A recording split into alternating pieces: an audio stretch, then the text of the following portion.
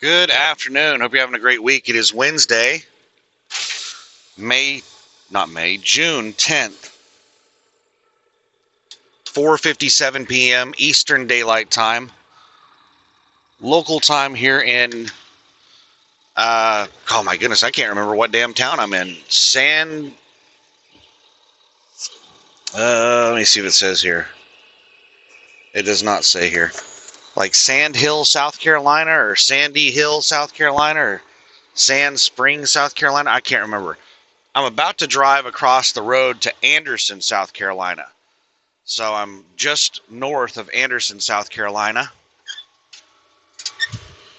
You're on the fastest route despite heavier than usual traffic. You should reach your... So I delivered my load here last night.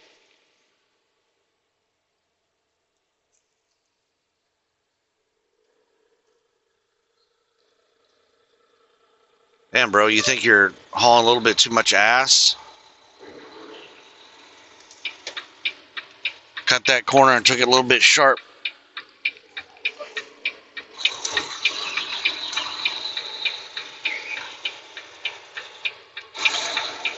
So it's rush hour, but we're just driving across this small town. Take your next right onto US 76 East, Clemson Boulevard. And traffic looks really bad. Just looking at the traffic right out here, it looks like it's going to be difficult for me to make this right turn. They did not have an empty here, so I'm having to drive to another Michelin tire plant. 76 East, Clemson Boulevard. That's in another town 12 miles away to get an empty. Sandy Springs, that's where I'm at, Sandy Springs. Oh my goodness. Like, no traffic at all when I got out here.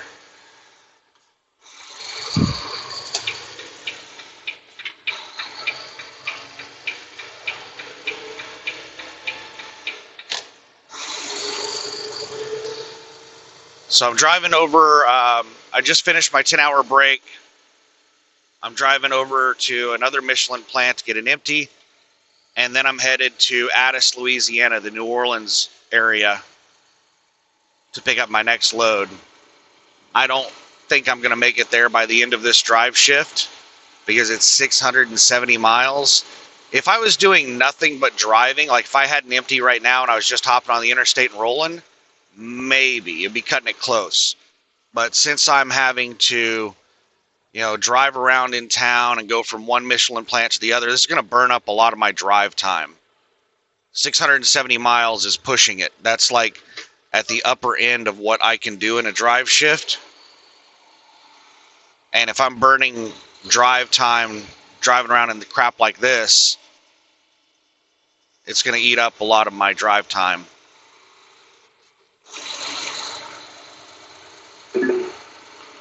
Turn left onto US 76 East.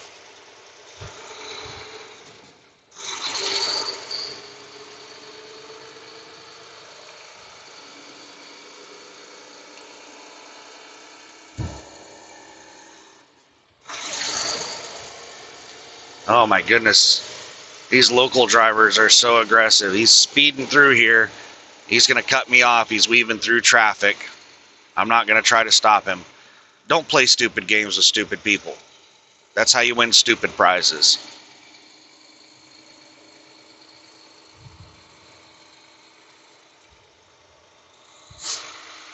When I see people trying to cut me off, I don't try to stop them. You're just going to decrease the safety. You're going to make it more dangerous by trying to cut them off. They're going to do it anyway.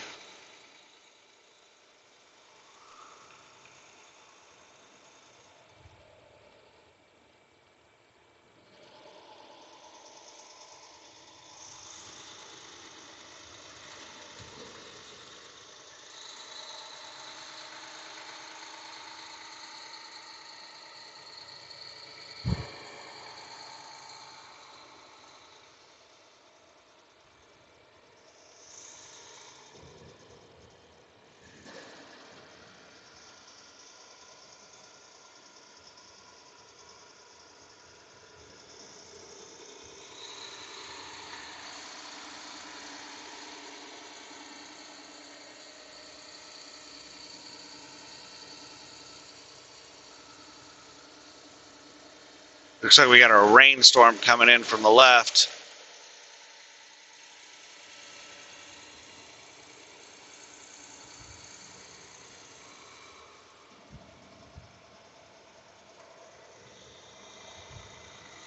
We should be crossing the interstate here in a minute.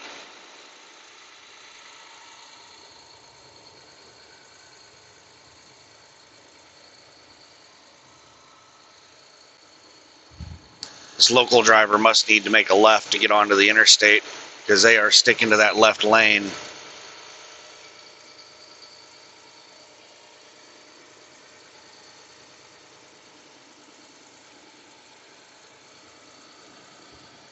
I need to close the gap a little bit with the cars in front of me, but it looks like I don't need to do that. We're coming to a stop. You get too much space and you'll start having people pulling out in front of you or making left turns in front of you that are dangerous. If you have just enough space to where they're like, I think I can make it.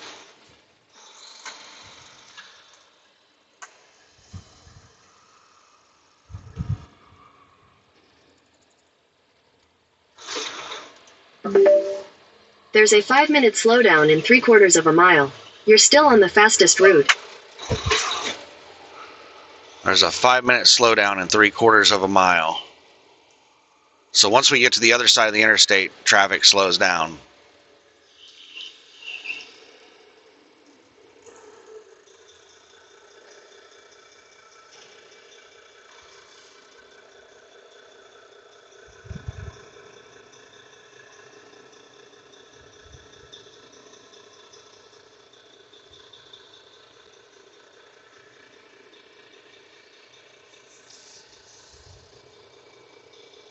It's most likely everybody getting off work, heading home. They're exiting off the interstate, heading to this town that they live in.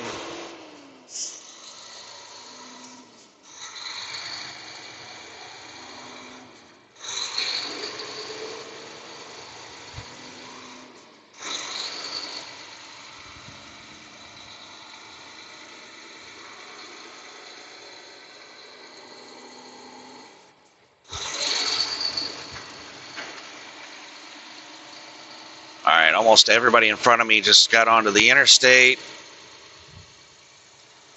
Have to be really careful because the on-ramp or the exit of the interstate is probably going to be crazy because that's where the backup is starting right here. Google is telling me that the traffic gets really bad right here. Yep, construction up ahead. Looks like we might be going single lane.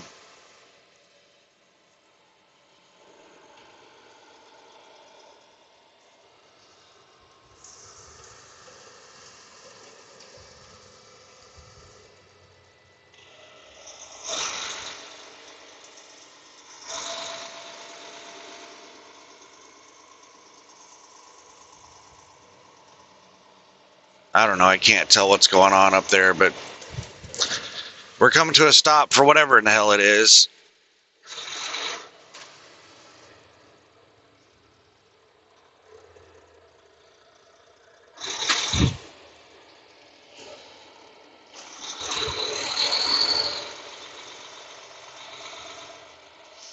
I did not want to drive yet. I was going to wait until like 7 p.m. to start driving, but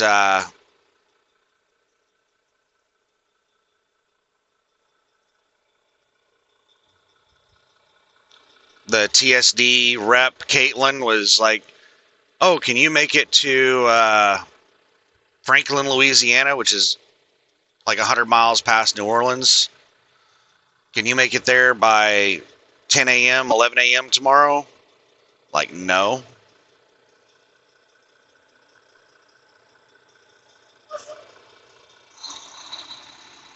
It's like over 700 miles, and I have to drive over here to pick up this empty that's not possible to do in a single drive shift.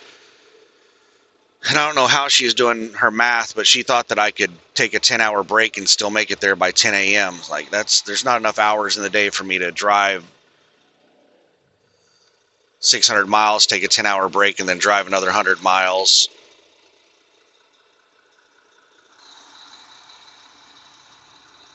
This white SUV is really aggressive. I got to keep an eye on them. If they see space in front of me, they're going to hop into it.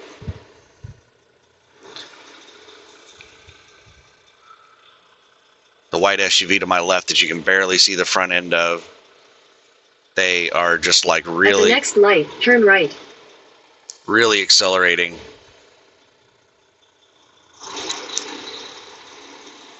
Every time.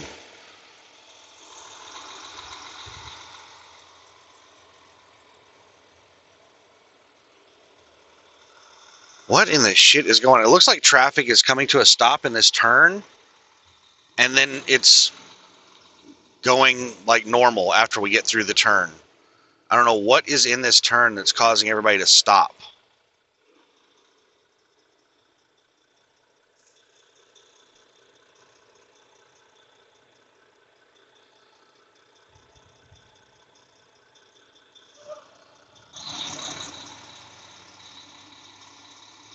There is a stoplight around the corner, so we could just be setting through stoplights. This is the reason I hate the East Coast. Is because this is just normal. This kind of shit is normal on the East Coast. Just heavy traffic everywhere. Setting through multiple stoplights. Like, we are in some tiny town out in the middle of nowhere, and traffic is like this.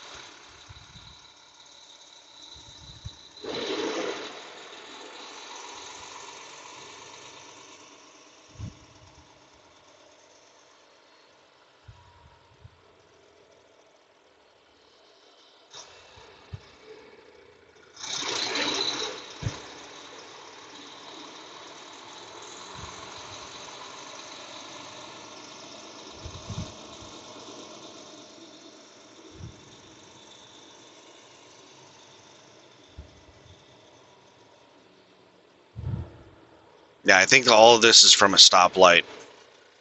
I think we're just sitting through multiple stoplights.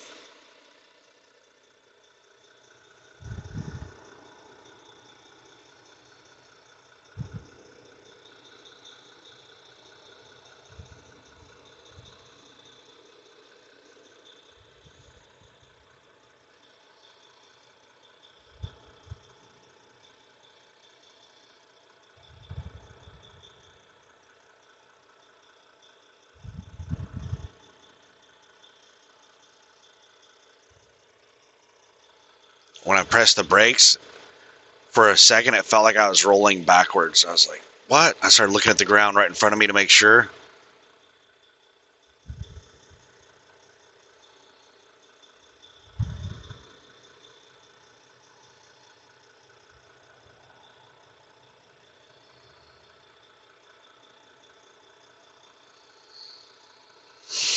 Yeah, I'm going to spend an hour or two of drive time just to drive 12 miles to pick this damn trailer up.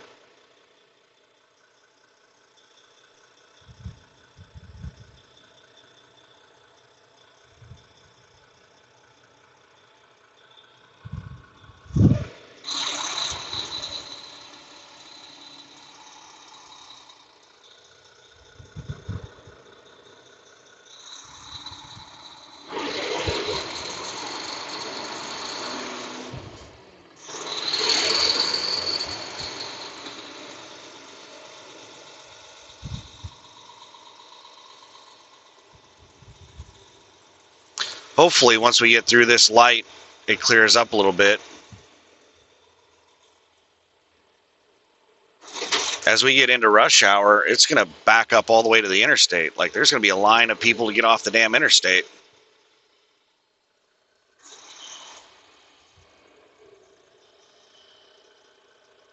Our infrastructure is woefully inadequate in most areas of this country.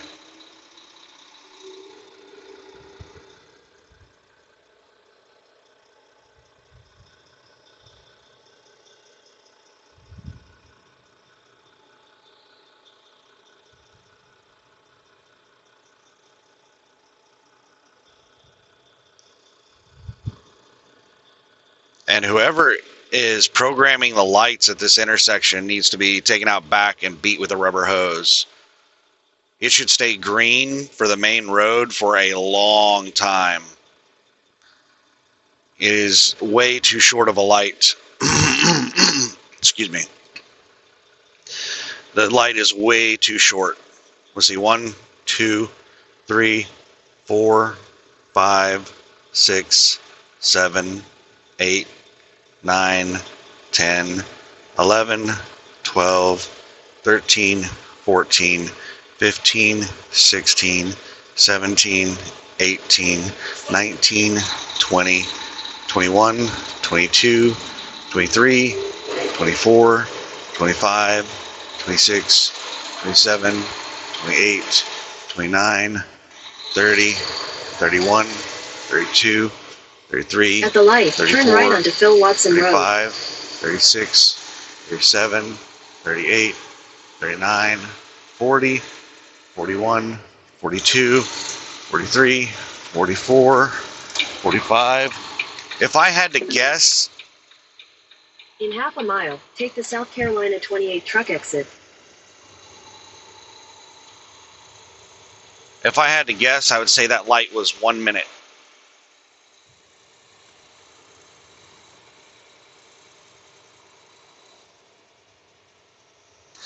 So Google was trying to get me to take that way, and I wasn't planning on going that way anyway.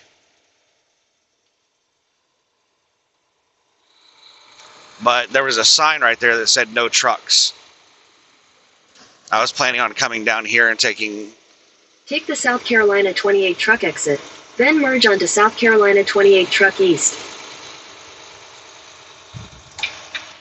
All right, here we have a sign that says trucks. This way. This is the route that I was planning on taking anyway.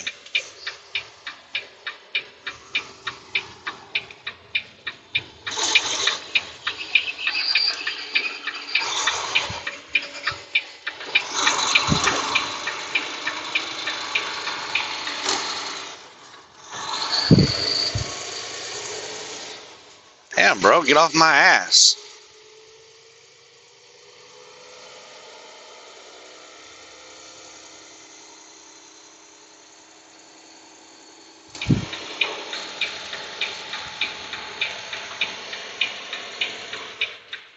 Continue on South Carolina 28 truck east for 3 miles.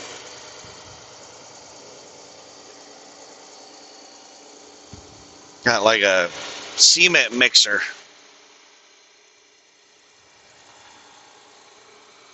Behind me.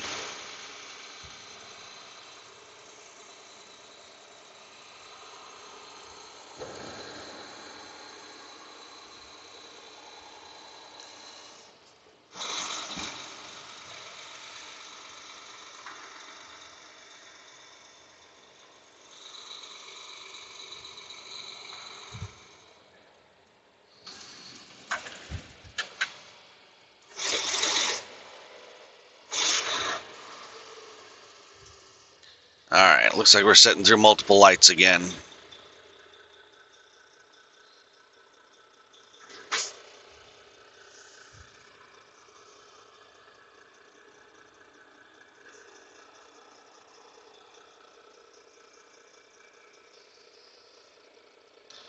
.2 miles until I turn onto Michelin Road. And Michelin Road is like 4 miles long.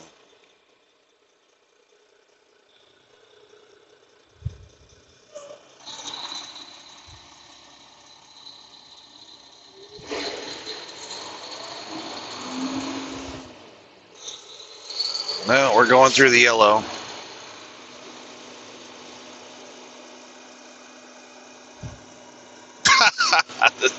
This cement mixer ran the red behind me. That is an aggressive driver right there.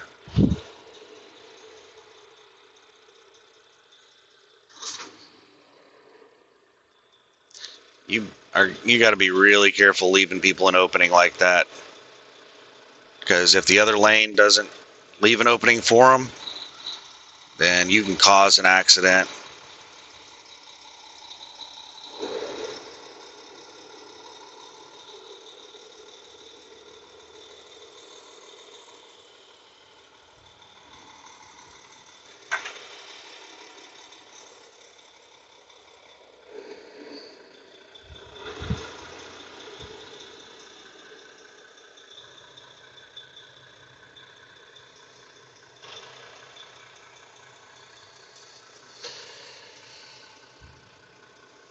Nature's Own Bakery Outlet.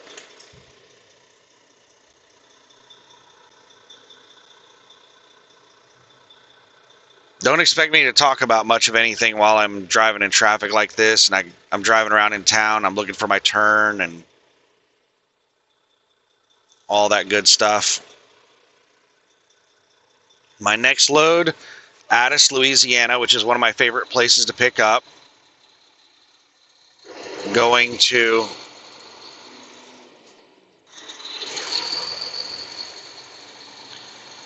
Mount Vernon, Illinois,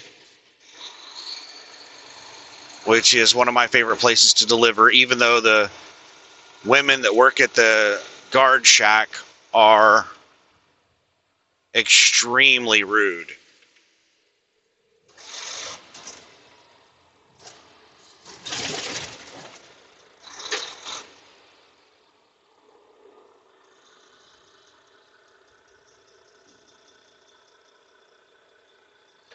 And it is all women at the guard shack. I've been there for several different shifts. It is all women at the guard shack. I don't know why.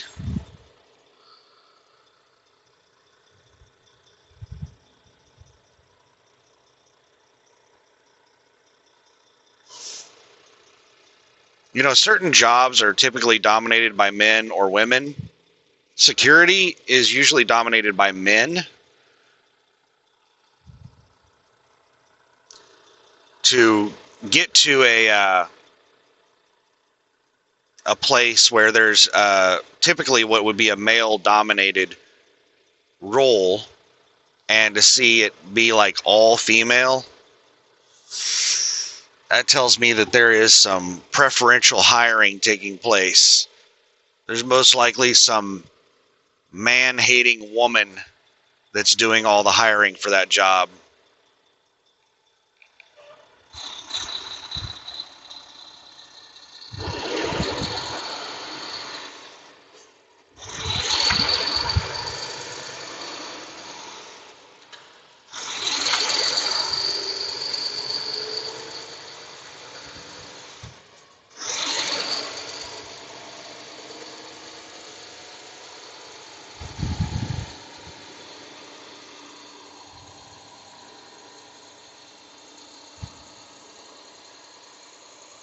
That would be like going to a daycare, and it's nothing but guys at the daycare, working at the daycare.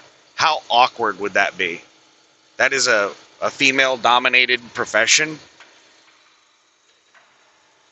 To go into a daycare and it's got like 12 employees and every single one of them is a guy, there's some preferential hiring taking place.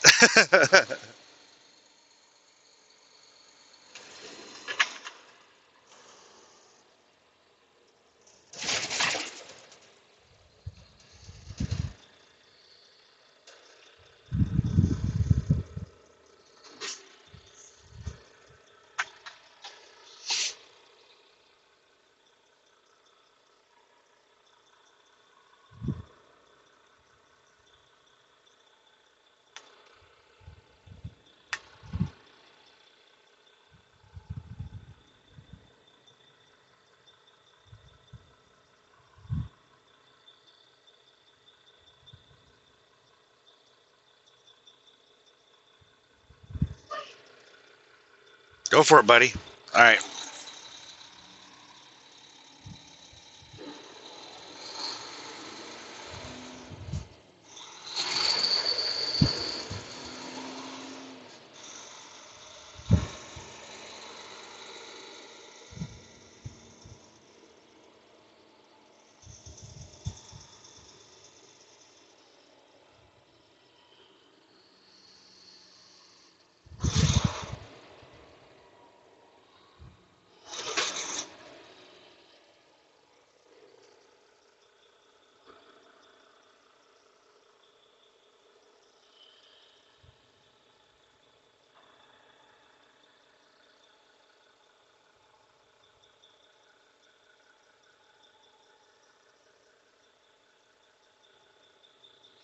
Still got 1 mile until Michelin.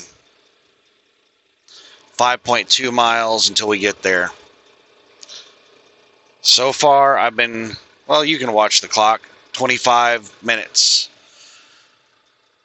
driving in these small towns.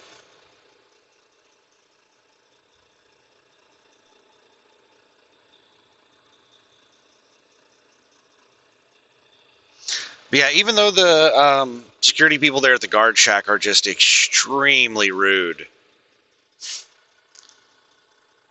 everyone else I've dealt with at that place is awesome, super nice, amazing, and it's a really easy place to get in and out of. Their process and procedure is not too much of a pain in the ass, and the places where you're dropping and hooking trailers are not too difficult to get in and out of. And there's a mom and pop truck stop right next to the place.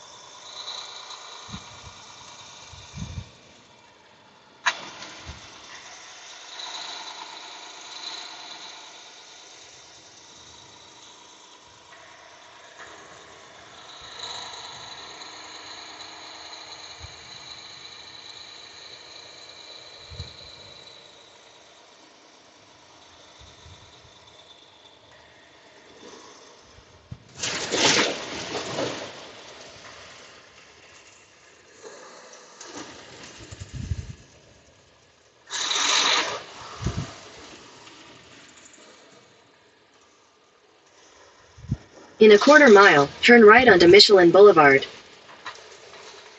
Is it this light? I think it's past this light. All right, I'm looking for Michelin Boulevard. This is Centerville. All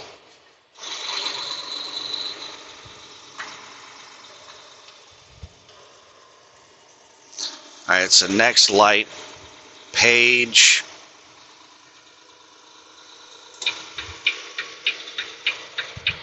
At the light, turn right onto Michelin Boulevard.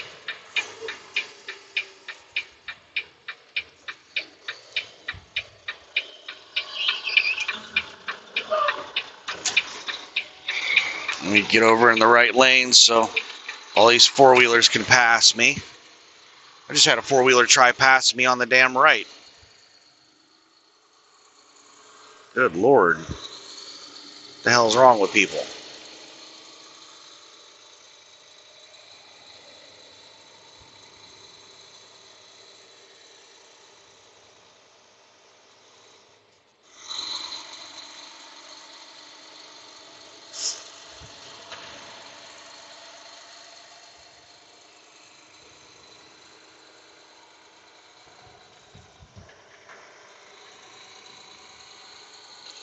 Nice little road to get to Michelin.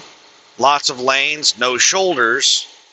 Skinny lanes, no shoulders, but lots of lanes.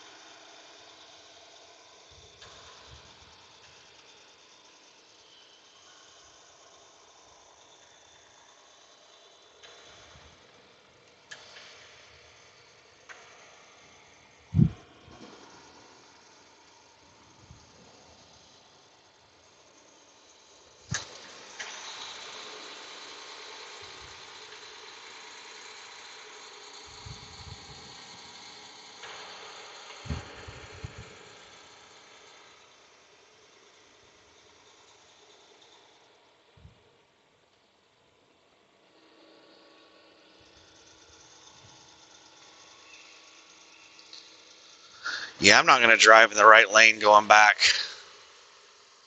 with that thing being shoulderless. It's just a little bit too tight of a lane. I don't like being in this lane bobtail with a trailer. It'd be even worse.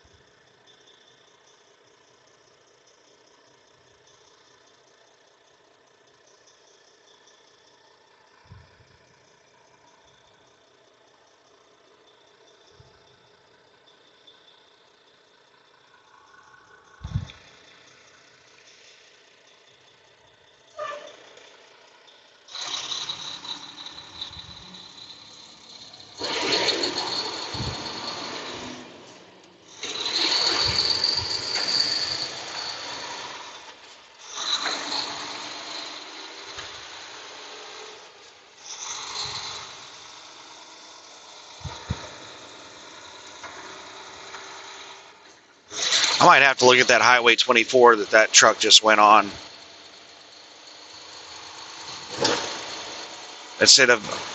I was initially planning on coming back out the same way I went in, but I just saw that truck on that Highway 24.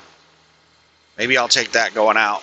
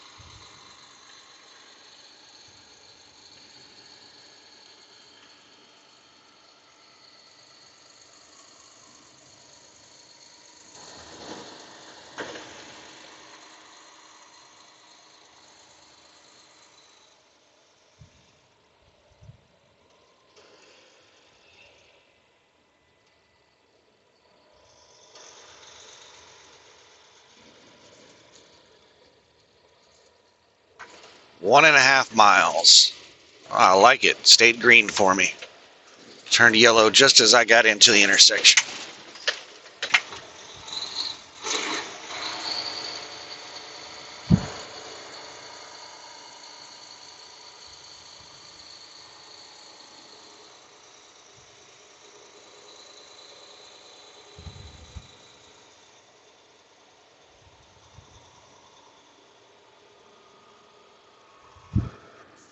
Shoulder closed with utility work ahead. I need to make a left turn in a mile. I'm going to go ahead and get over.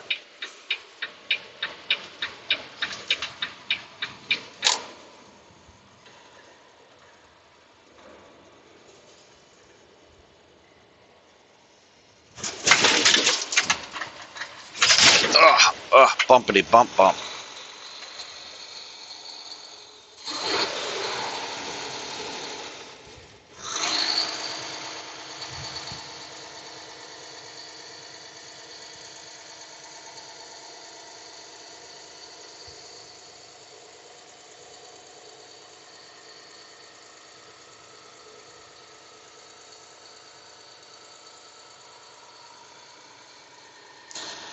All right, I can see the big blue Michelin sign. In half a mile, turn left onto P9206.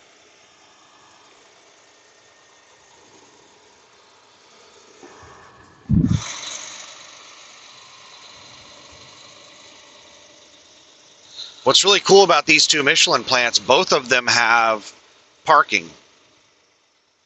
Just outside their security entrance, they have parking that you can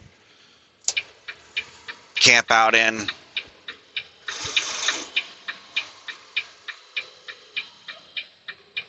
Turn left onto P9206, then your destination will be on the left.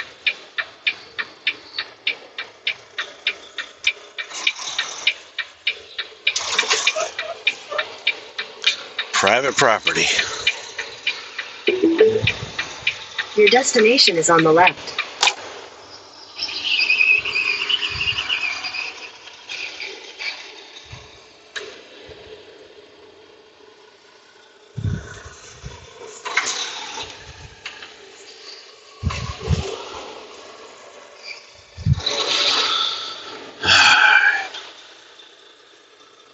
I'm going to park right here and then go in and talk with them. Be back in a minute. All right, she did not know where the carbon black trailers were at, so we're gonna figure it out.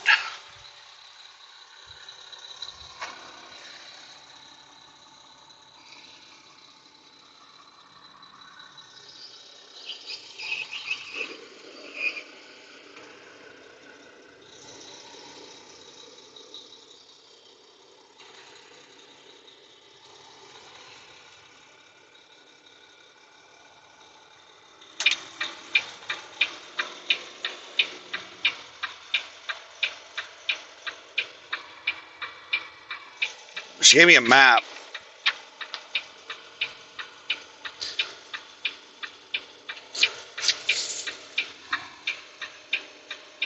I can see some carbon black trailers way out in the back.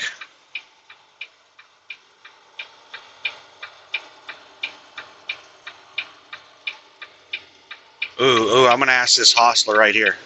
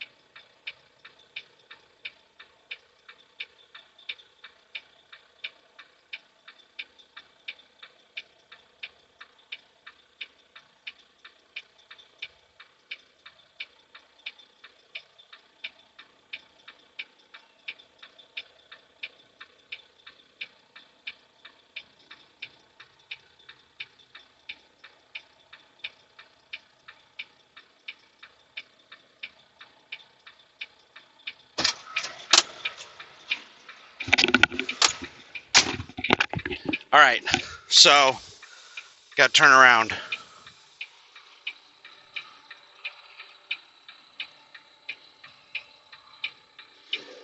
So it is that lot that I can see off in the distance, like straight ahead and to the right.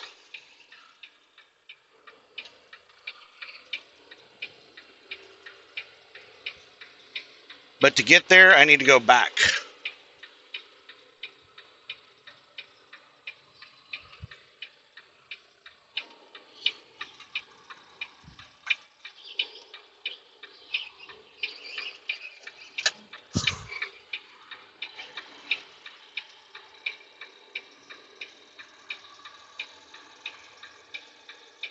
All right, so he told me to take this left and then take a hard left.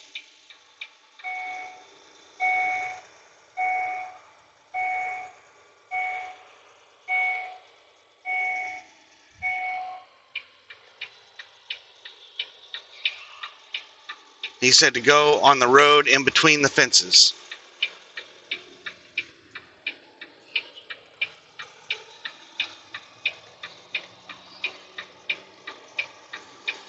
And that's their empty lot back there.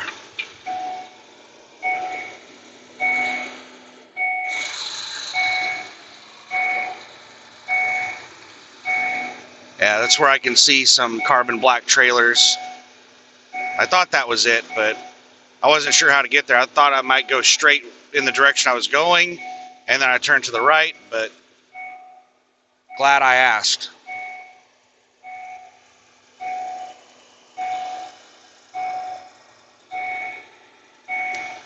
And they got some narrow ass roads at Michelin. The other Michelin plant had like really narrow roads too.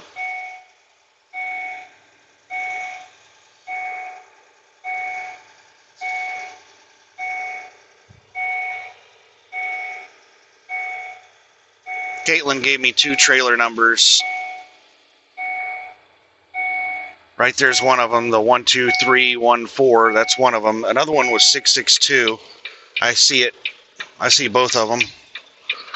I want to take the 66. 66 is a newer trailer.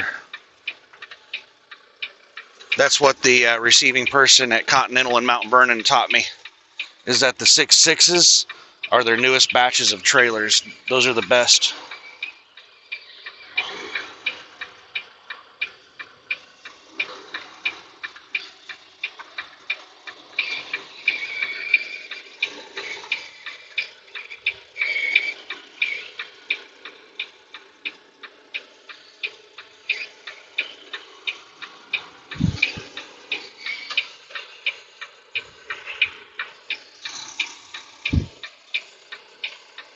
Alright, this is 66234 something. I can't tell what in the hell that is.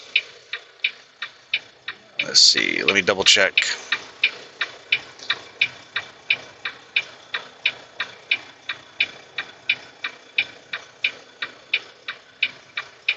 $662,347 is the one she gave me. And that looks like it might be a 7.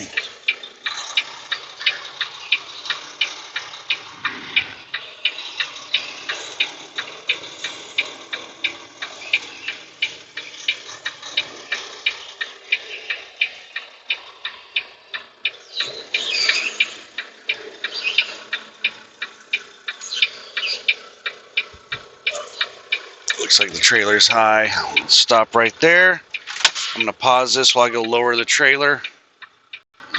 Alright, let's get the hell out of here. I need to use the restroom, and they have a restroom at the guard shack, so I'm going to stop at the guard shack. I have a tire that's low air pressure, but we have auto air on this truck.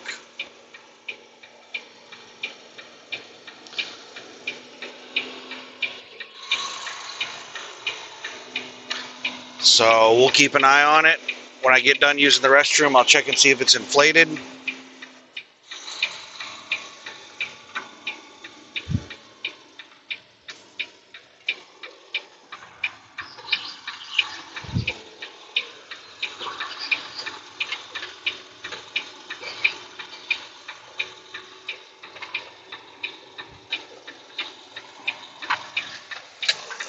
I should not have to drive off the road to make a turn. It is very poorly designed. If the intended vehicle to drive on the road has to drive off of the road to make turns, that's just terrible.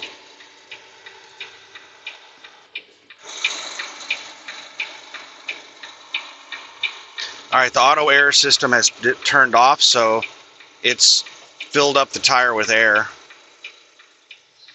The little white light at the front left of the trailer, that's the auto air light. If that thing's on, it means the auto air system is airing something up.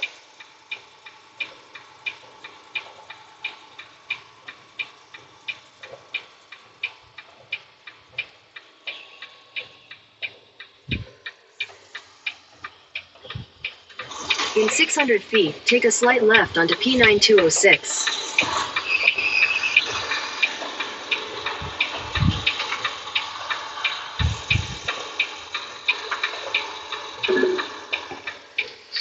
I don't see anybody coming from either direction.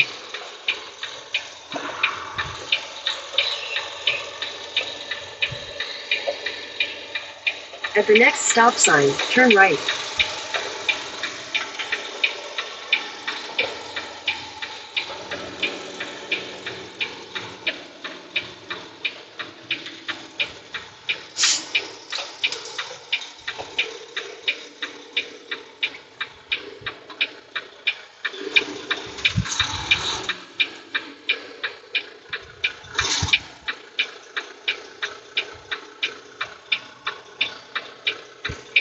Maybe they need me to stop further back. They told me I didn't need to go in. Maybe they need the trailer number. Oh, all right.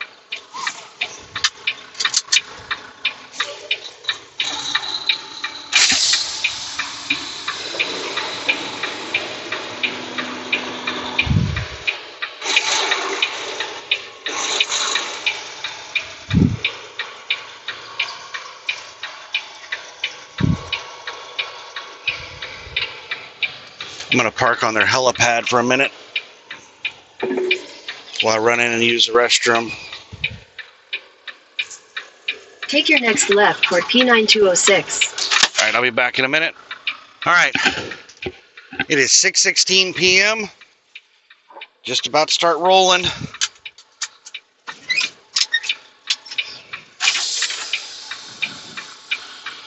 Tire's good.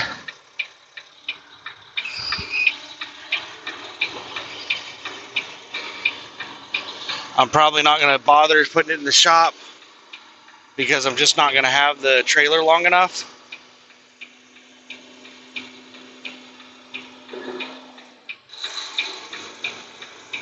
Take a slight left onto P9206, then at the next stop sign, you'll turn right.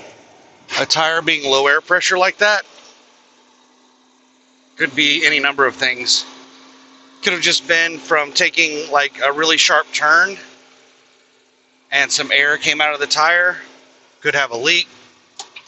All kinds of good stuff.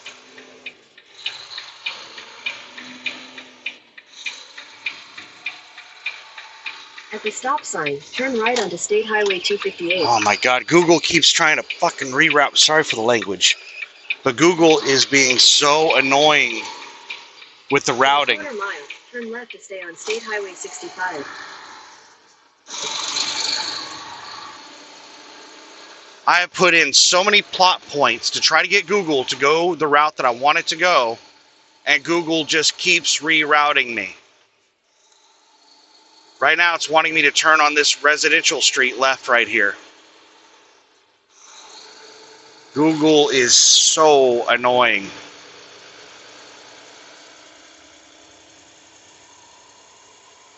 Turn left to stay on State Highway 65.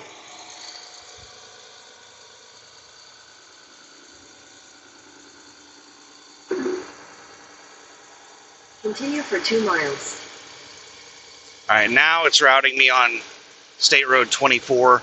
I want to go to 24 to 187 or 183 and then take that to the interstate.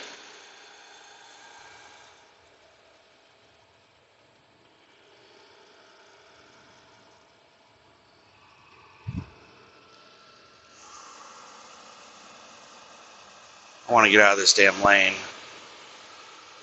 All right, we have no more cars passing me for the moment.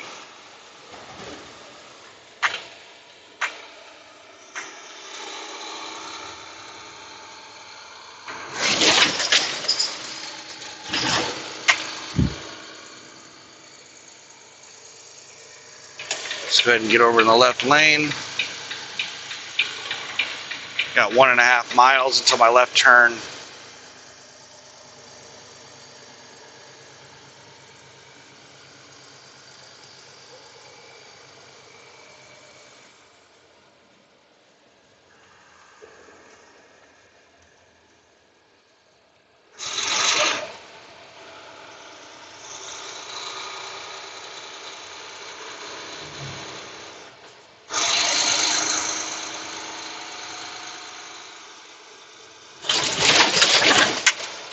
Well, at least they had a sign up that said bump. Give you some kind of heads up.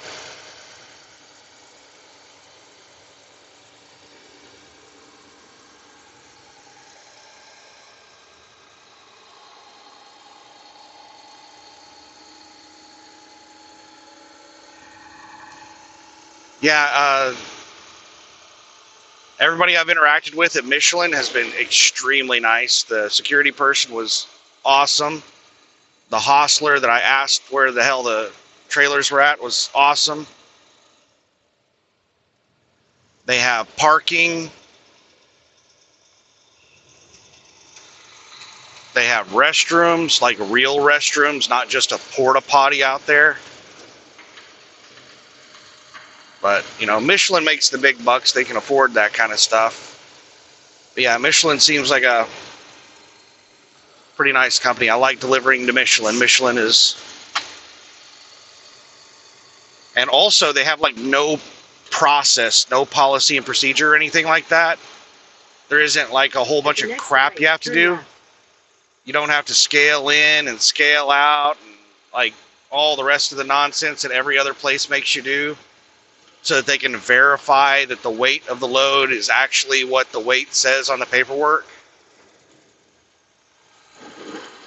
They just trust that the places that they're buying shit from is giving them what they said they're giving them. All right, this is turning left at the light here. And their delivery process at, I don't know what it is for this location, but the other location. At the light, turn left onto South Carolina 24 West.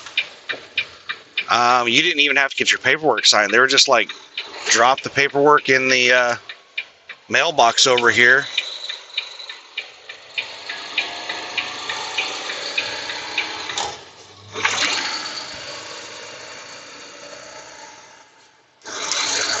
And that's all you got to do.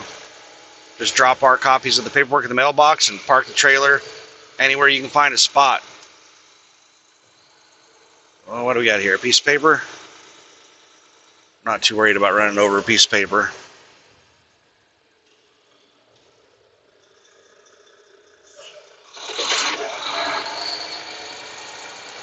Six miles to State Road 187. By the time I get to Atlanta, it should be probably around 8 o'clock.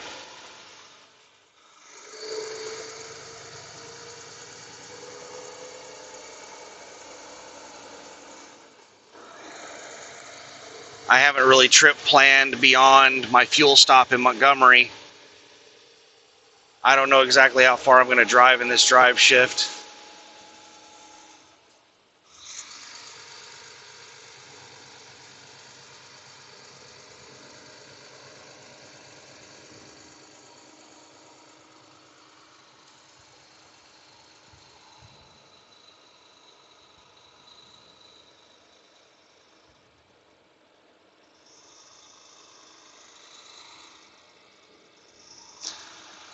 I would like to make it all the way to the carbon plant.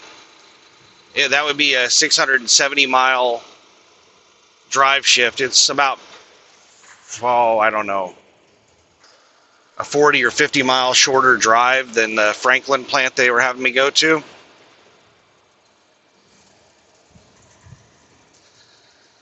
But I just burned a lot of drive time here.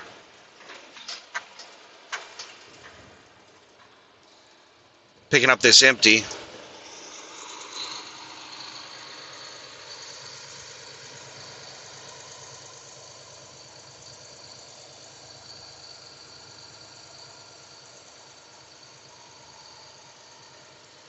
And I don't know,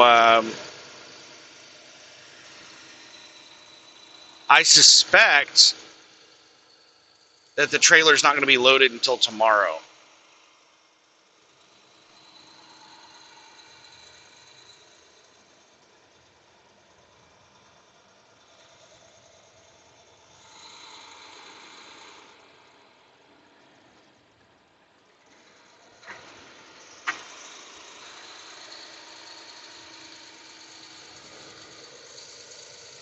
Because she said she would have them preload it for me. I told her I couldn't make it to Franklin until about 4 o'clock tomorrow afternoon because it was over 700 miles. But it might maybe be possible for me to make it to Addis in this drive shift. And if I can, I would like to get there because sometimes they don't have enough empties to load. They have to wait on an empty. And if I can get there in this drive shift, then they'll have this empty to load.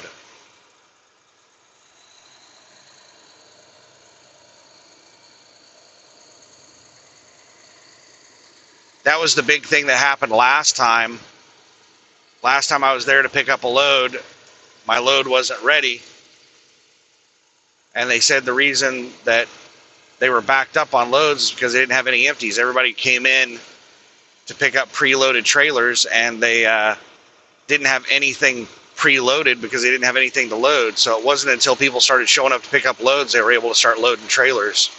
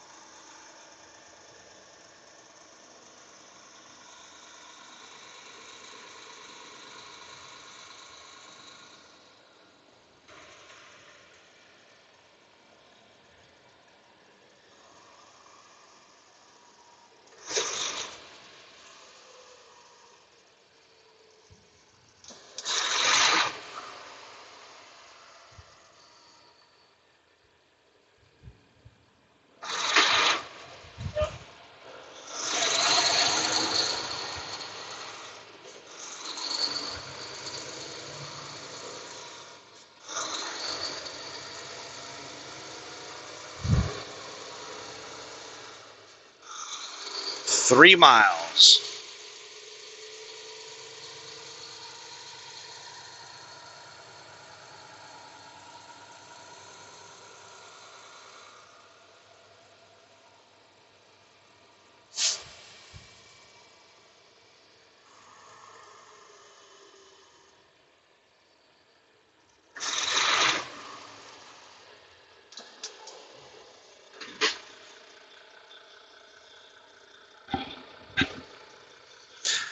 So yeah, as far as fuel goes, Montgomery, Alabama, the TA and the Pilot Flying J, exact same price after discount.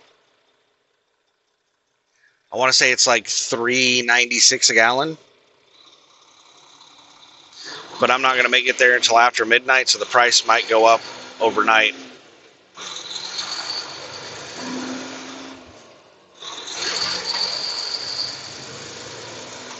So I'm going to continue fueling up at Pilot Flying J. Right lane ends. Is there anybody else behind me that wants to pass me? No, it looks like the four-wheeler behind me is just sticking it out behind me.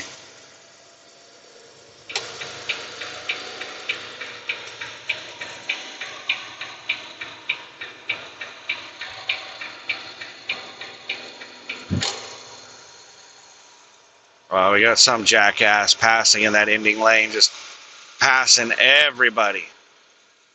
What an asshole.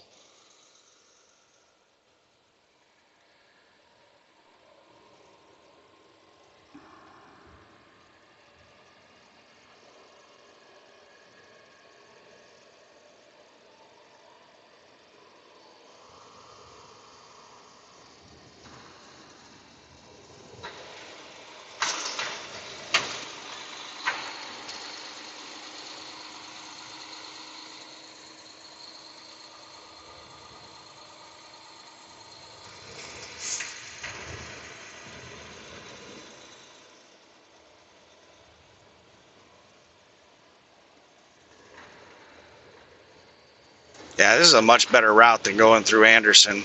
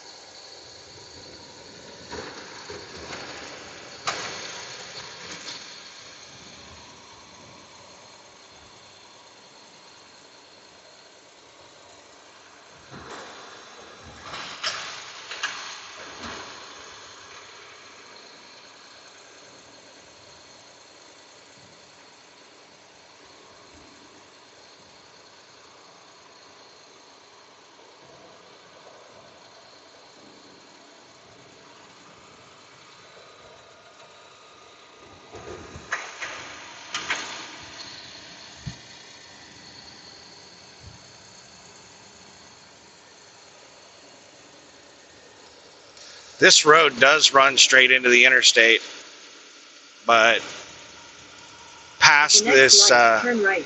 State Road 287, it looks like it gets a little sketch.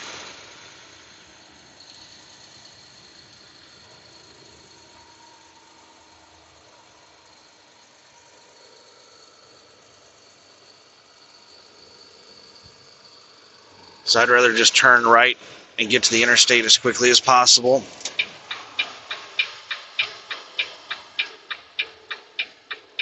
At the light, turn right onto South Carolina 187.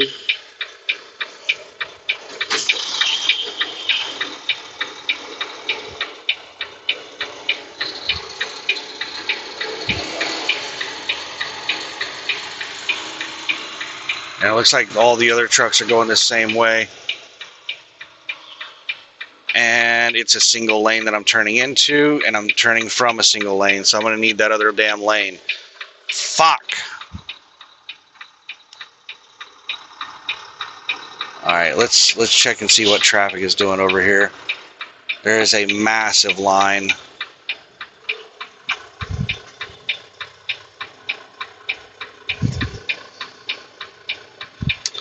This is going to be a pain in the ass turn to make.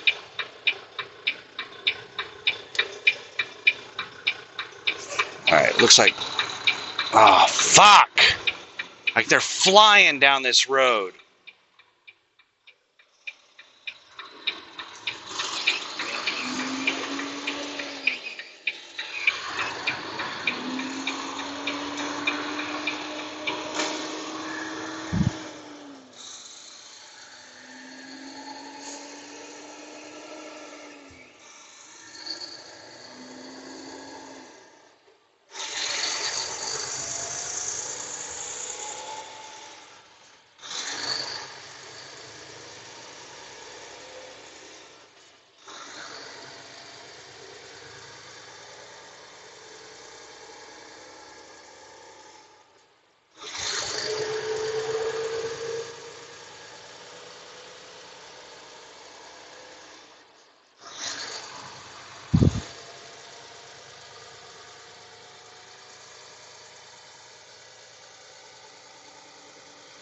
This is the reason I hate driving over on the East Coast. Just so much traffic everywhere. It's like you're driving in a major city no matter where you go. There's lots of traffic and people drive like you got a cornered, panicked animal. Everybody's speeding and running lights.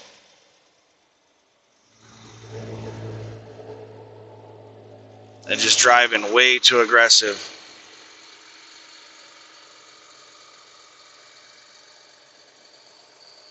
Half a mile until we get on the interstate.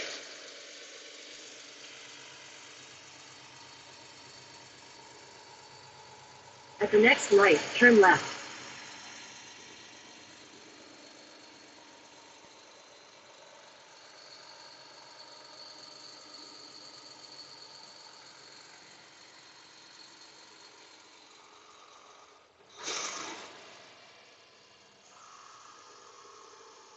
That's a really big parking lot, and I don't see... Oh, they've got it blocked off. I was about to say, I don't see any no truck signs.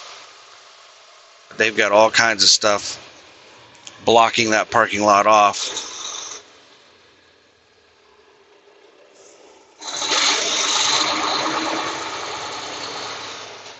Google is telling me to take a left at the next light. Oh, traffic coming out of Atlanta is stop and go right here. The interstate is completely stopped. At the light, turn left. Then you'll take the I-85 ramp.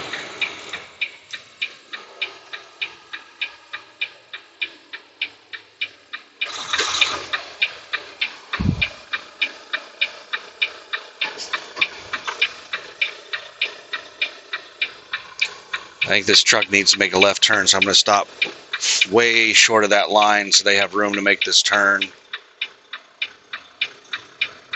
Nope, they're not turning there.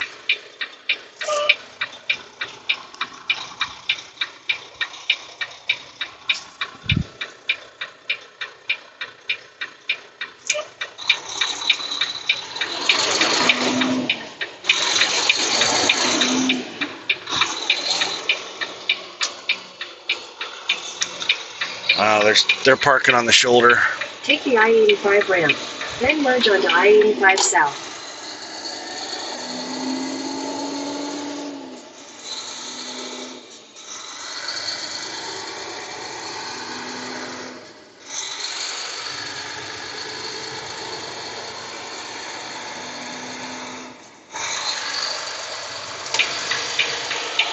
All right. We're finally getting on the interstate. Continue on I-85 South for 96 miles.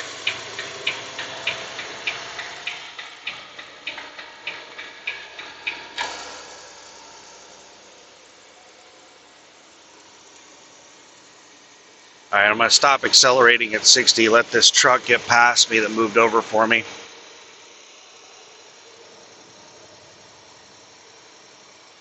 Speed limit is 65.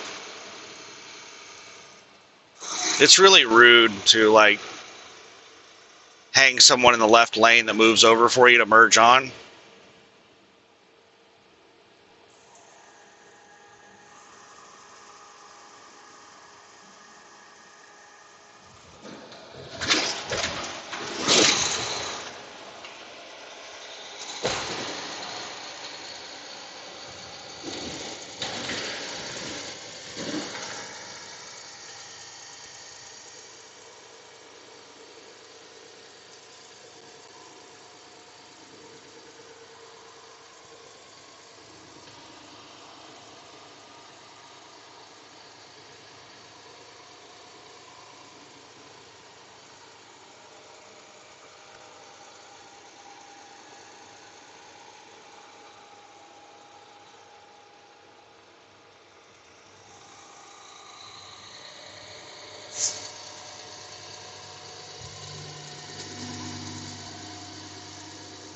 Traffic is moving decent coming out of town through here. That stop and go traffic back there where I got on must have just been the ass end of rush hour traffic. It's 6:38 p.m.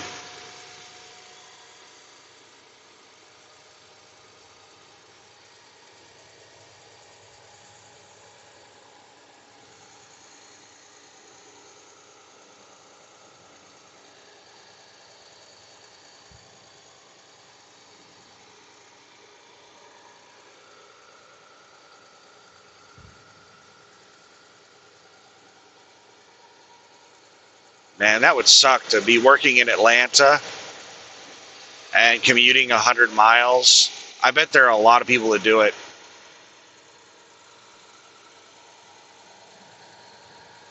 There's been a couple of times where I've commuted around 60 miles for a job. Doing 120 plus miles a day commuting back and forth to work.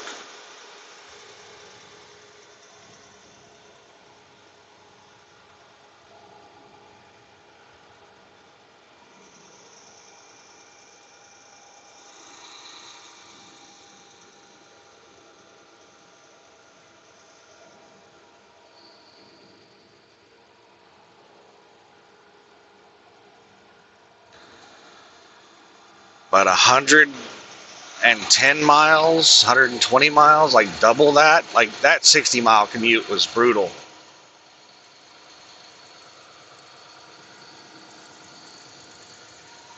What sucked about it, it was like an 8 to 5 shift. So I had to deal with rush hour on both ends.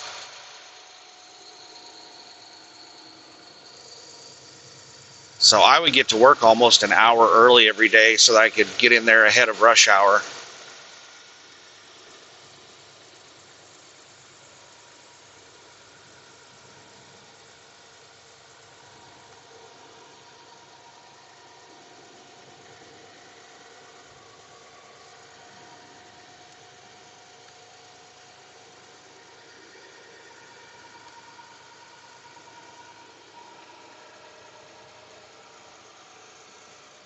Yeah, this heavy traffic just absolutely crushes your mile per hour average.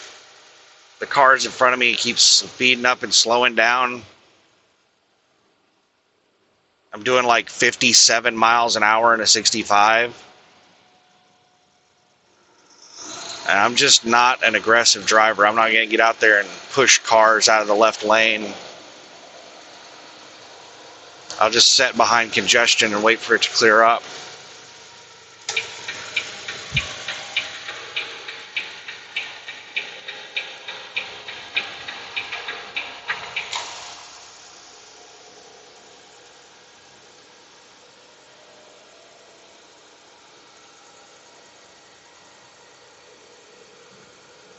Hopefully we don't get any more South Carolina loads. I'm really happy they have not been sending me to Virginia to pick up loads.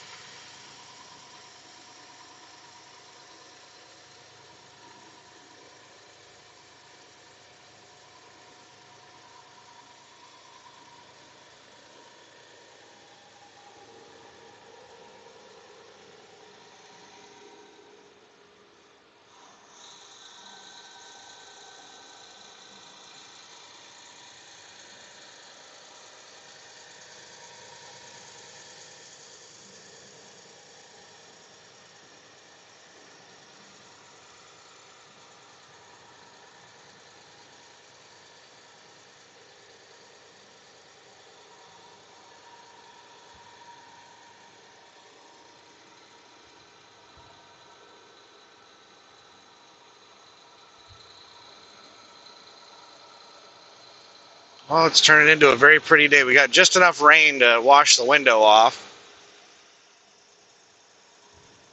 Still got roughly 100 miles, 90 miles or so until I start getting to the edge of Atlanta.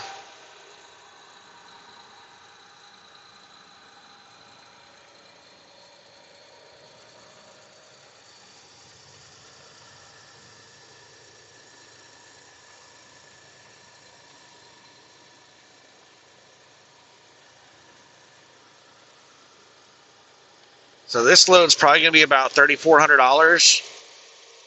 And it is Wednesday.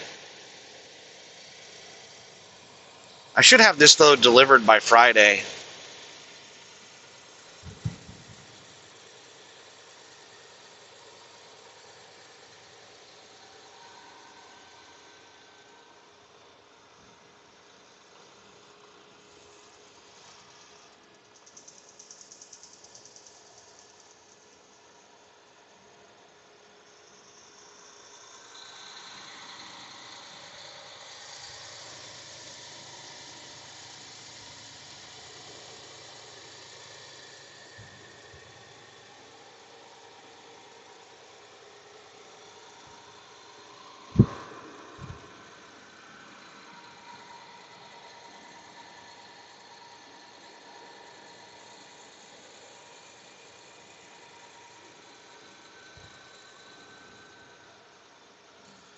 So these will probably be the only two loads I have on next week's settlement. So next week's settlement will be like $8,400. And the tires did not come out of this week's settlement. So that'll be like $1,500. It comes out of next week's settlement. So next week's settlement will be about $7,000. Then minus my normal expenses, be probably around $6,700, $6,800 is what will get deposited onto my fuel card.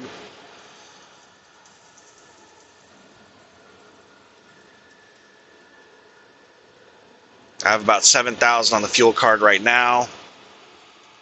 And I'm going to continue using fuel between now and then. So I'll probably have over $10,000, maybe $11,000 on the fuel card on the next settlement.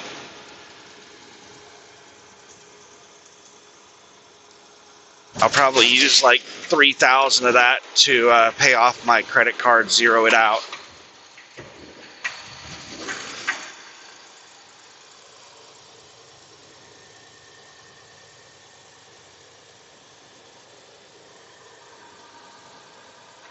And I have some big upcoming expenses for business and personal. I have to pay my car insurance, which is $1,000 every 6 months.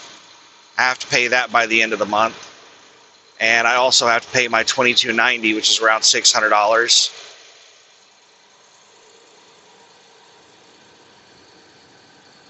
So I got about $1,600 coming out for that within the next couple of weeks.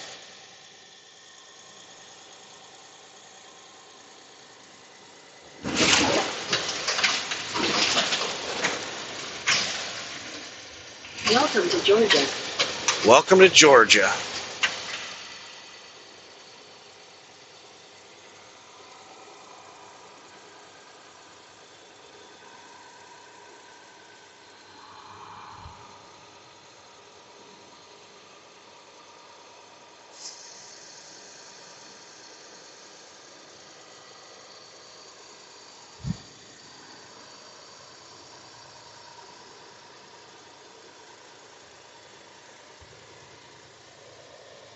Oh, I'm looking forward to getting back to the central part of the country. Get out of this crap.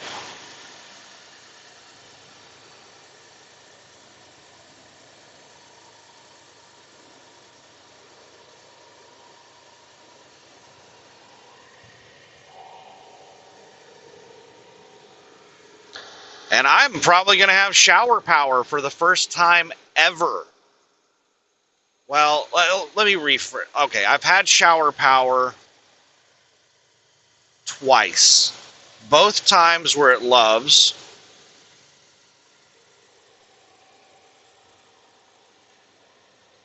When I was in training at USA Truck, my trainer,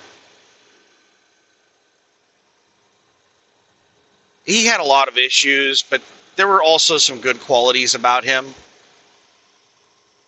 Kind of. I don't know. Like,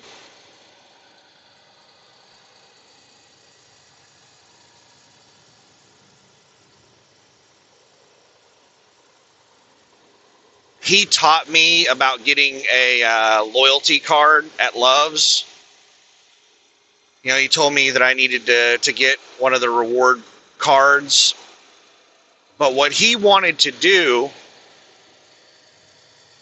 was use his reward card through training, and I could just use the shower credits off of his reward card, but he would get the points.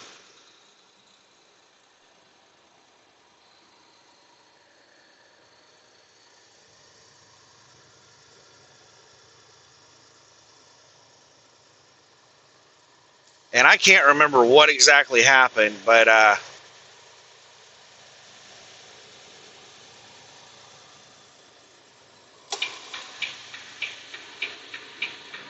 something happened to where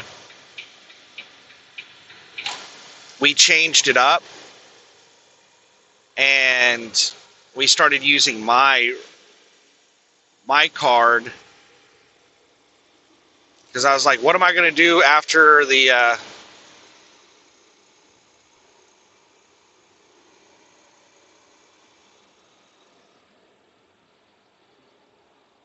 after training? What am I going to do? And he was like, oh, well, yeah, we'll go ahead and get you some shower credits on your card, so that once you get out of training, you'll have some shower credits, you'll have some points. And that turned into just using my reward card for everything. So initially, he was a little sketch. Like, I would probably do the same thing if I was a trainer. I would want to use my reward card, and I would let the student, use shower credits off my reward card.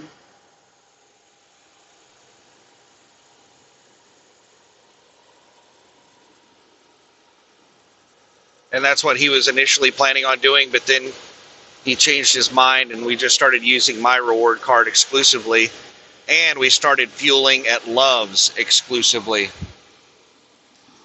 Even when they would route him to fuel at other places, he would just fuel at Love's.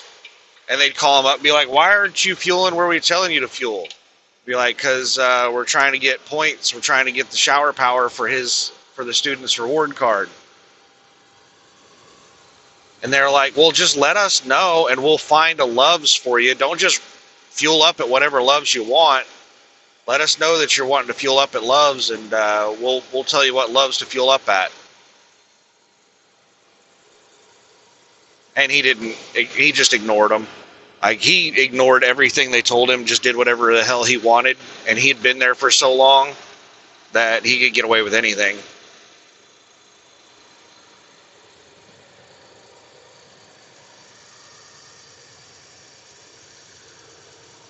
So we fueled up enough that I got shower power. And the only other time I've had shower power was Love's did a promotion. I think it was during the lockdowns, where they gave everyone platinum or shower power or whatever it's called.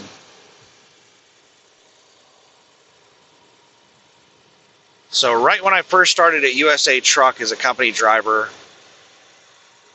in training, I had shower power. I got shower power twice. That's the only time I've ever had shower power.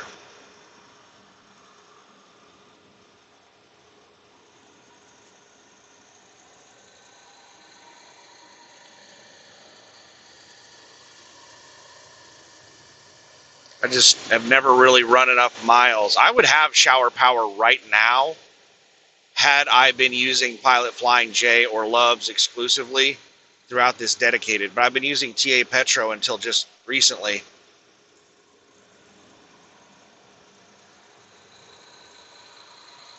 Way in motion, 2 miles ahead.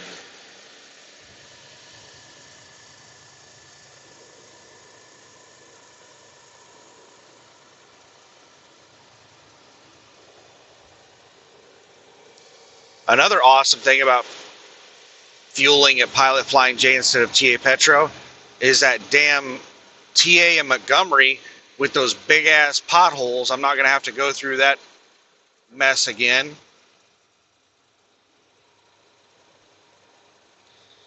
All trucks follow lighted sign messages. So they've got the little signs out here that tell you whether to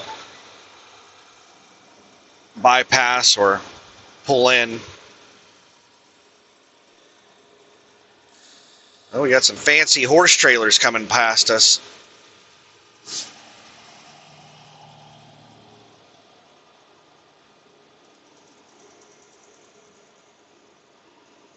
I bet those are expensive. Looks like we got one more.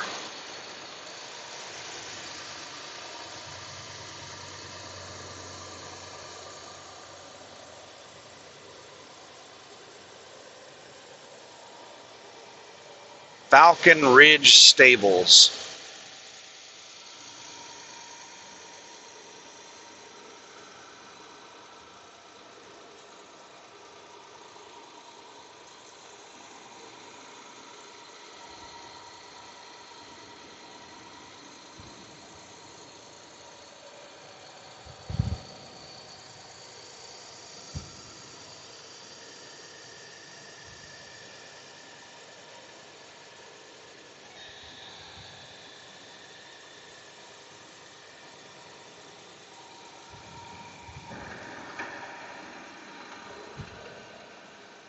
All right, what the hell does the sign say? Bypass. Looks like it's closed. They just got everything bypass. It's not even changing in between trucks. It's just stuck on bypass.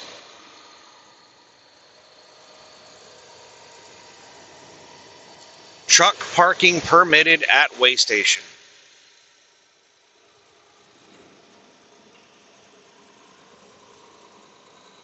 I like you, Georgia. I like you.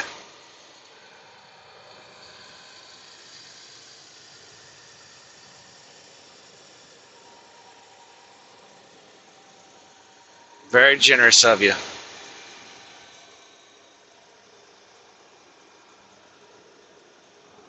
Quite a few parking spots. Well, maybe not quite a few. Maybe like 10. There might have been more parking than that. Hard to tell.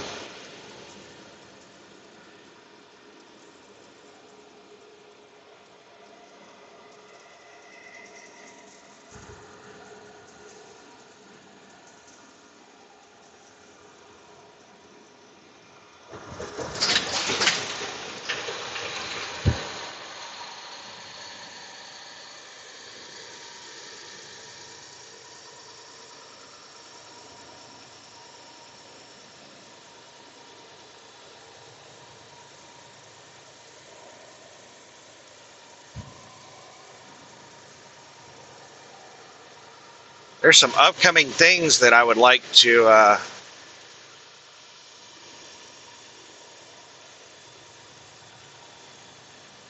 participate in. Sorry, I'm catching up with some slower vehicles, and I've got a Landstar passing me. Damn Landstars out here thinking they own the road, making all that Landstar money.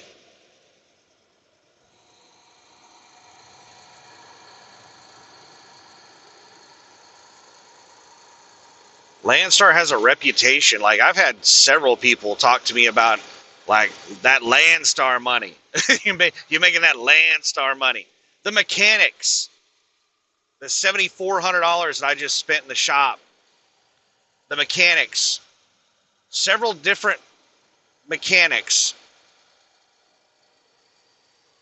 made comments about that Landstar money. They're like, oh, you can afford it. You can get that Landstar money. You can get loans from Landstar too.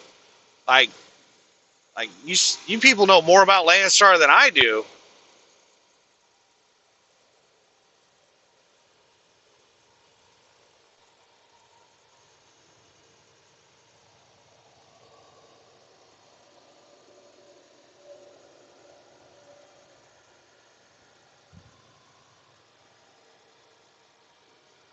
Landstar is not as charitable as people think with loans. I have never, come on, four-wheelers. Shit or get off the pot.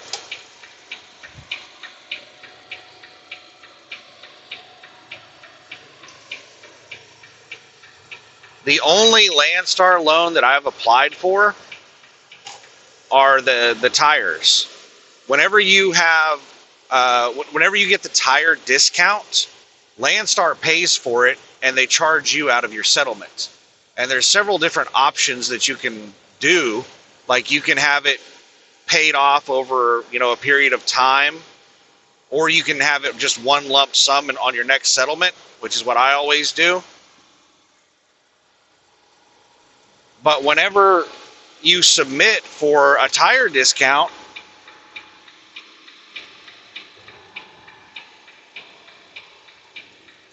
it's basically a loan request because they're paying for it up front, and you're choosing like how you want to pay them back. And the very first time I did a tire purchase with the LCAP, they basically rejected me because I didn't have very much money on my Comdata account, and they have access to see my Comdata. They can do direct withdrawals and direct deposits onto my Comdata. They have more access than I would prefer with my Comdata.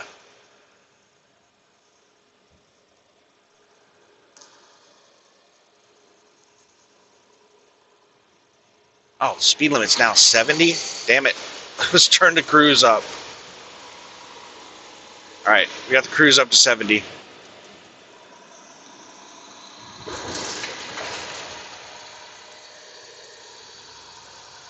But they basically rejected me,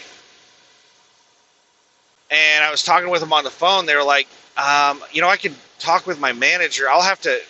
Basically what she told me was that she couldn't approve me because I had so little in my Comdata account. I didn't have anything coming in, and I made so little. It's like, yeah, we don't think you can pay us back.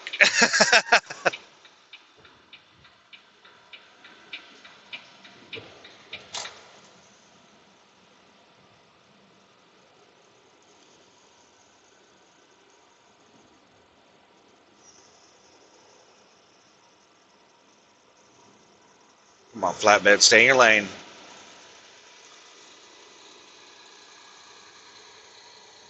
Schneider.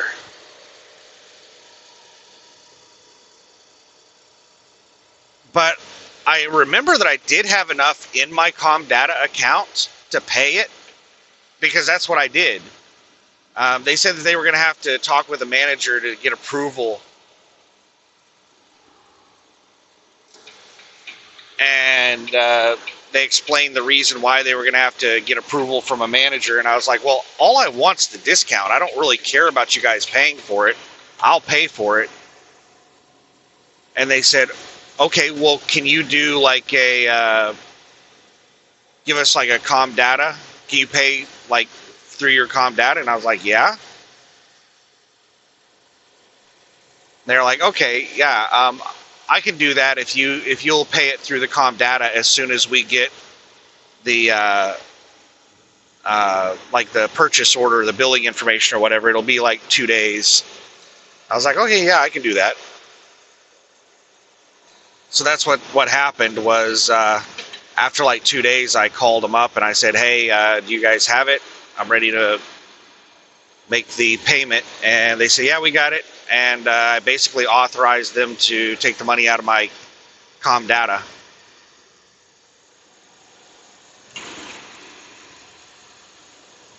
So it's pretty easy to get a loan through Landstar, but it's not as easy as people think.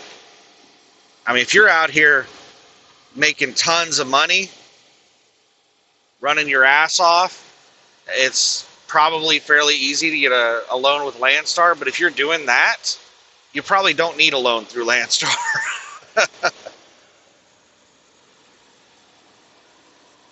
But yeah, Landstar basically told us in orientation that if you run into any issues, just contact us and we might be able to help you out. Like if your truck gets totaled or something like that and you need a new truck, we might be able to help you out. Just anything that comes up that threatens your business, reach out to us and we might be able to help you. All right, why has everybody got their right turn signal on?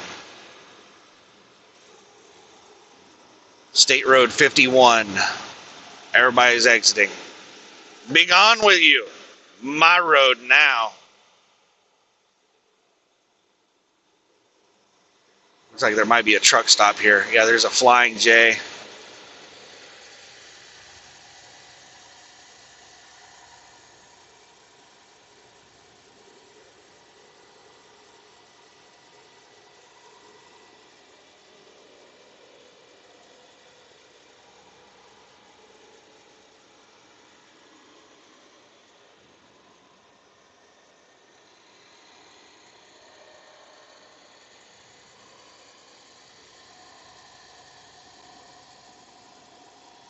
So yeah, upcoming things that I want to do. I would like to watch at least the U.S. national team's World Cup games. I would prefer to watch more than that, but I would like to at least watch those.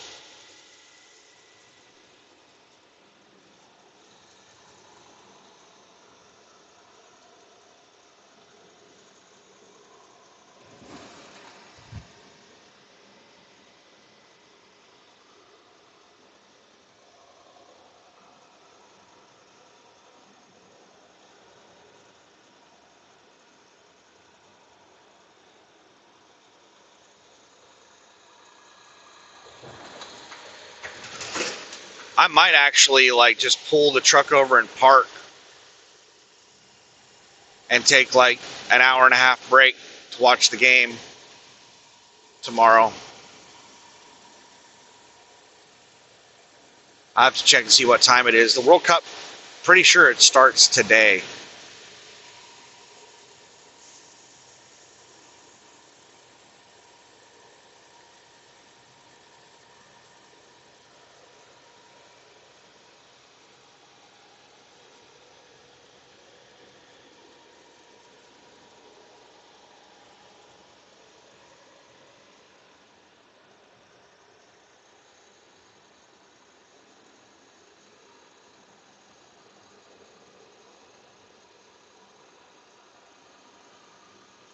And the other thing that I want to do is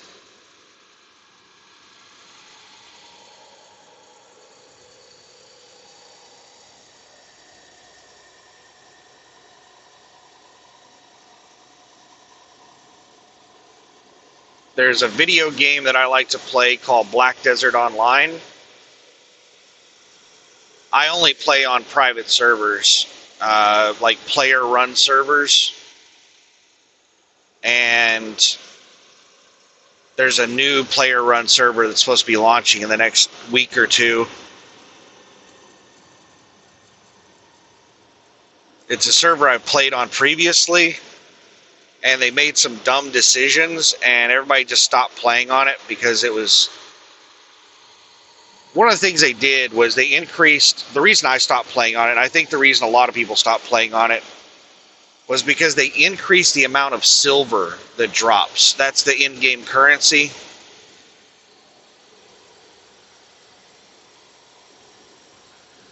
They increased it so that you could easily purchase all the stuff that you needed with money in the game.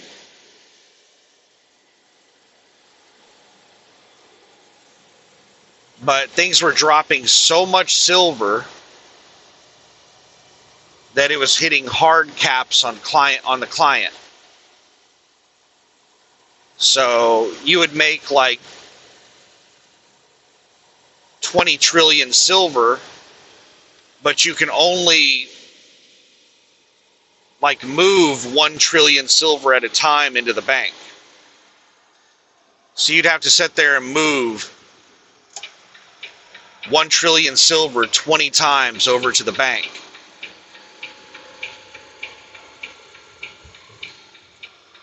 Every couple of hours.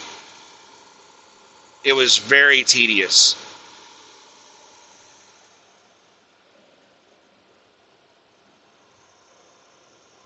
And I talked with them and I was like, hey, why don't you instead of increasing the silver drops, why don't you decrease the price of items so that we don't have to deal with these client limitations?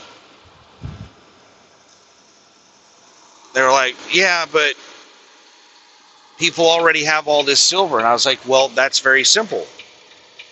Like, if you're going to lower prices of all the items by, let's say, 100 times, then you just take everybody's silver and you reduce it 100 times. Just divide it by 100. Divide all the prices of everything by 100 and divide the silver that everybody has by 100. And people started freaking out. They were like, I worked my ass off for that silver. I have 50 decillion silver or something like that. And I'm like, you're still, relatively speaking, going to have the exact same amount of silver. And people just couldn't process that through their brains. And like, people got up in arms. They're like, no, server's been running too long for you to take my silver. So they wouldn't do that. And everybody just stopped playing on the server. I mean, I'm not sure exactly how. I run a lot of different private servers. I'm not sure exactly how that server works, but almost all servers use like a SQL database. And it would be a very simple SQL query to like reduce everybody's silver by 100, or to reduce the price of everything by 100. That's like very, very, like, extremely simple, like one line little SQL statement, like a little SQL query.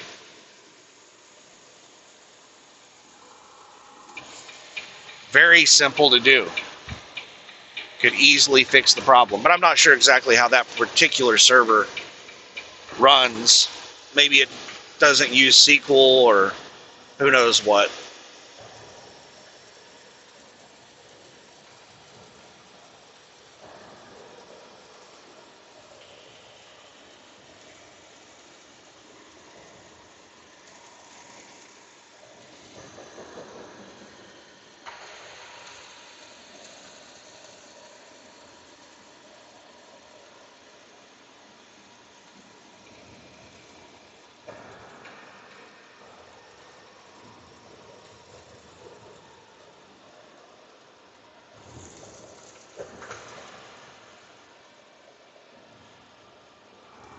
Alright, once this car gets around me, I'm going to fish out my tropical punch. I need to figure out a way to swing by Walmart. I've got to find a Walmart en route that I can swing into and restock groceries. I'm almost out of the tropical punch mix.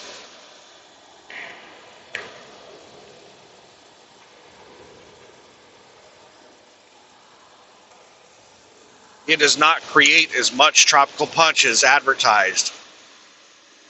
If you look at the amount that it says it has, the servings per container, and how many scoops and all that stuff, and you do some math, you come out to where each container is supposed to create approximately 13 gallons.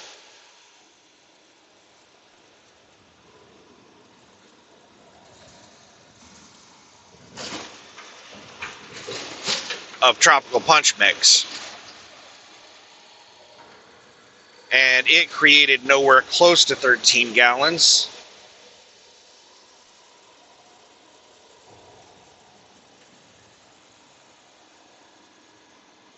I have 2 7-gallon containers, and I basically used 1 7-gallon container of water, and it used almost 1.5 containers of the tropical punch mix. So it's creating like a third of the tropical punch it was advertised to create, which is still a good deal. Like, that's still awesome, but I'm gonna have to bring a lot more. Like, I was initially only gonna bring 1 single canister of tropical punch mix, because it said that it would, one single can was supposed to be 13 gallons. I was bringing 14 gallons of water with me. I was like, one can is going to be way more than enough. And I was like, oh, well, let's bring one extra can just in case. Just in case I want to mix it, really heavy or something like that. Glad I brought that second can.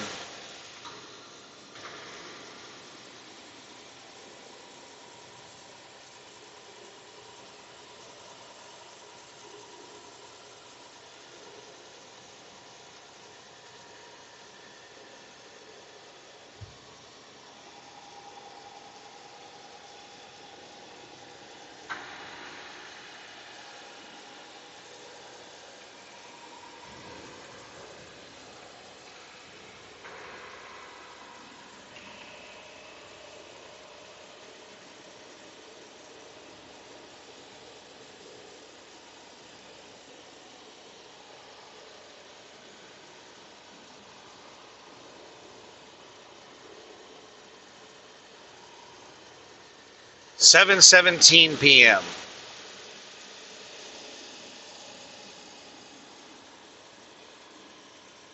51 miles until I get onto Interstate 285.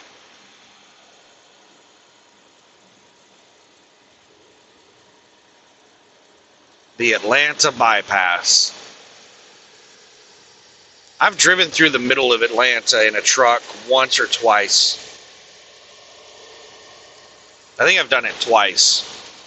You're not supposed to, but you're not going to get pulled over because the cops have no idea if you're doing a local delivery.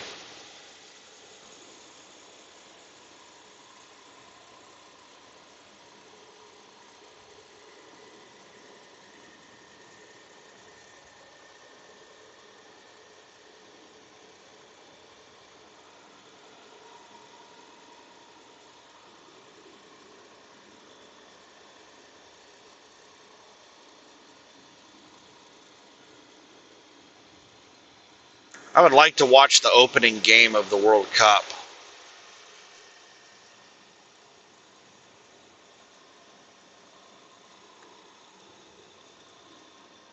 I might try to watch that on my 10-hour break. Damn it, I was just thinking, if I make it all the way down to Addis, I'm probably not going to be able to watch it on my 10-hour break. That carbon plant probably has terrible cellular signal.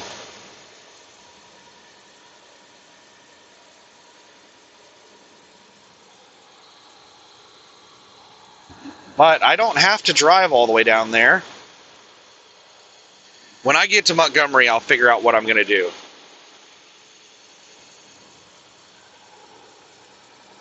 Because I think I'm going to be driving past Mobile.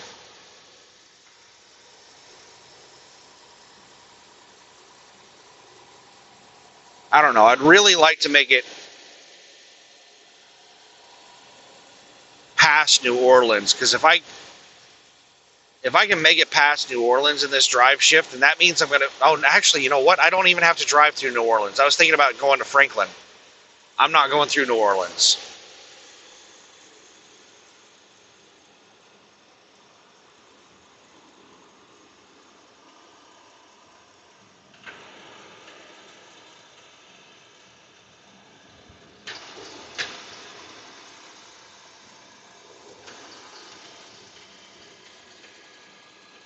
I don't know. I'll figure out a stopping point whenever I fuel up just south of Montgomery, Alabama.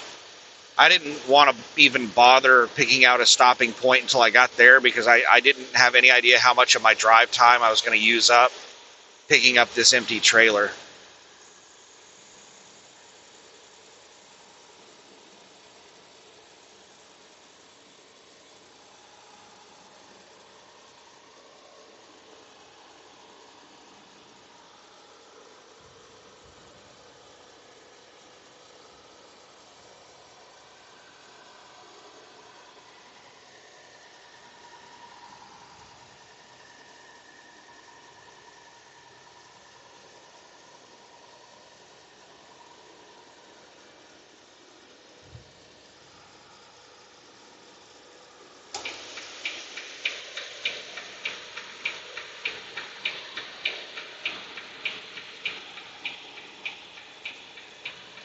I think I burned up a lot because I think it was only 110 miles away from Atlanta, and I'm still 60 miles away. So I've basically only driven about, we'll be conservative and say 60 miles. So I've driven an hour toward Atlanta.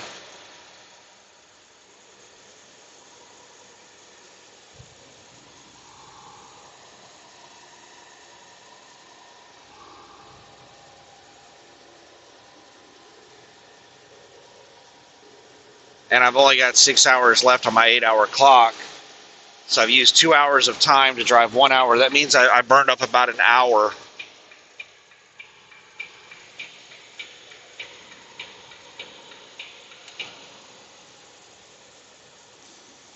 Of my drive time picking up this empty. And it was 670 miles.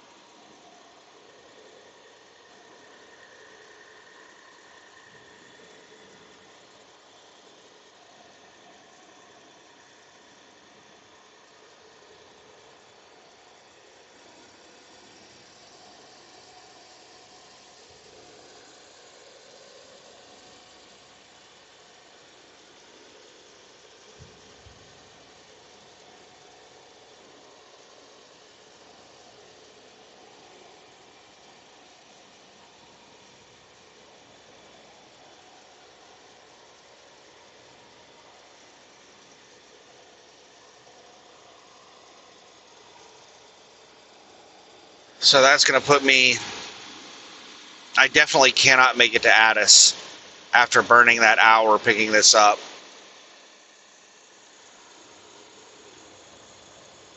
So I'm just going to have to figure out where to stop before Addis.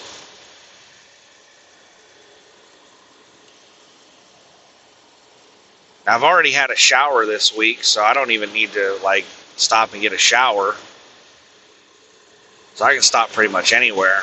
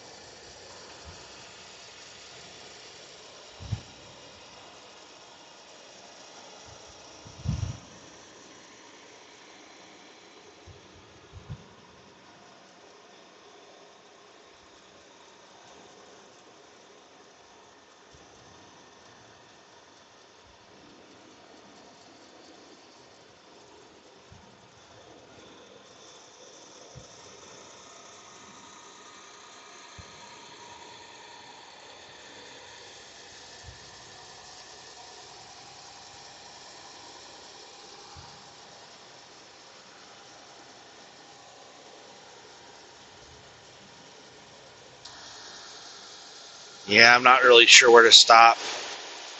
I don't want to stop on Interstate 12.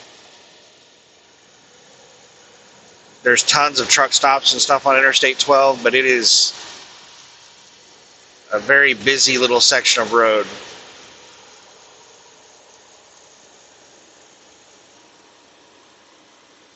I would prefer to stop short of that or past it.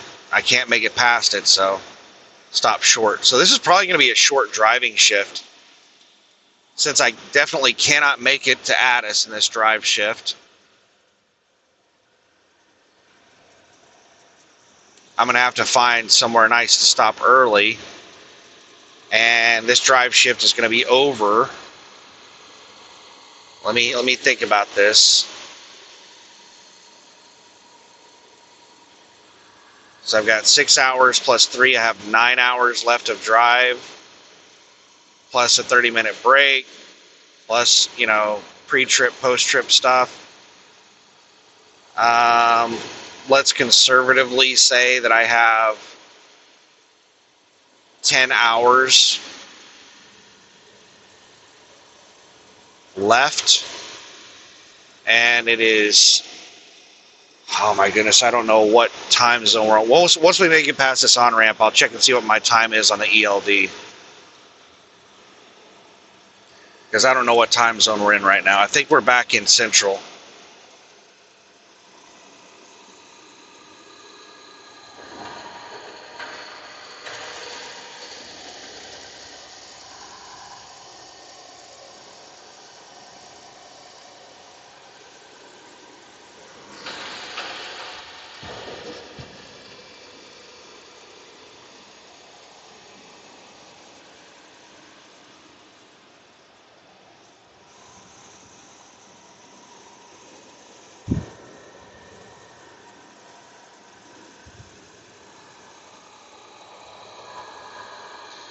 .627, and my clock is showing 7:27, so my phone is still on Eastern. So I'll be going into Central pretty soon.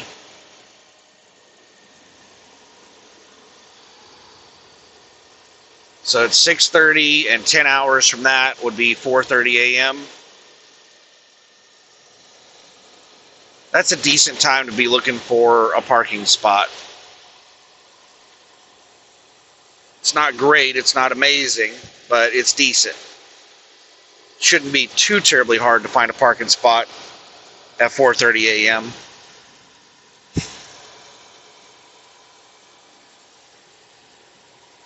After 6 a.m. is a lot easier.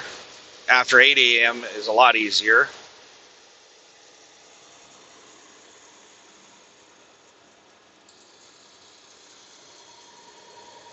The worst time to be looking for a parking spot is between 10 p.m. and 2 a.m.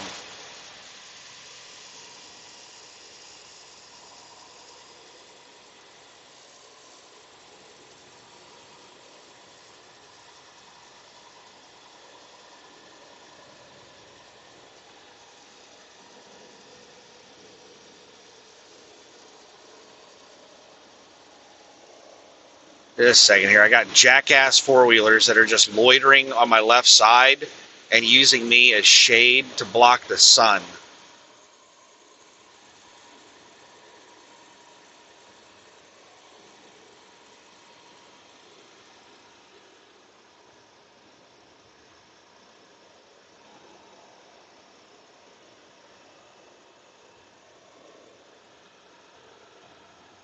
Why is everybody going so damn slow? Well, they're not going slow. They're like going the speed limit. Why is everybody going the speed limit? This is weird.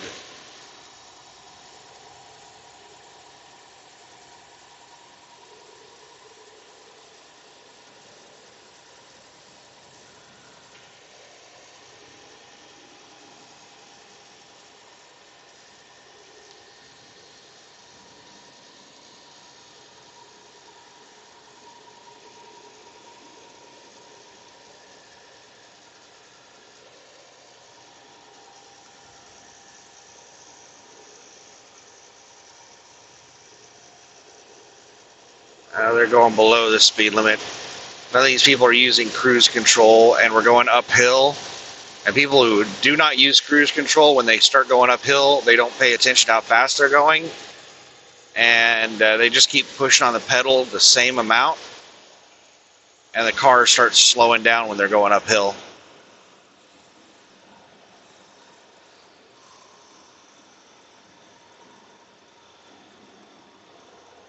Why in the shit are these people passing me and slowing down in front of me?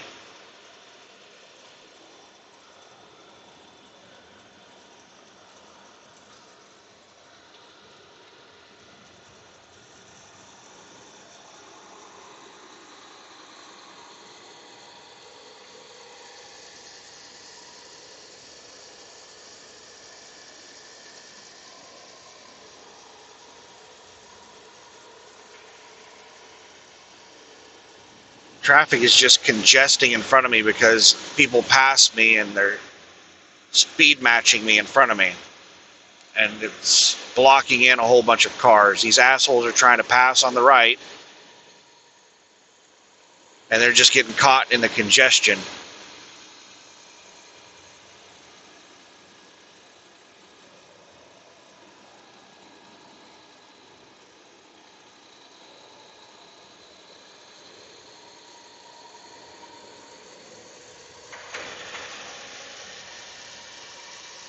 Oh my goodness. Why are you assholes stacking in front of me? I'm getting out of this fucking lane. People just keep passing me and then getting in front of me. And the car in front of me is going the same speed as me.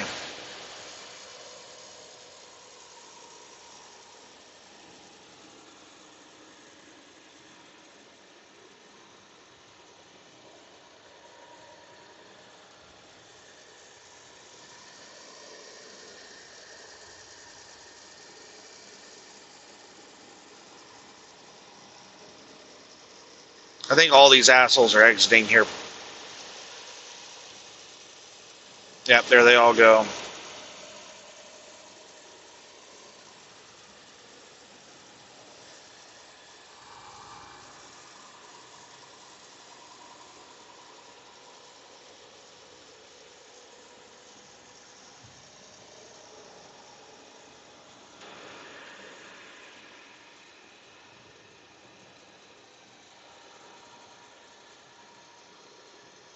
Great. These two slow cars that have been jamming up the lane in front of me, speed matching me, that caused me to have to move out of that lane, just moved over in front of me.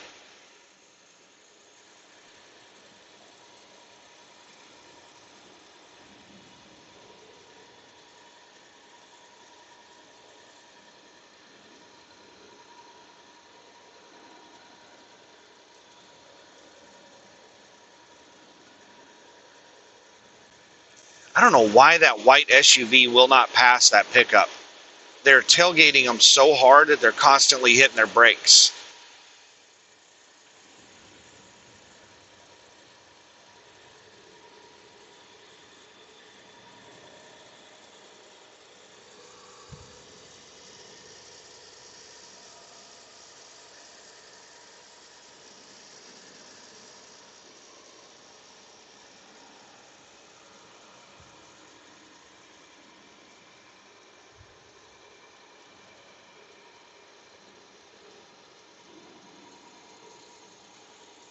They have to be traveling together.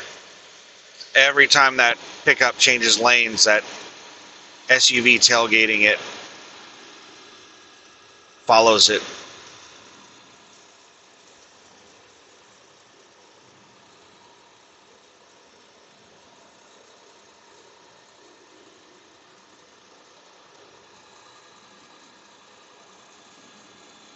With it following that close, the only thing I can think of is that they're trying to block the license plate.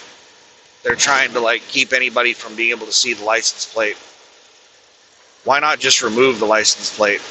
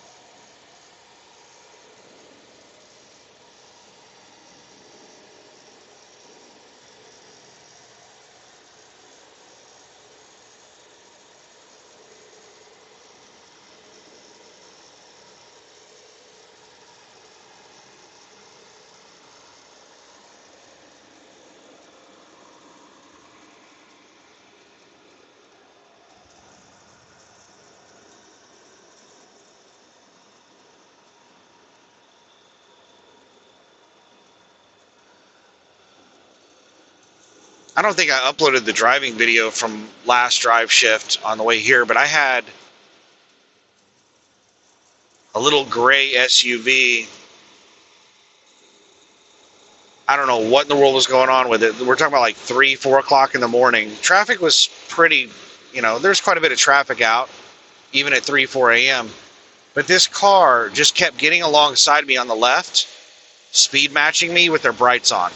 Just sitting it right at the back of my trailer, like a couple of feet behind me, or sometimes a little bit alongside me, just sitting at the back of my trailer, speed matching me with their brights on.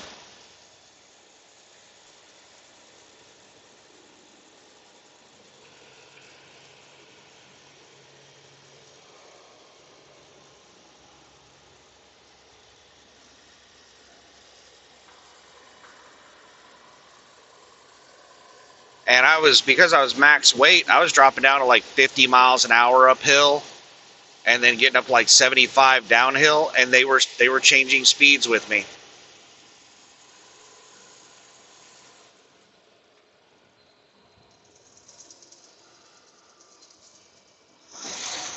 Come on, jackass. Get out of the way. There's a left lane restriction across Georgia. I'm not allowed in that left lane, and this asshole will not get out of the way.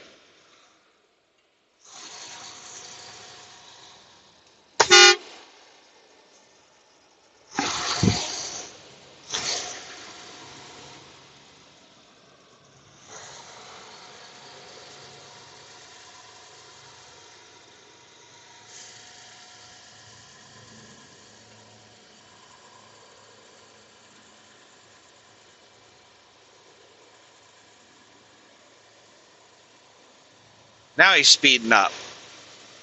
We're going uphill. I can't accelerate uphill, and he's speeding up.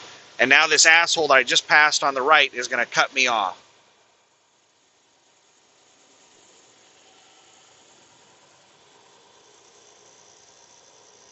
God, I fucking hate people so much. This jackass was doing 55 miles an hour. Now he's doing 70.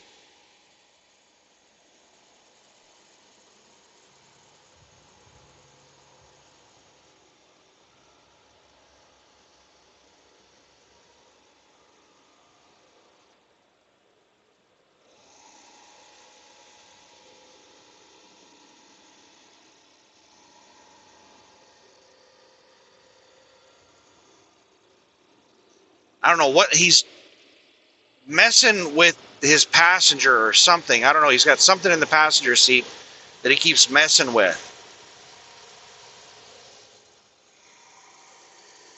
He's slowing way down again.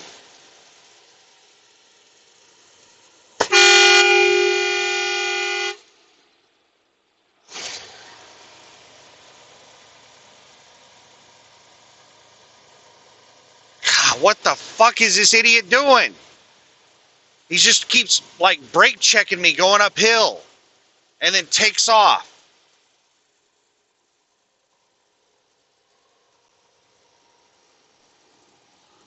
And I can't pass him on the right because every time I get alongside him, there's a truck over in the right lane alongside me.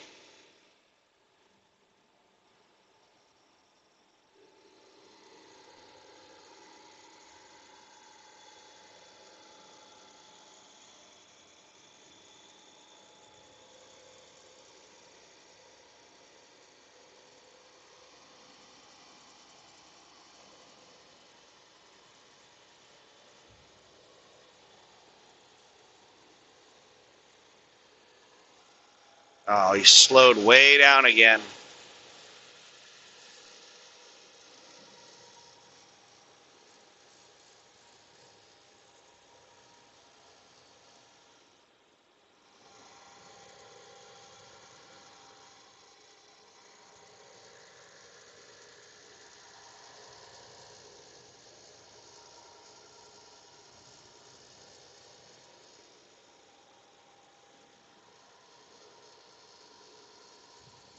God, I wish this asshole would exit.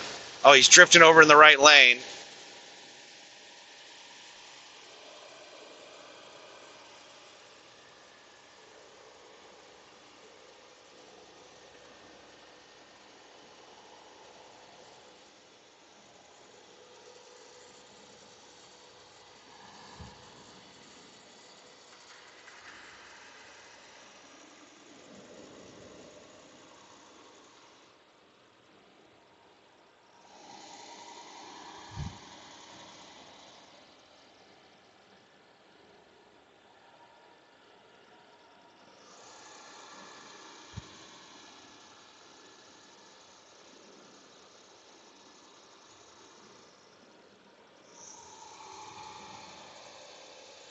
He just got back in the lane behind me.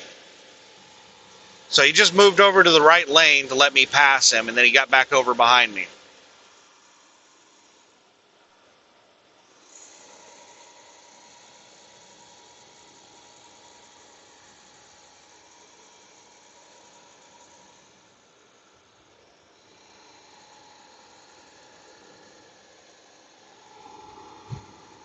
He was tailgating me, but out of the blue, he just slowed way down.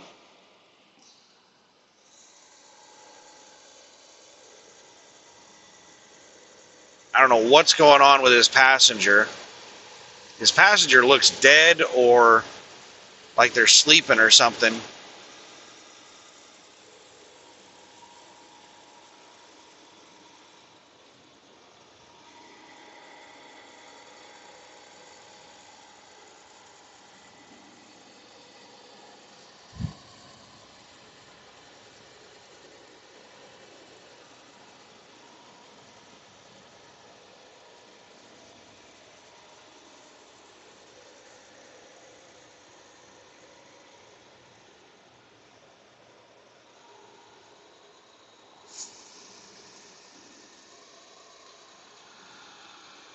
He's about a quarter mile behind me right now.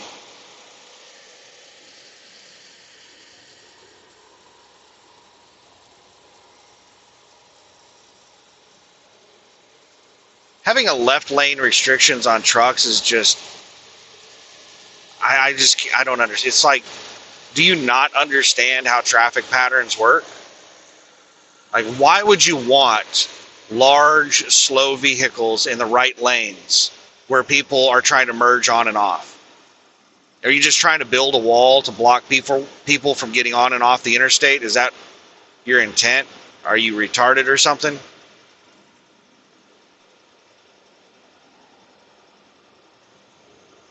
The preference should be for trucks to be over as far left as possible.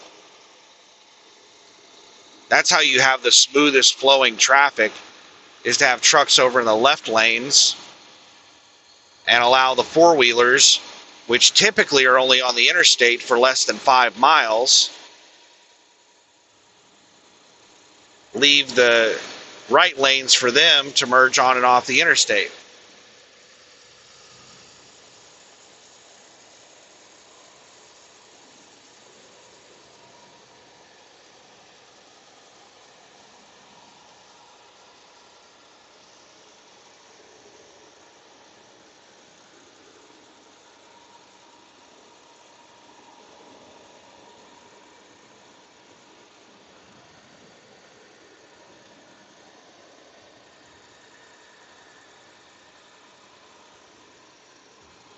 "19 miles until Interstate 285, the Atlanta bypass."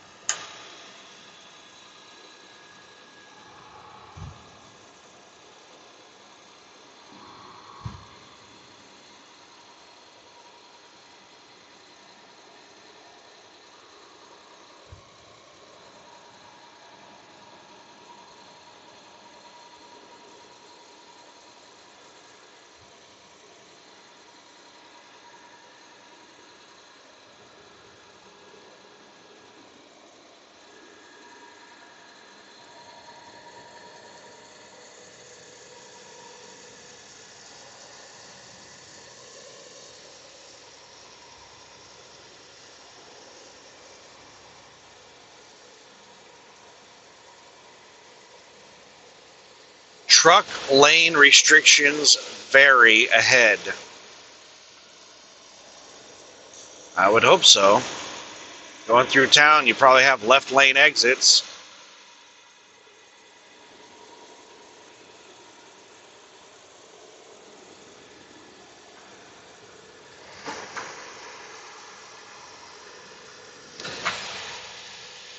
All of the politicians who come up with stupid anti-truck rules, I hate them.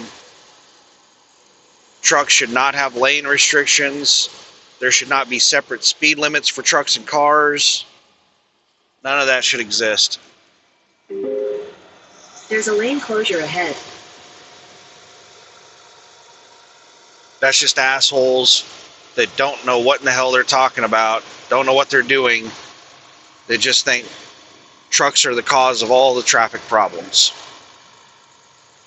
It looks like the right lanes might be closed ahead.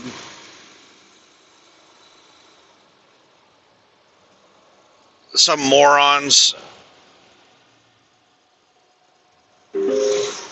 There are police reported ahead. Why is this guy trying to get over to the right so bad?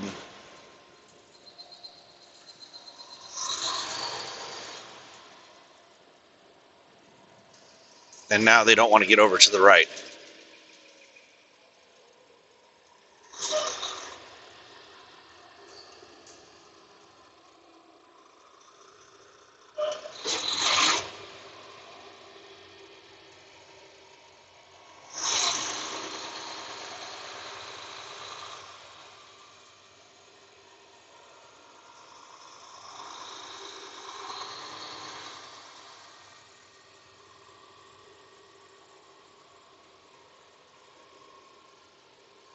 Where are you stupid jackasses getting in front of me?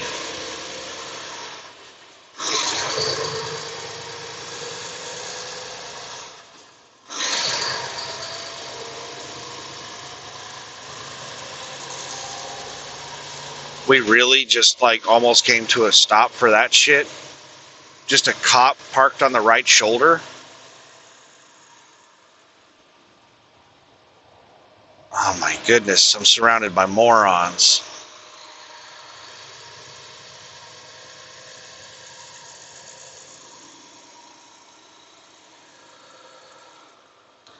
They're getting set up for nightly construction. They're getting in position to start shutting lanes down, but they haven't shut any lanes down yet.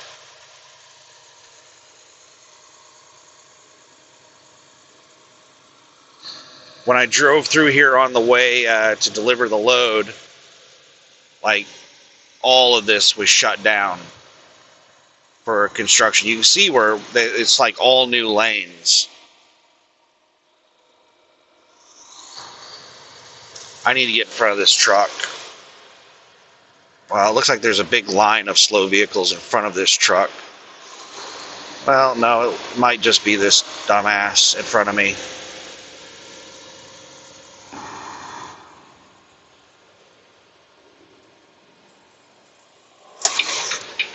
Alright, there's an HOV lane to my left, so I'm not technically in the far left lane. I'm tired of being behind this dumbass.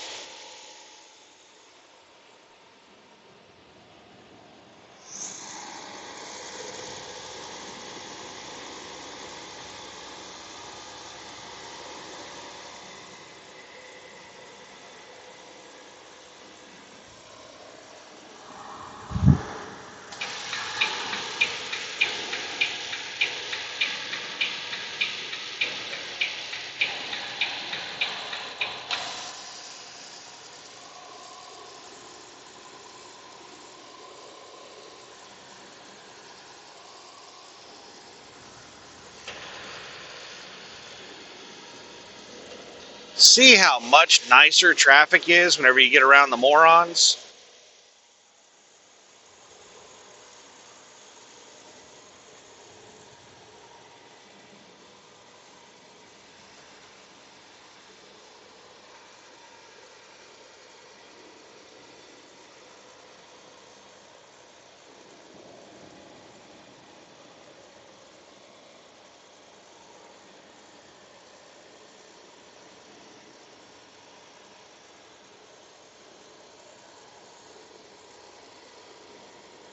Still got 12 miles until the bypass.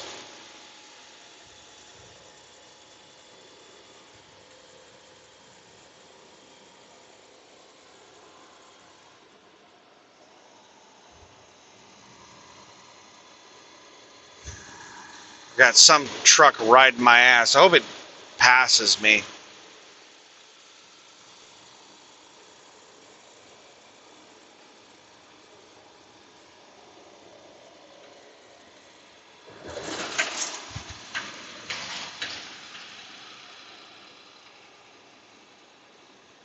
Whenever I hopped out and got around the morons, they hopped out behind me and followed me.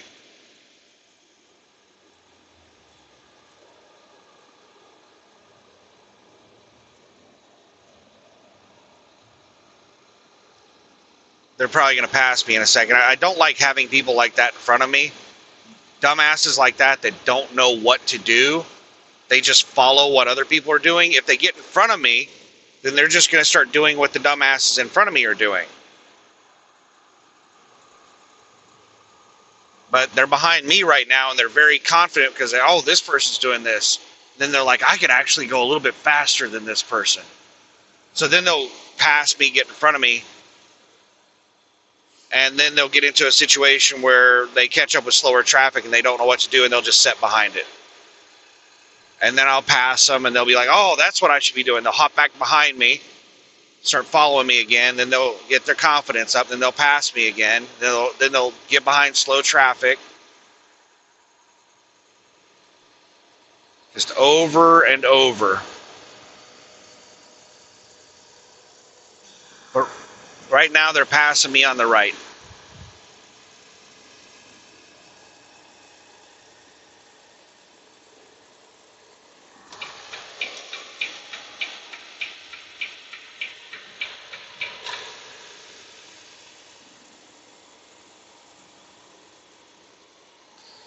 I need to get around these cars fast. I'm not supposed to be in this lane, and Georgia is anal about pulling trucks over.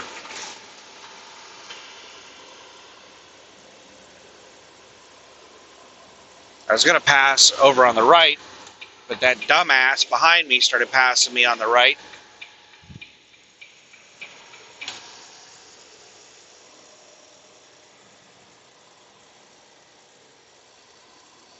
I'm not even supposed to be in this lane.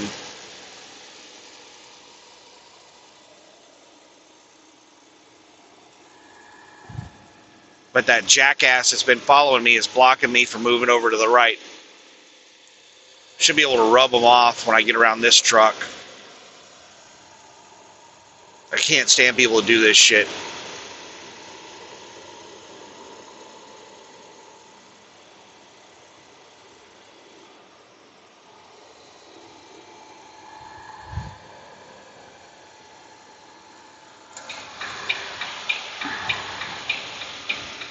Great, great, great.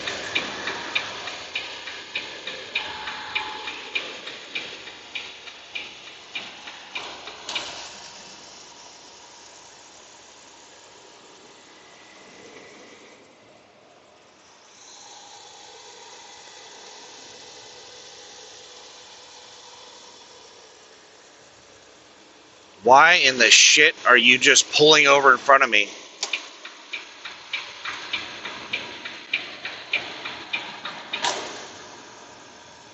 The slow vehicle just out of nowhere just pulls over in front of me. Now they're speeding up, trying to keep me from passing them.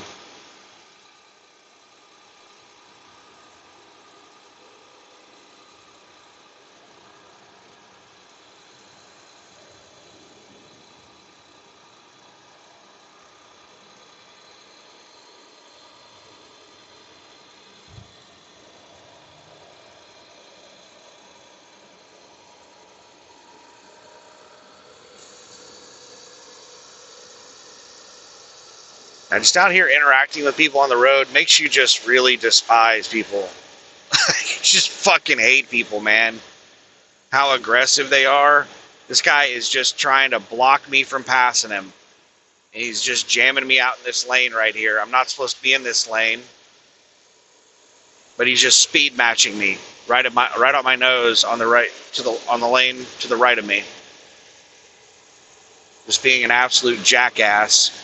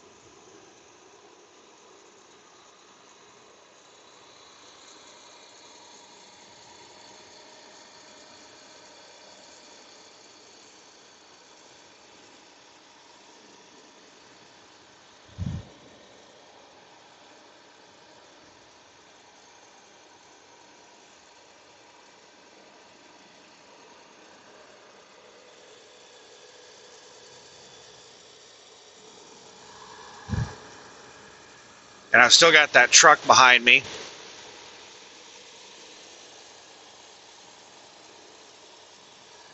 It's just following me through traffic and keeps trying to pass me and keeps getting jammed in traffic.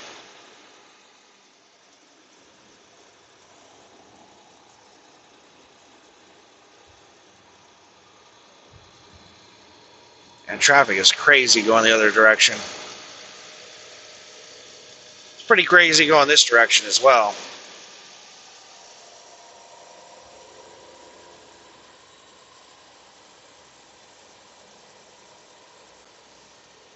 Four miles until we hit the 285. Once I get around this white SUV, I'm gonna move over a lane to the right, and I'm gonna start trying to make my way toward the right.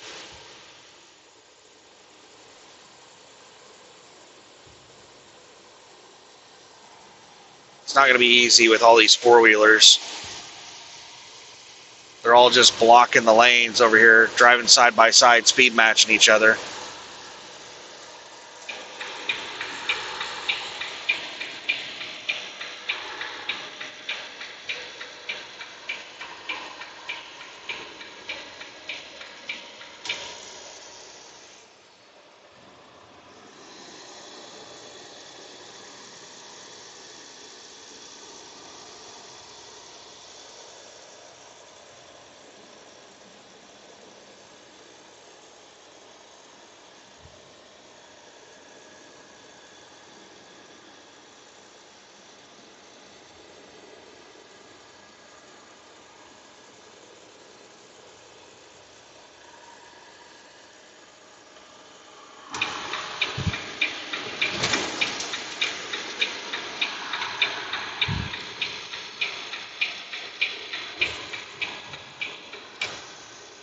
Two and a half miles.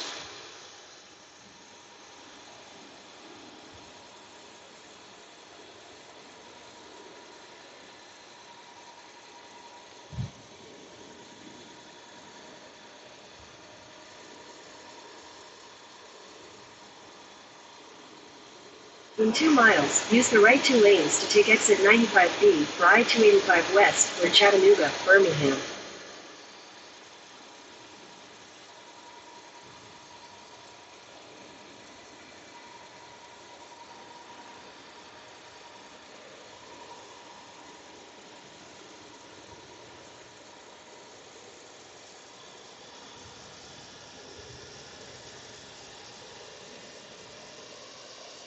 The white SUV that I just passed sped up to like 80 miles an hour to get back in front of me.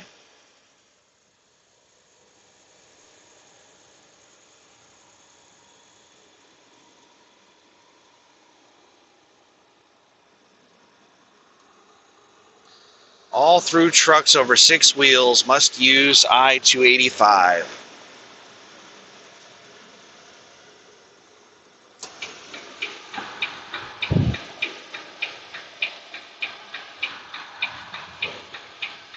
The shit are we driving through here?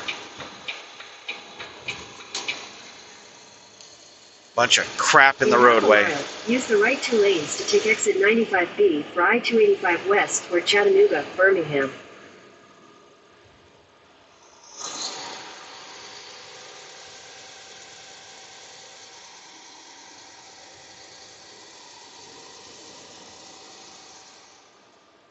Use the right 2 lanes to take exit 95B.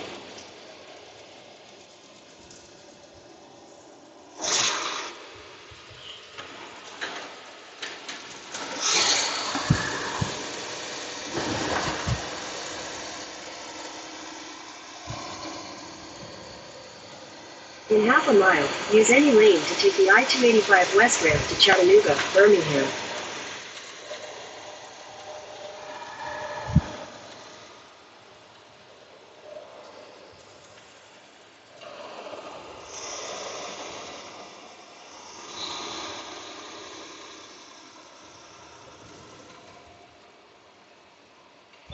Use any lane to take the I-285 West ramp.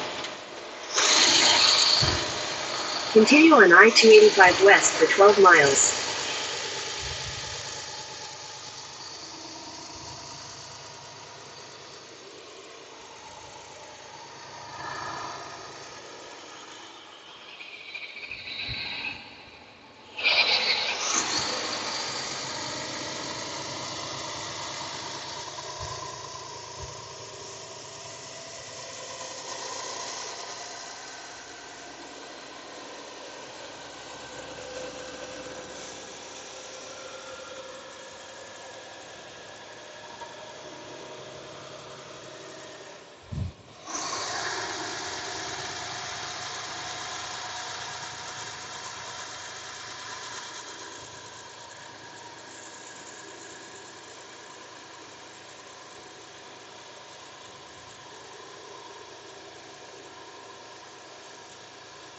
Yeah, just everybody get in my lane.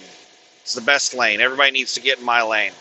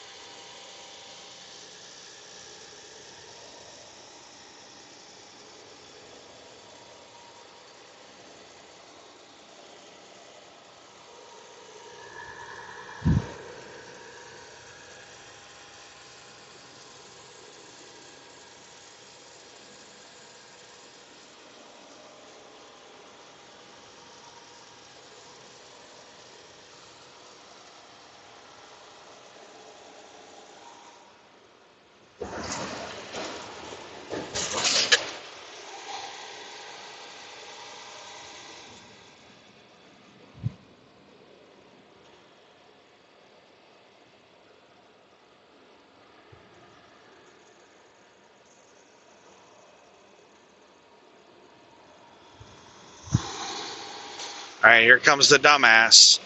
The one that's been following me through traffic has gotten a huge confidence boost. There he goes, flying past me.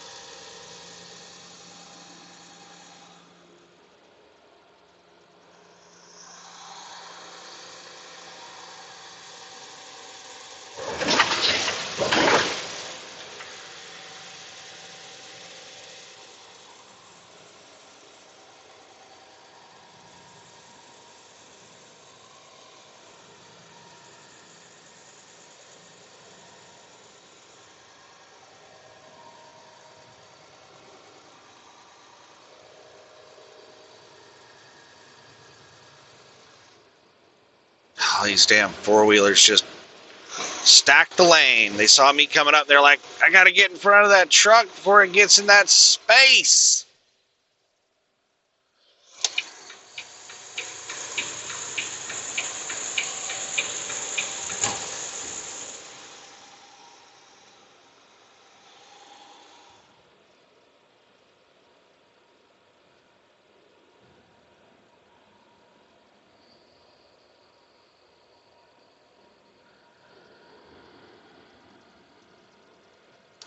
Oh, I feel sorry for you, Walmart. Stuck behind slow four-wheelers.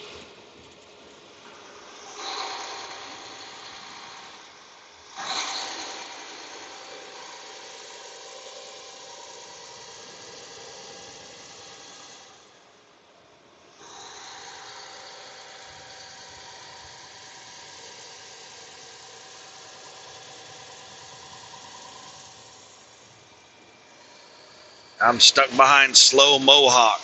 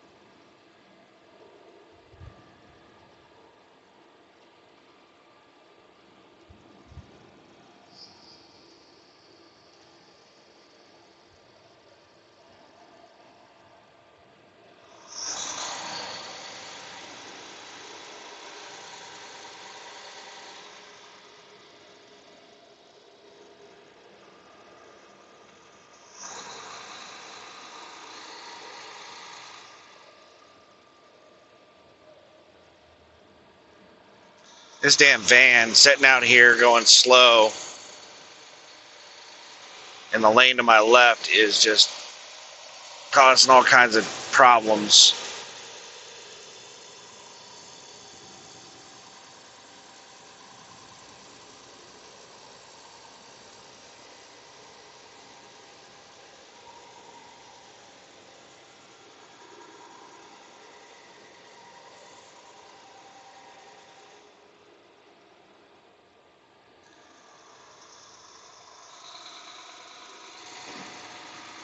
Now it's decided to speed way up. It saw Mohawk slowing down. It was like, I got to speed up and block Mohawk from getting over. They were afraid that Mohawk was going to get out in front of them, so they sped up to block Mohawk from. Like, it just makes you hate people, man. Could you imagine somebody doing this at the grocery store? Like, you're walking down the aisle, browsing at stuff, and somebody like moves over in front of you to try to block you from walking down the aisle. Or like you're standing in line at the cashier and somebody just walks past you and gets in line in front of you. Could you imagine people like cutting you off in line or trying to block you from walking down the aisles at the grocery store? Stuff like that. People don't do that shit in person because they'll get their asses kicked. But when they're behind the wheel of a vehicle, their confidence level goes through the roof.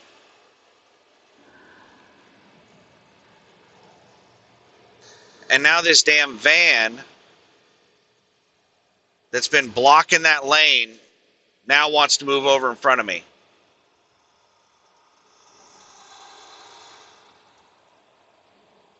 Keep going. Jackass. And Mohawk must be exiting here too, because Mohawk has gotten way over in the far right lane.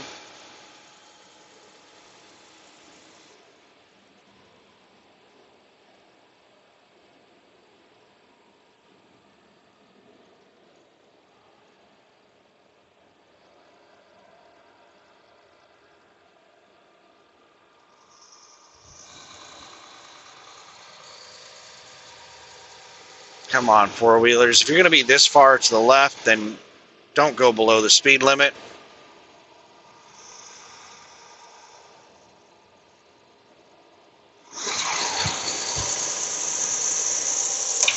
All right, I can get over left now because we're losing the two right lanes.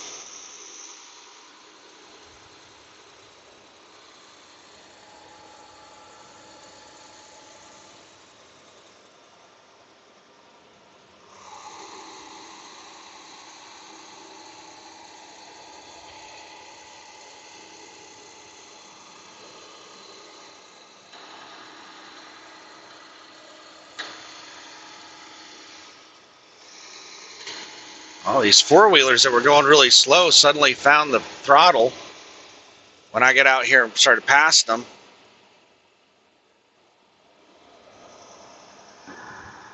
They're going fast now.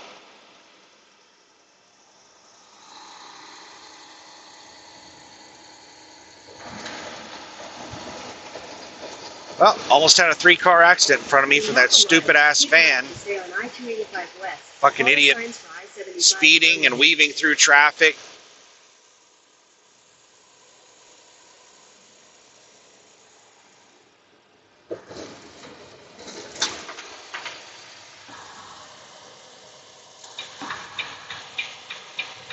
Keep left to stay on I-285 West.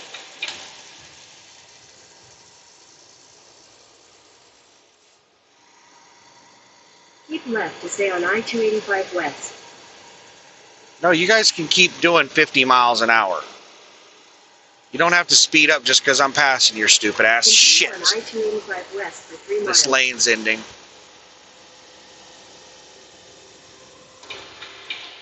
Not a whole lot of notice for the lane ending.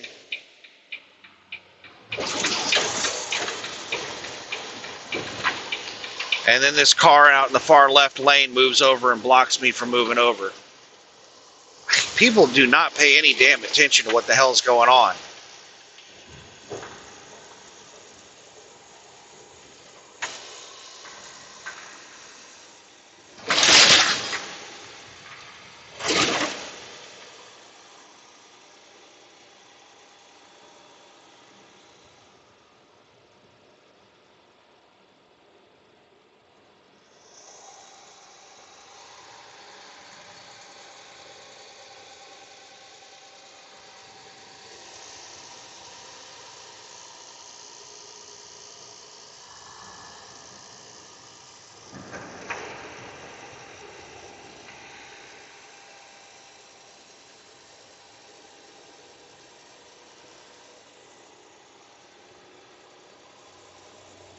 And I cannot get out. Trucks are not supposed to be in the 2 left lanes. Well, I just merged into this lane. This is my lane. And I can't get over to the right because these fucking super truckers are trying to block me from moving over to the right. I got multiple trucks sitting over here to my right trying to block me from moving over.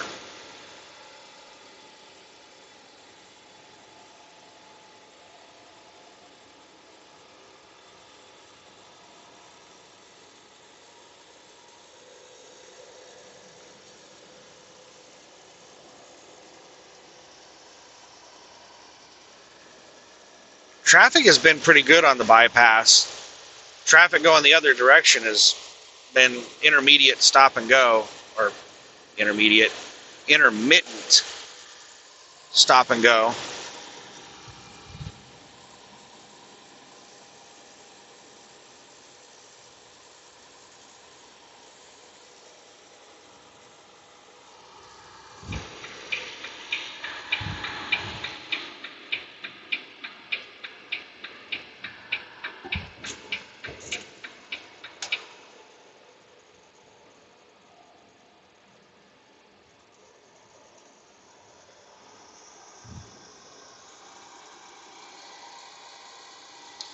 Here comes this jackass ABF driver.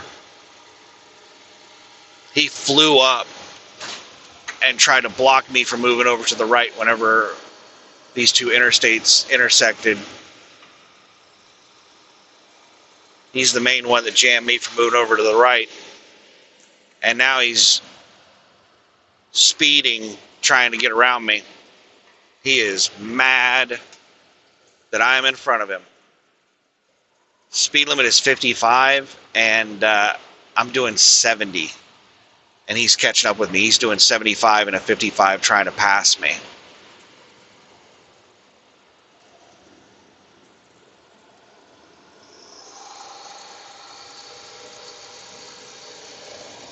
And he's flying by me right now.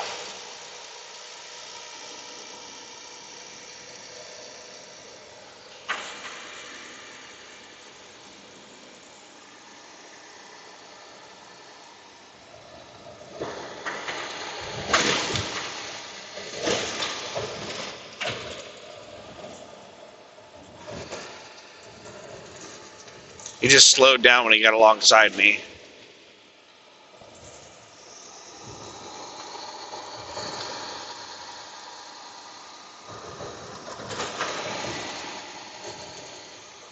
Now he's going by me again.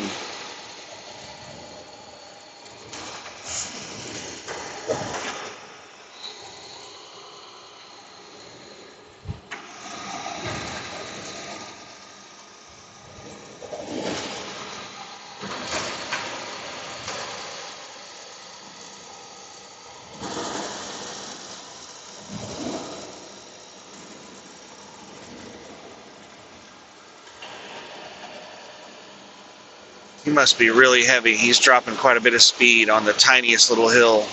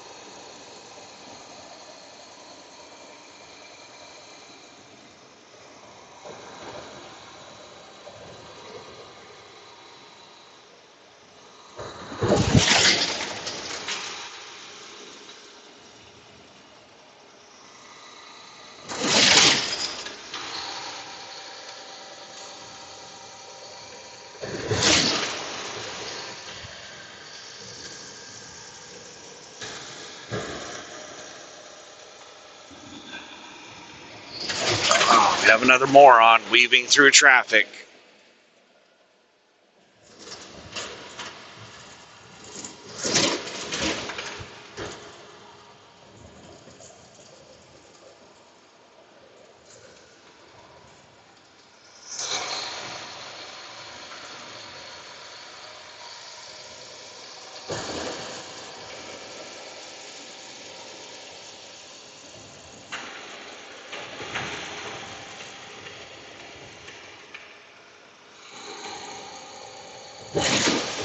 Alright, I'm going to have to go out into the restricted lane to pass these two because they're basically speed matching, driving side by side. Yeah, just fucking cut me off. Somebody cuts you off, you just cut me off. That's how it works.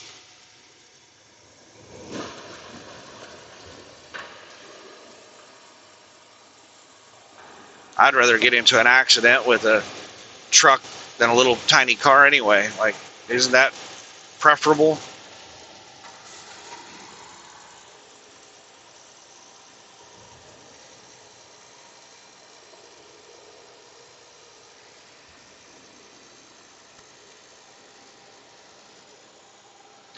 Finally, I was about to pass this slow-ass car, and it moves over in front of me right when I'm about to pass it.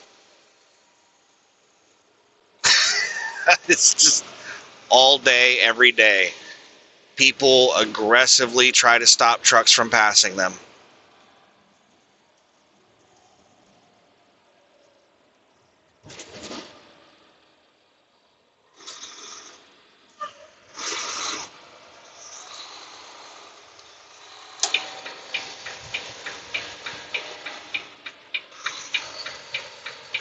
Alright, all this stop traffic is for these exits.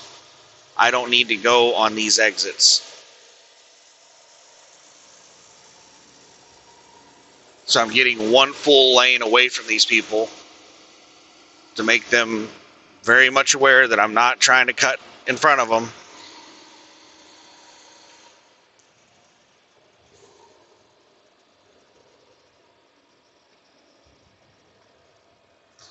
What is this dumbass ABF driver doing?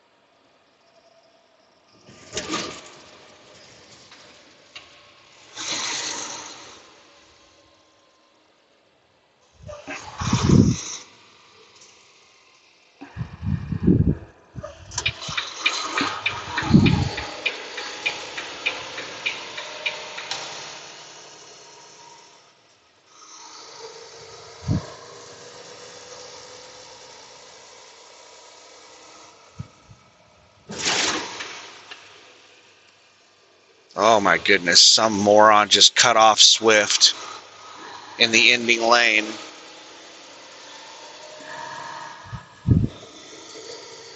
Swift almost got into an accident with that idiot.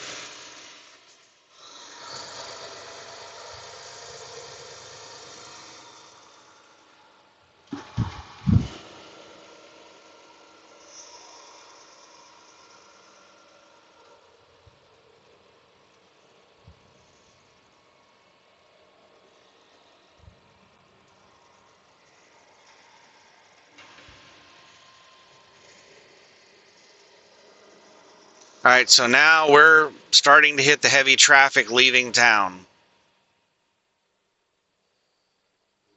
We've been coming into town up to this point. Now we're at the heavy traffic trying to leave town.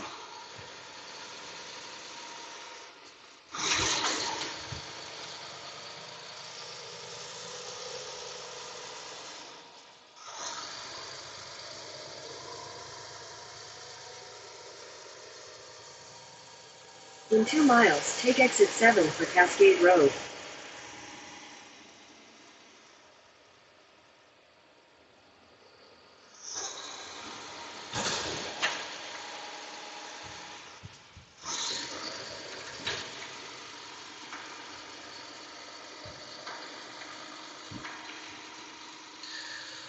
This is the reason I was trying to drive through Atlanta in the middle of the night.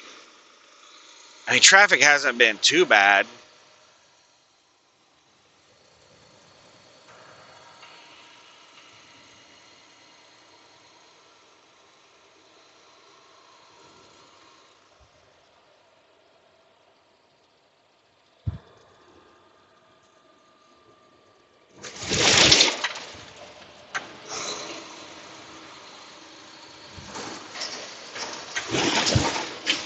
Get in your lane. Get in your fucking lane.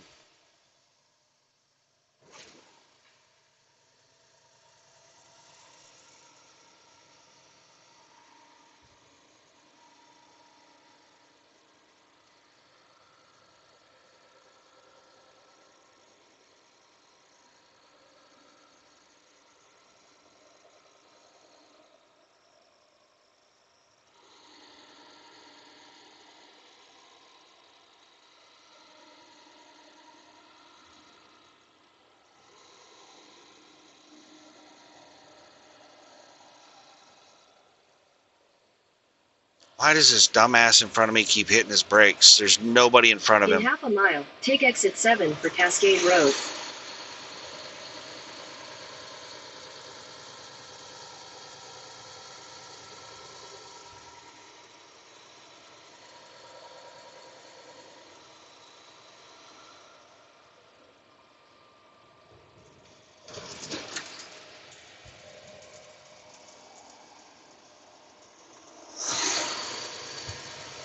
Take exit 7.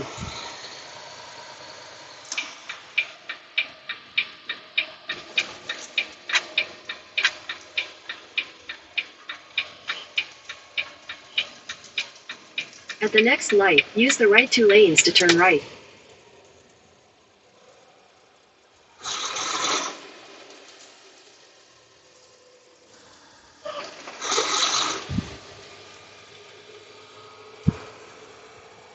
At the light, turn right onto Cascade Road.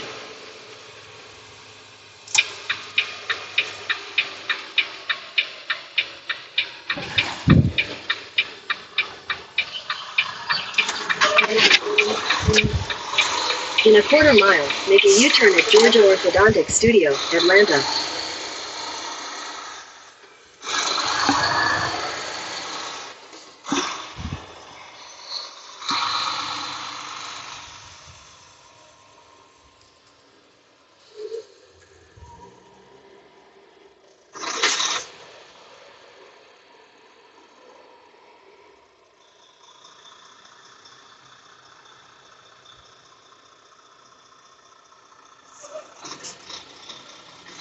Alright, I fucked up.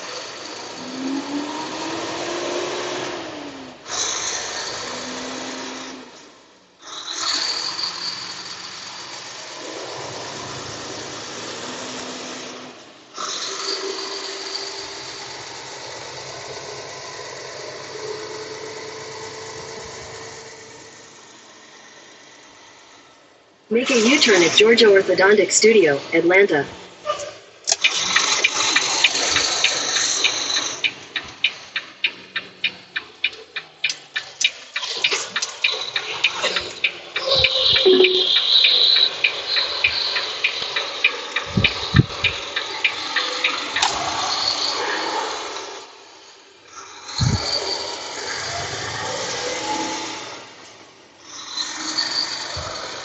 I listened to Google. I fucked up.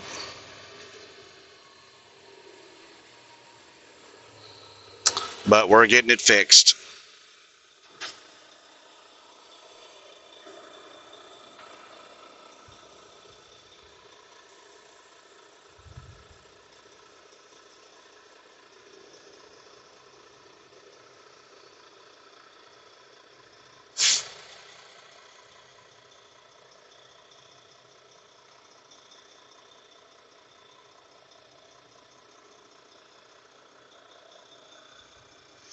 I don't know why Google just told me to take that exit. As soon as I took the exit, Google was like, "You fucked up. Turn around." I thought this was the cut across. For some reason, I was thinking I was getting onto Interstate 20 for Birmingham. And last time I came across here, I took a cut across to get over to 285, so I wouldn't have to go all the way up to the north.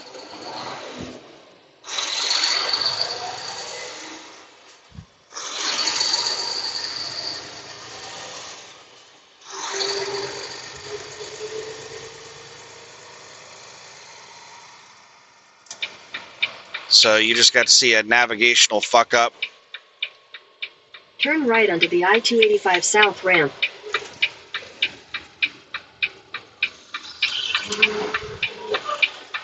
In a quarter mile, merge onto I-285 South.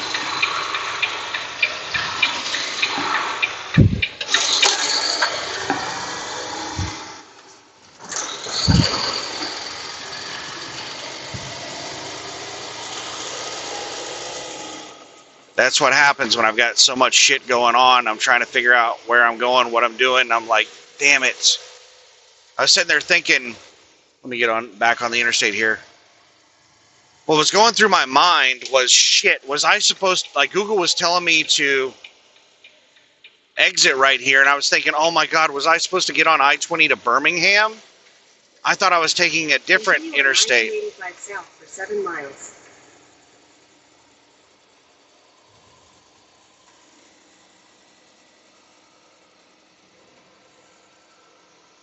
I thought I was getting on a different interstate and bypassing Birmingham, but I was like, fuck, was I supposed to take that exit? And Google's trying to give me some kind of damn shortcut to bypass that exit. And I thought that's what it was. It was a cut across to get over to I-20. And as soon as I took the exit, I looked at the map and I was like, no, this is one of those damn things where Google's like, you can save, a millionth of a second if you get off the off ramp here and get back on the on ramp rather than just drive down the fucking interstate. Or there might have been a construction detour at some point,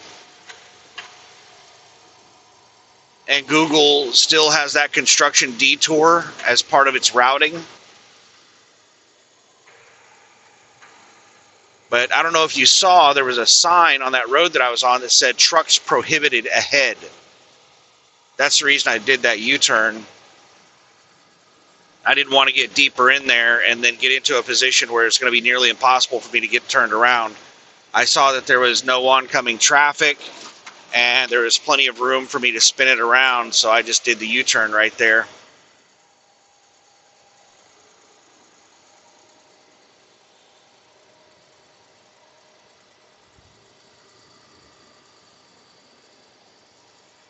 I fuck up sometimes, it happens. It's how you deal with your fuck ups that determines whether you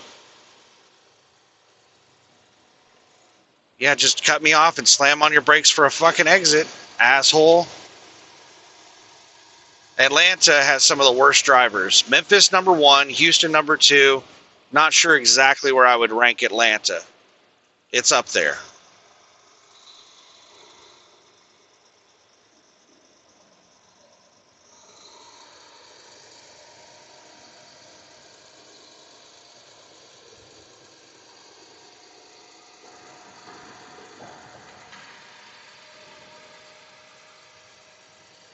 As soon as I get off the 285, traffic should improve quite a bit.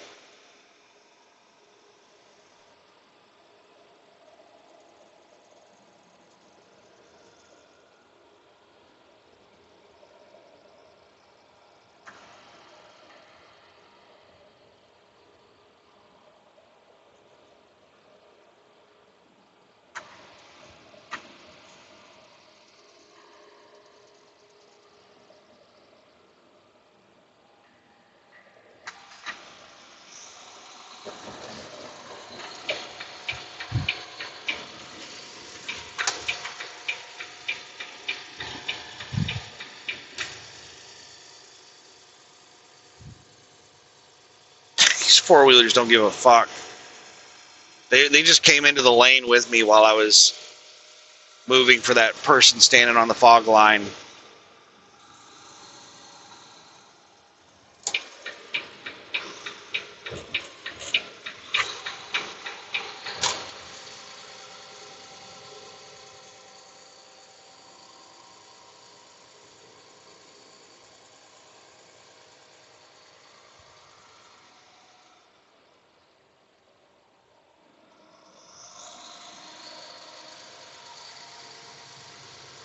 Why did this truck just jump a lane?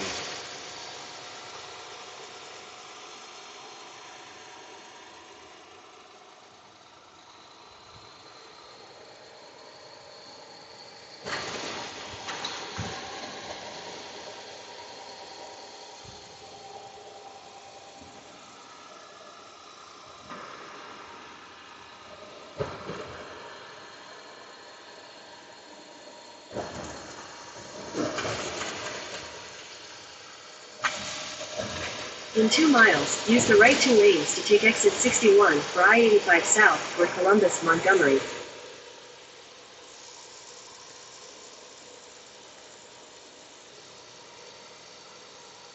Yeah, I screwed up by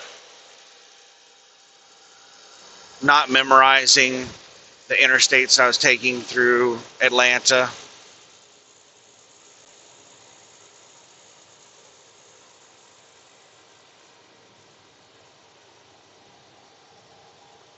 But what's fucked up is I looked at the map when I zoomed out and I'm like, yeah, that's the route that I want to take. But Google was telling me I had to take that exit to take that route. And I'm like, that doesn't make any sense.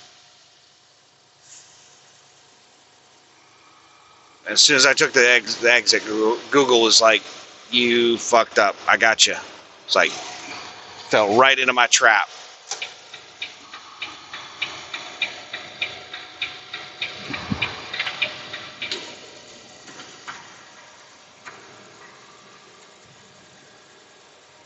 All right, we got the exit coming up in like a mile.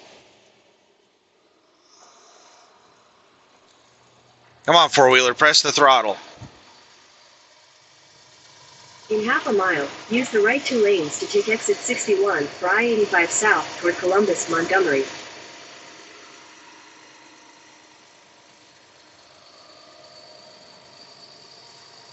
Use the right 2 lanes to take exit 61, then you'll use any lane to take the I-85 south ramp to Columbus, Montgomery.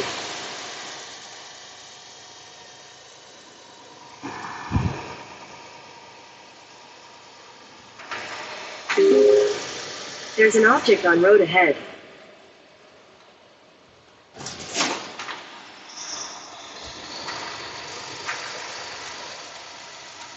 Use any lane to take the I-85 south ramp. Continue on I-85 south for 82 miles.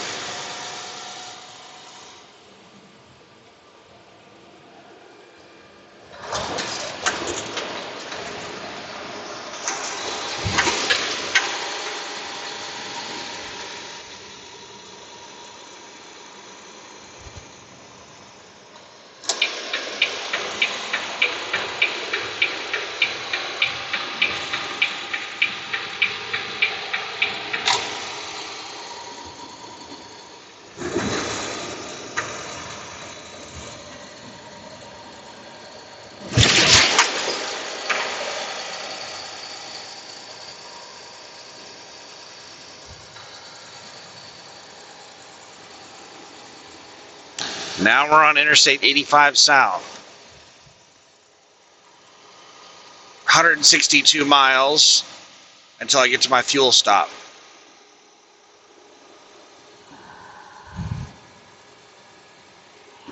Hey, dumbass, do you realize that lane ends? Stop passing me.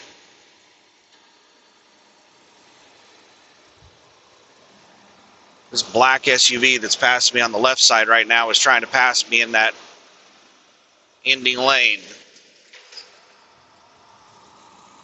Atlanta, you are climbing up the board of worst drivers in the country. I really don't drive in enough parts of the country to put together a good list. Like, I don't go into the Northeast. I'm pretty sure the New York City area has the worst drivers in the country, but I've never driven there. I never will.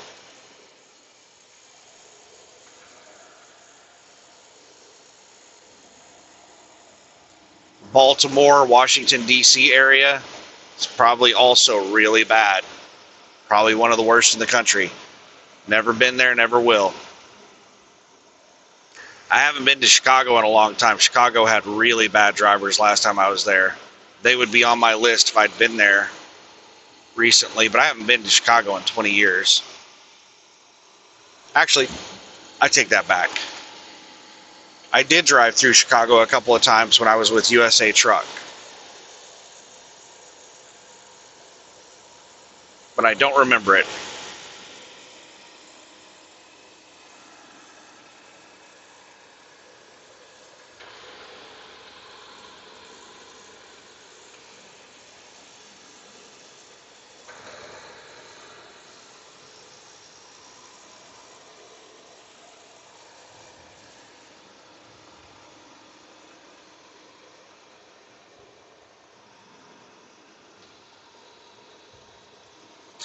Alright, let's get out of this lane. There's somebody stopped in the road, and there's people like pulling out in that right lane from a dead stop.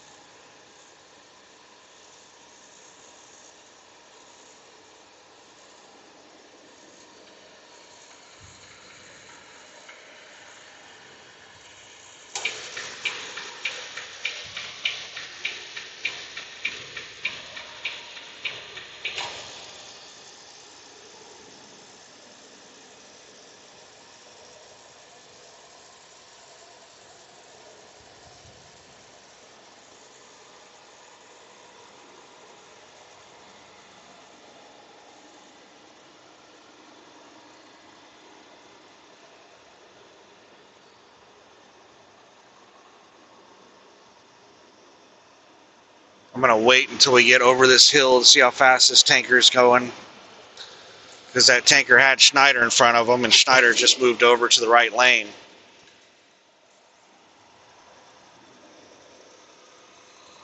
So now the tanker might want to go really fast.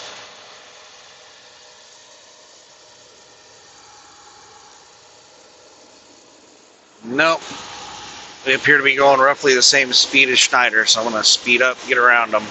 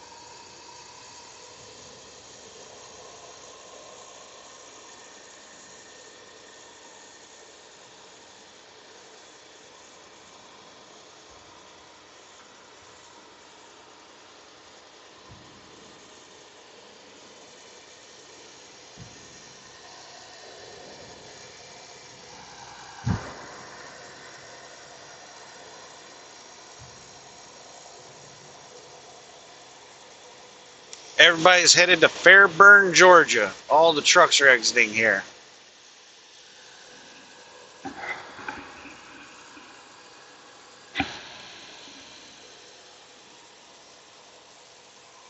I think USA Trucks terminal here in Atlanta is in Forest Park.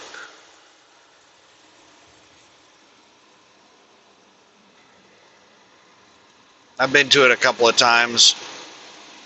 They actually have a couple of terminals in Atlanta. I remember having to drive over to a shop, one of their terminals that has a shop,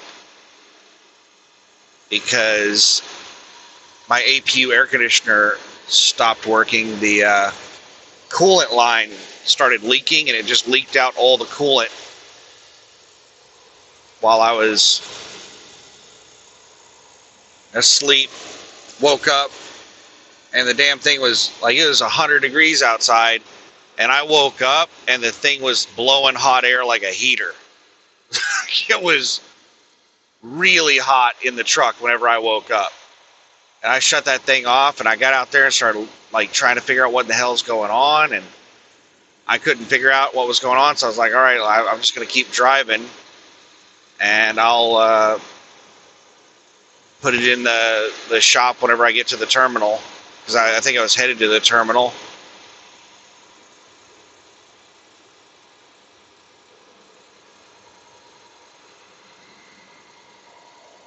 And when I was doing my pre-trip inspection, I noticed fluid leaking on the ground, and I followed it up, and it was the coolant line on the APU HVAC system on the back of the sleeper. So I reported it to USA Truck, and they were like, put it in the shop here.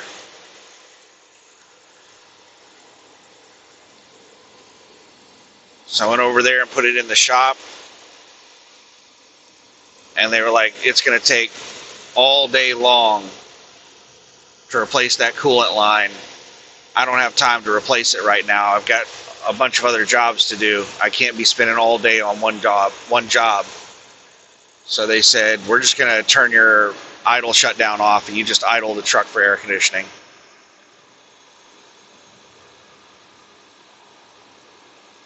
And I was like, sweet.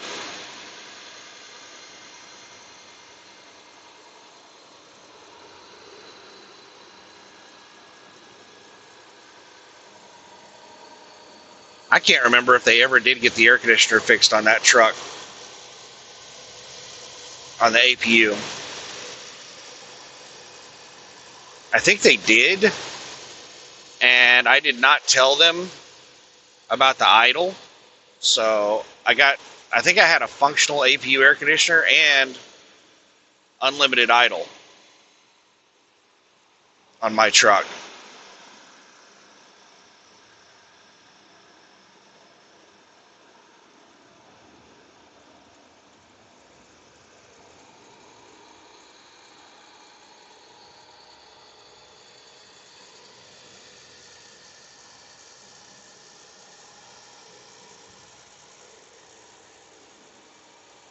Traffic should just keep getting better and better the further away from Atlanta we get.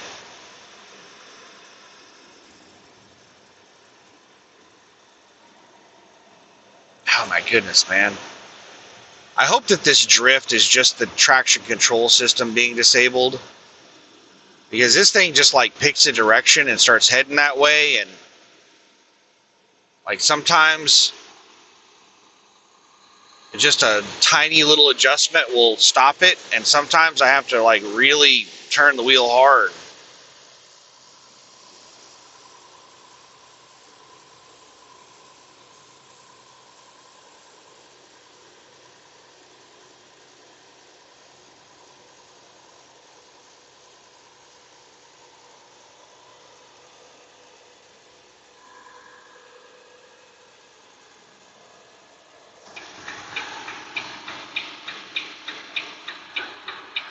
I don't want to pass on the right, but I also don't want to get a ticket.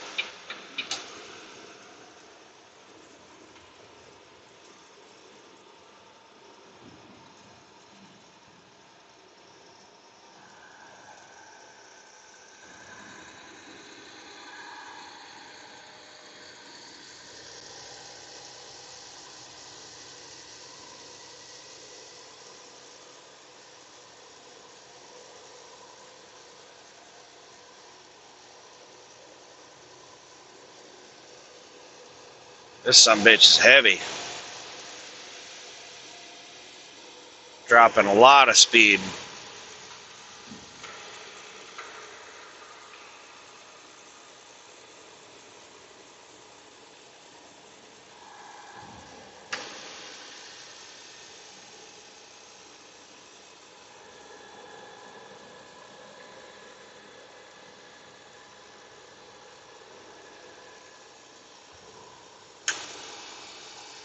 I am hungry.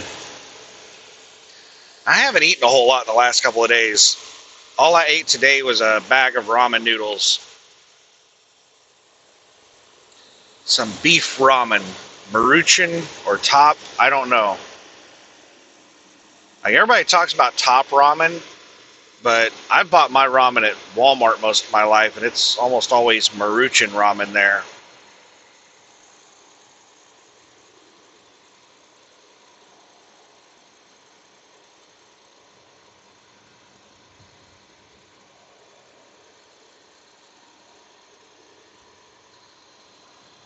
That reminds me of, like, right out of high school, About 2 weeks after I graduated, There are police reported ahead. there was a bunch of drama that happened in my life all at once.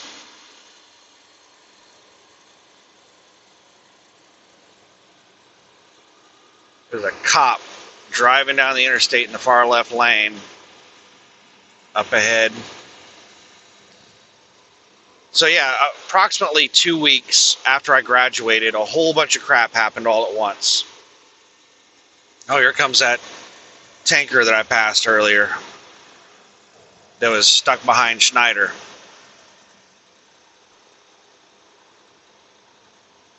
It's decided it now wants to speed. It now wants to do 75 miles an hour. So anyway, shortly after high school, like 2 weeks after I graduated, I didn't have any big plans.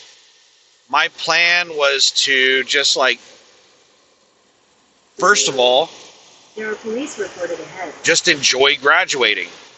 You know, take some time off, because I had been going to school and working 60 hours a week all through high school. So now I was just like, oh my goodness, now I can just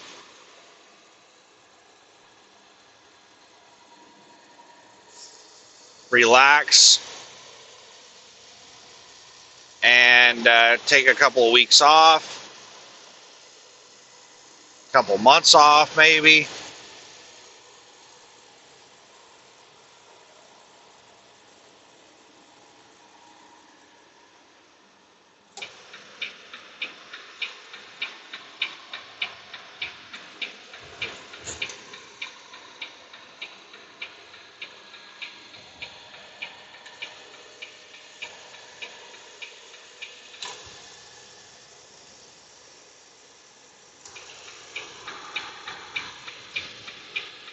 And then, figure shit out. I didn't really know what I wanted to do. I hated school. I did not want to go to college, but I was going to look into going to college.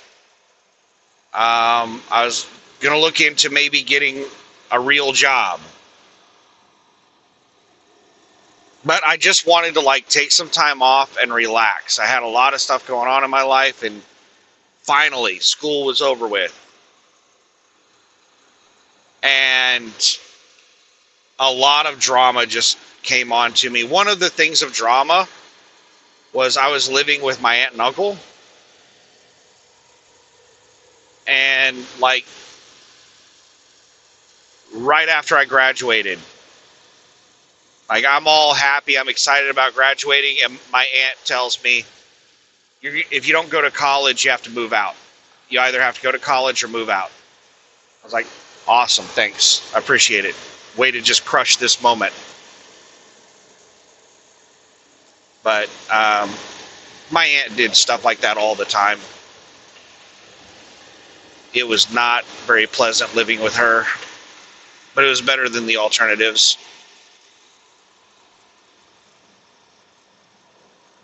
So, I just had a whole bunch of drama hit me all at once. And finally, I just snapped and I said, I'm done with this shit. And I called up a friend that lived in Oklahoma City and asked him if I could move in with him until I got on my feet. Because finding a job in the small town that I lived in was nearly impossible. There was just way too much competition for too few jobs. So, it was difficult to land shitty jobs. Getting on at Walmart was a huge deal. Getting on at Walmart in Oklahoma City was not a big deal.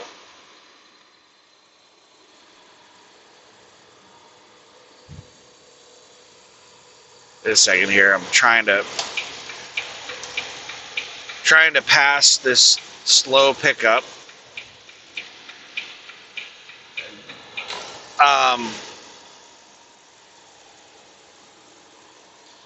So he said, yeah, I can move in with him. That was a whole other story. Tons of drama with that. I get there, drive I paid a friend to drive me there. All he wanted was fuel money. So he just wanted, fuel was not expensive back then. It's 85 cents a gallon. And He just wanted like $20 for fuel. So he drove me all the way to Oklahoma City for $20 of fuel.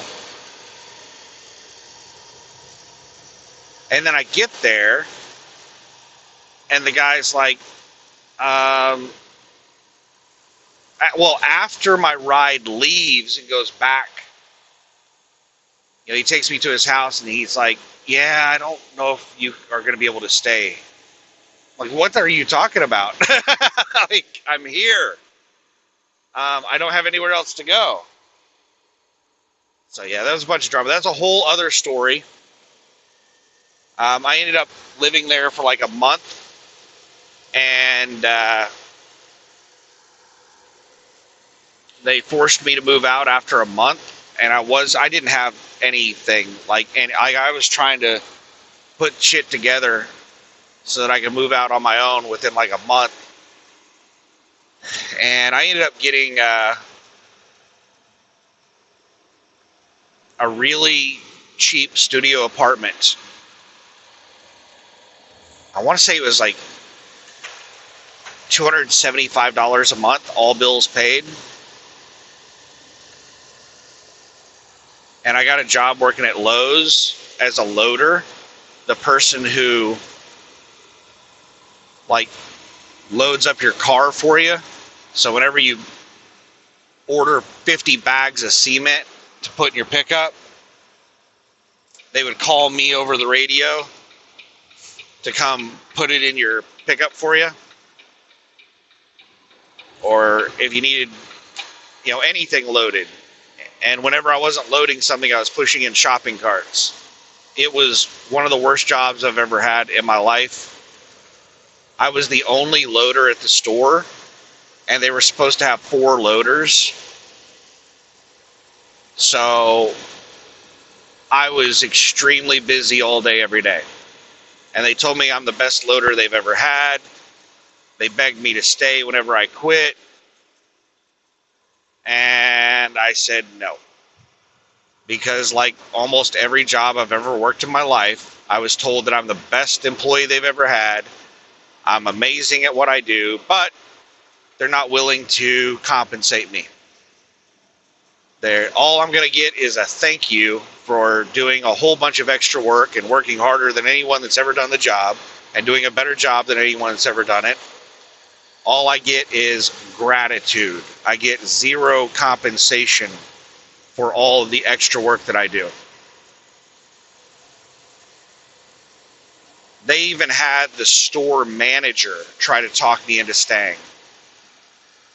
And he offered me a 50-cent per hour pay raise, which was, I was leaving for a job that was paying like $2 an hour more than what they were paying me, and it was an office job. And they offered me a 50-cent per hour pay raise to try to keep me there. I was just, oh my God, I hate people so much.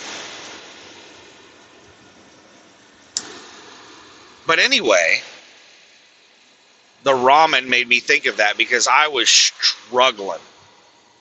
Like, I had no money. I bought a car from like a friend of a friend of a friend. And I only paid $1,000 for it, but I overpaid. They let me do $200 a month for 5 months. And it was a piece of junk that like would not run. It was constantly breaking down on me. And the people, the friend of a friend of a friend that I bought it from, were a couple of drug addicts.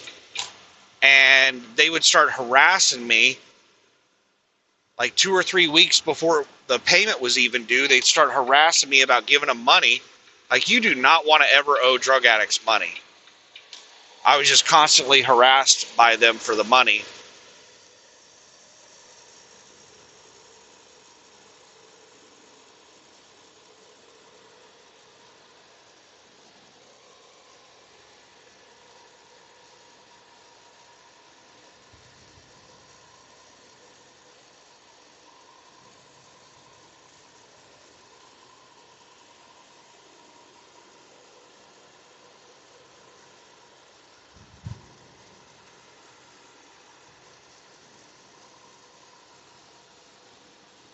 But yeah, living in that apartment, I had nothing. I remember going out and buying a pan and some silverware. And I remember I'd been living on ramen noodles. And I remember getting potatoes and frying potatoes. Oh my goodness, fried potatoes was like a feast. That it was such a big deal. Like I can remember how overwhelmed with happiness I was at eating fried potatoes. Just like cooking the fried potatoes after living on ramen, eating nothing but ramen for like 2 or 3 weeks, and then frying up some potatoes. I finally had enough money to buy like a pan and some silverware. I did not have any like a real knife. I just bought the silverware, so it had a butter knife. That was it. That was the only knife I had, was a butter knife. And I was There are police reports. chopping up potatoes with the damn butter knife.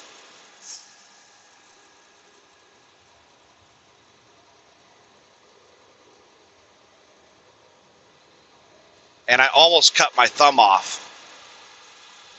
I was pressing down so hard on the potato trying to chop it up. The butter knife slipped and went across my thumb, and it was like a half-inch deep. I saw like something inside my thumb that looked like, I don't know what, it looked like intestines or something like that. It was probably a bundle of nerves. I don't know what it was, but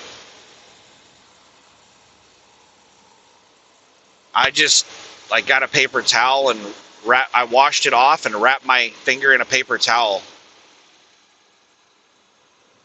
and it healed up. That's all I did. That's all I could afford, was just to wrap it in a paper towel.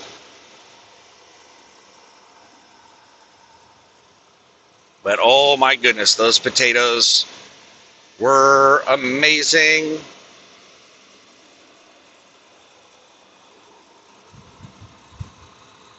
Sitting there thinking about ramen reminded me of, my ramen life. There's been several points in my life where I've lived on ramen noodles.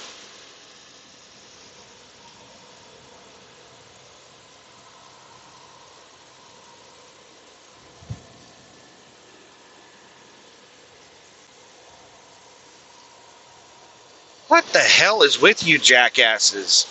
These damn cars are 3 wide across all the lanes, just speed matching. I've got 2 cars alongside me right now going the same speed as me across 2 lanes.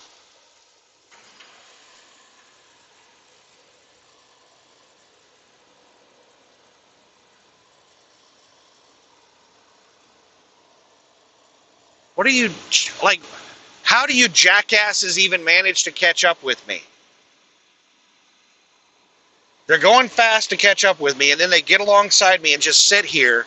These 2 jackasses, they're finally speeding up and passing me.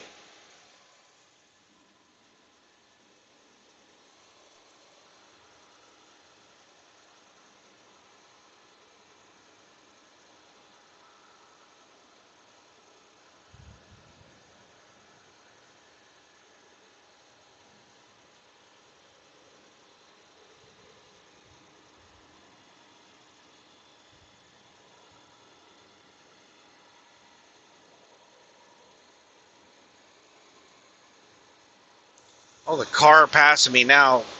At least they just turned their brights off.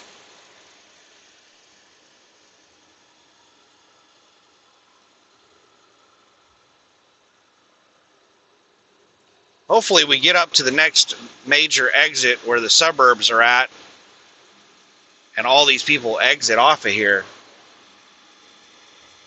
I've got another asshole just sitting here speed matching me. I just swerved into their lane. Now they sped up and they're passing me. That pickup truck right there with the trailer is the one that had their brights on. They're just sitting there loitering. alongside me.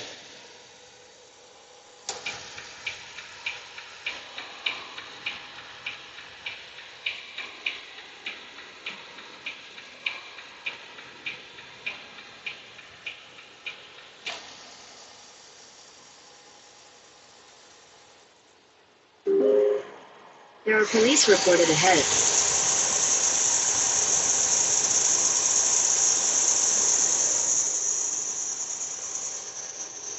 Come on, jackasses. Either speed up or get out of the way.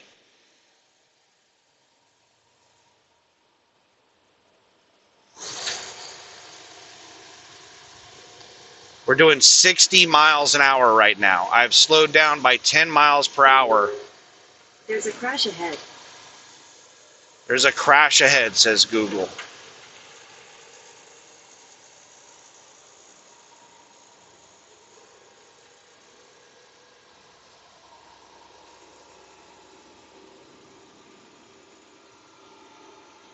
These people drive 80 miles an hour to get in front of me, and then once they get in front of me, they're like, oh, I can finally relax.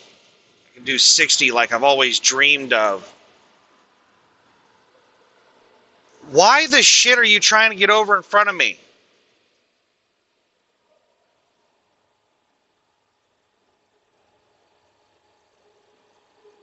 What the fuck are you doing?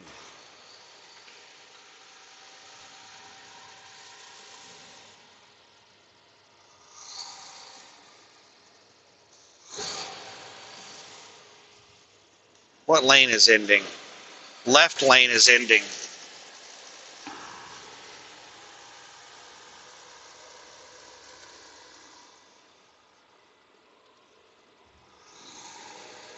Oh my goodness, I'm behind a bunch of fucking retards.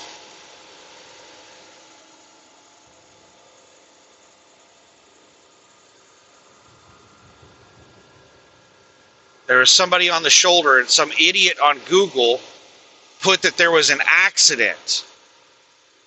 And all these people started freaking out and slowing down like 10, 15 miles an hour under the speed limit.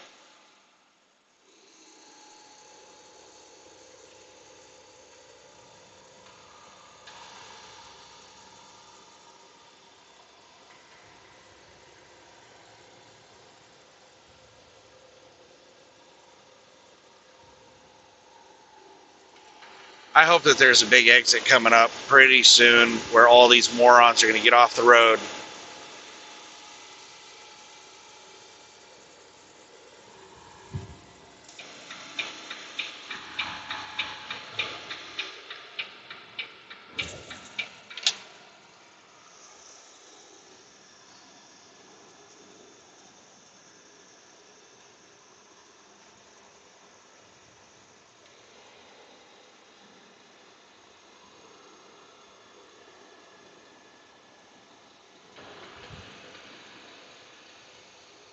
Oh, the same cars that were sitting back there going 10, 15 under the speed limit are the ones out there passing everybody in the left lane now.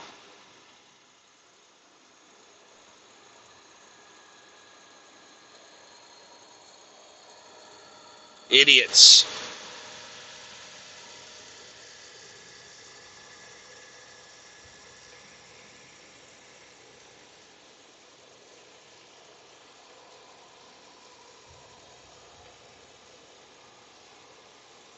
Living on ramen, potatoes, fried potatoes were a huge delicacy.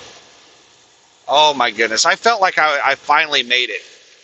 I felt like I had finally gotten to the point where I was not struggling. I was still struggling, but when I could finally afford fried potatoes, I felt like I had accomplished something. And then I got that office job, and I went from making $6.50 an hour to like $8.50 an hour.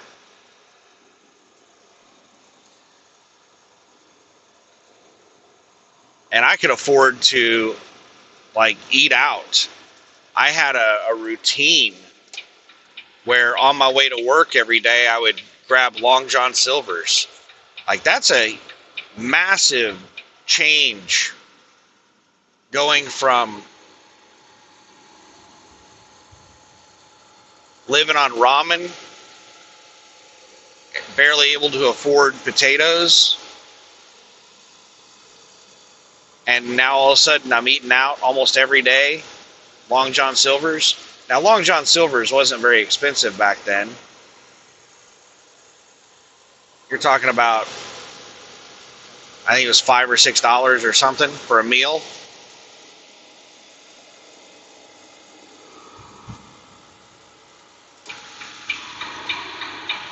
But that was still a pretty big expense for me. It's probably not a good financial decision. If I had to, if I had everything to do over again, if I could go back and do everything all over again, everything would have been done differently. But just looking at that one little aspect, I would not have been spending money on fast food. Because that money that I spent on fast food, I could have bought, off of just eating out a couple of times with fast food, I could have bought a month's worth of food.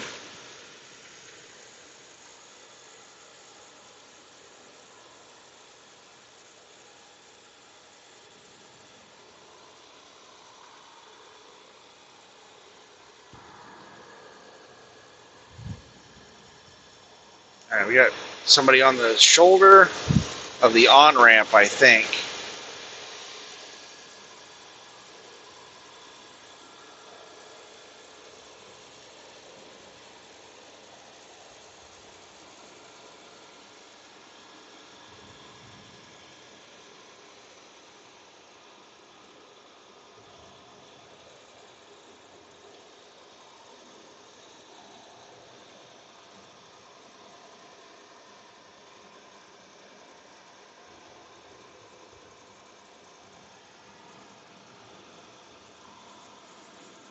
I think that's the reason I like Long John Silver's so much, is that was the enormous delicacy that I treated myself to whenever I finally had enough money.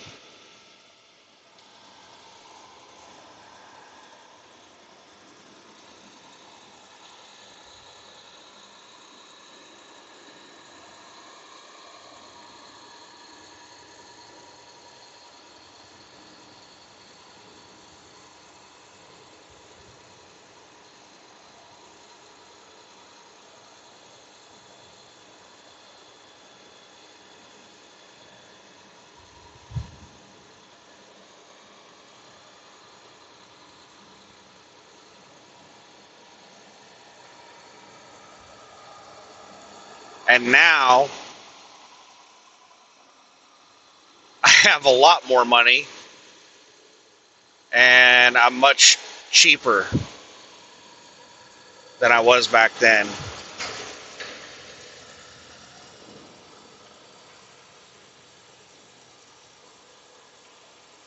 Like, I'm still poor.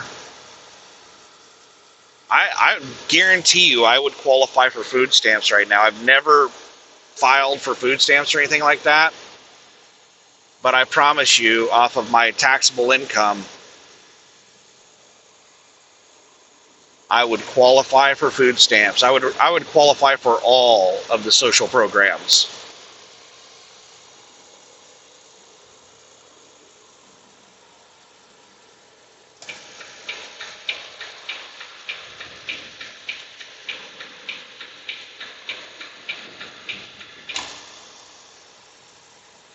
Like right now, I haven't made any money this year. I'm able to write off pretty much every penny I've made this year. Like, I just spent like $12,000 on repairs on the truck.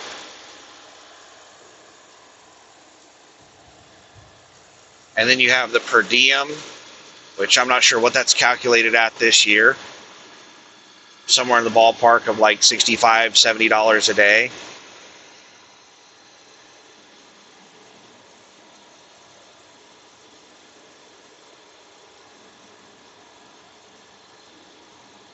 I don't know what's going on with this truck.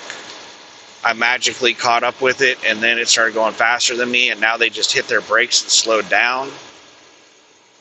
So I don't know what's going on with this truck that I'm passing right now.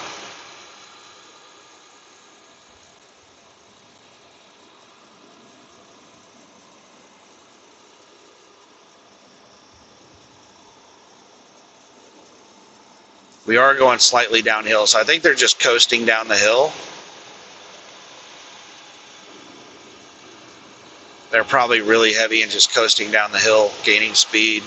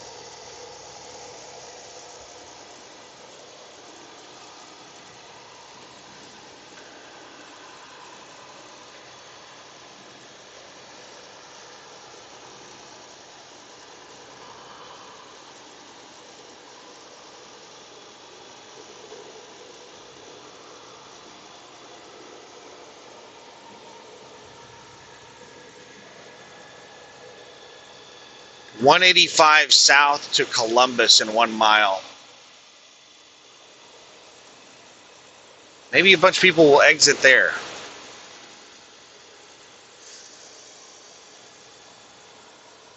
$9:19 p.m.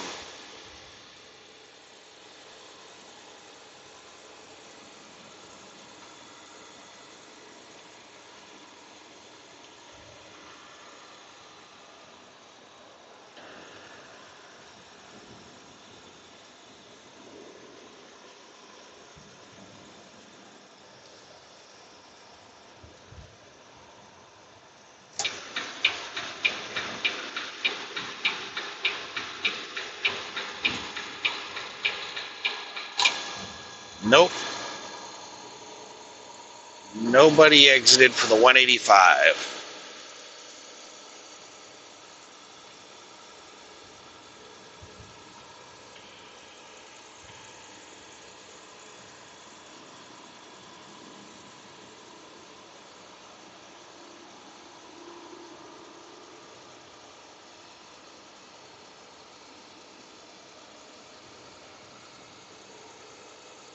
Oh my God, this drift in the steering is driving me crazy.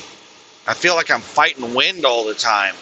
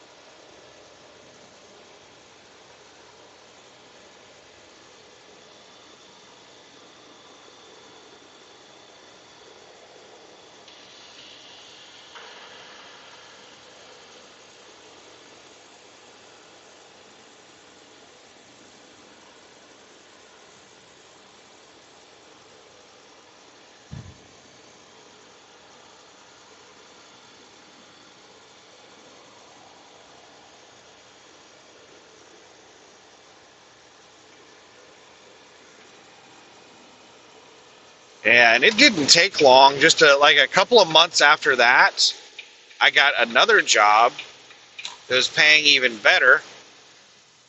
A lot of people exited right there. I was making almost $10 an hour. And back in like 1999, 2000, $10 an hour for somebody fresh out of high school, that was pretty good.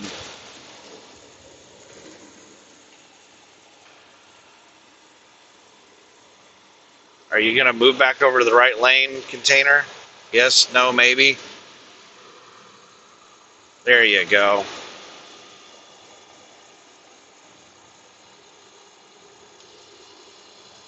I remember this bitch, sorry for the language, but she was a bitch. Oh my God, I couldn't stand her. Some girl I dated in high school, her mom was just an absolute bitch. And we tried to have a long distance relationship after high school. And I remember her mom asking me how much money I made. And I was making, I think, around $10 an hour at the time. I can't remember. It was somewhere in the ballpark of like $9 to $10 an hour.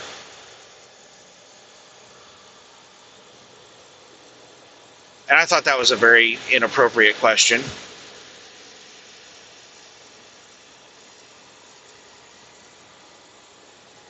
She didn't think I was good enough for her daughter or something. I don't know what she was pursuing with that line of questioning.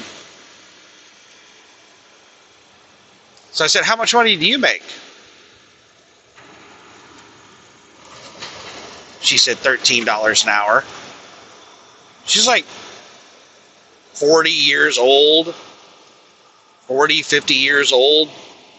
She worked at she was like the front desk person or something at the electric company. She was like a secretary or something, or customer service person at the electric company. Been working there for I don't know how many years, 10 plus years probably. And she was making $13 an hour, looking down on me like I was a piece of shit because straight out of high school I was only making $10 an hour.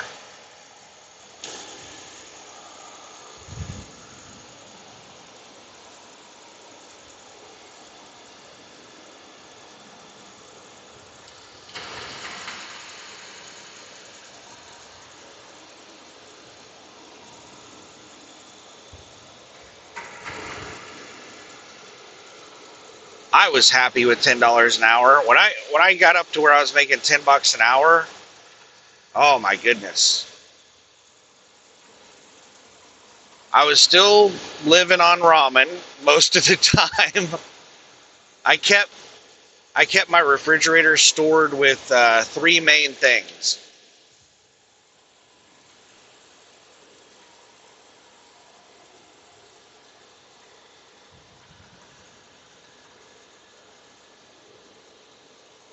Budweiser in bottles. I had a huge preference for bottled beer. So Budweiser in bottles. I always had like a case of that in the fridge. And Dr. Thunder.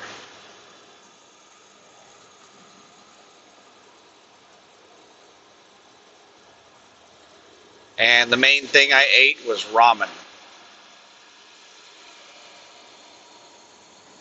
That's what I mainly lived on. Ramen, Dr. Thunder, and Budweiser.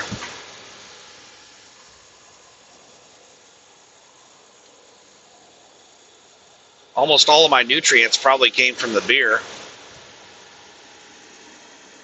Because ramen, I don't think has any nutritional value at all. Not the bagged ramen, at least.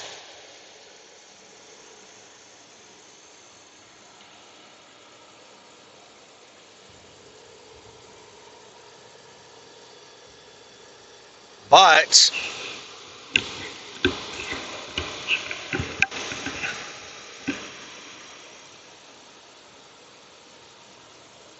I didn't manage my finances very well back then, so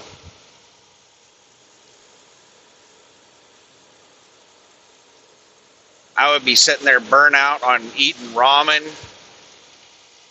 I would be dreaming about other kinds of food. And I was addicted to video games, so I'd be up late playing video games. And me and my roommate would be like, let's order some pizza shuttle.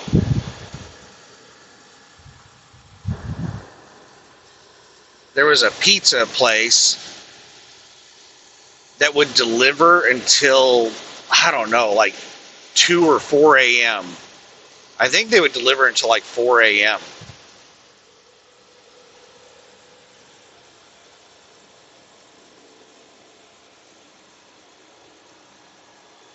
down in Norman, Oklahoma. I miss pizza shuttles so much. It was cheap, and they delivered like 24/7 almost.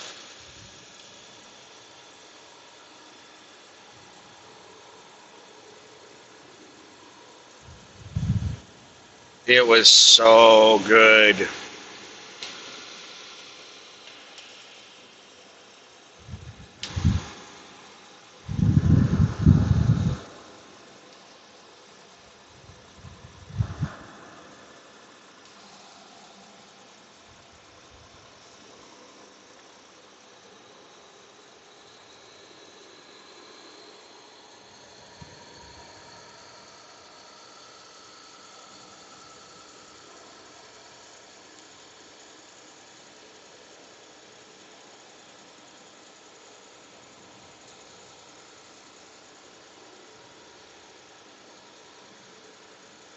And my old roommate, I remember him talking about Pizza Shuttle being like horrible, how bad it was. And I was like, that's not what I remember. I remember Pizza Shuttle being amazing. He is like, no, it's terrible pizza. But he's become a little bit of a snob.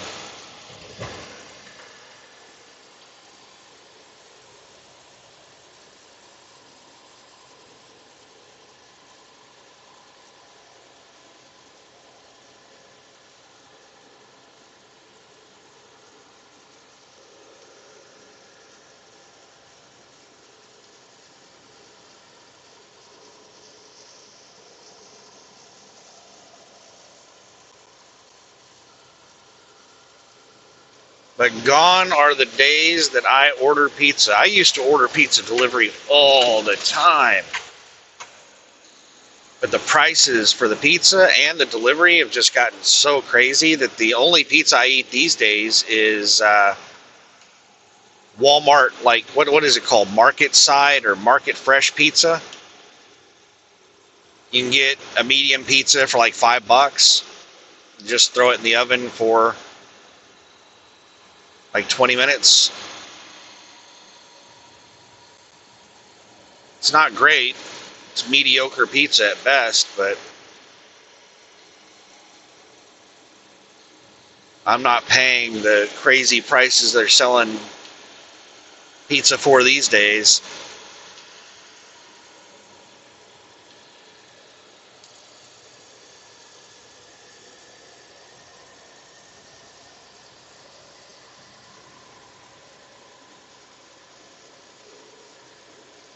A 102 miles until my fuel stop.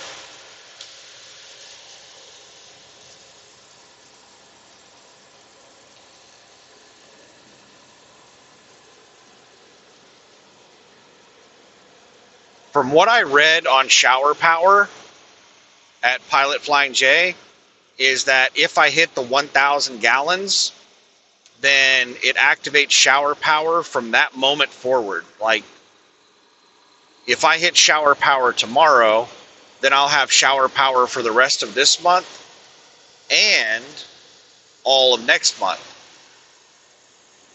So whatever month you activate it in, you get it for the remainder of that month, and you get it for the full following month.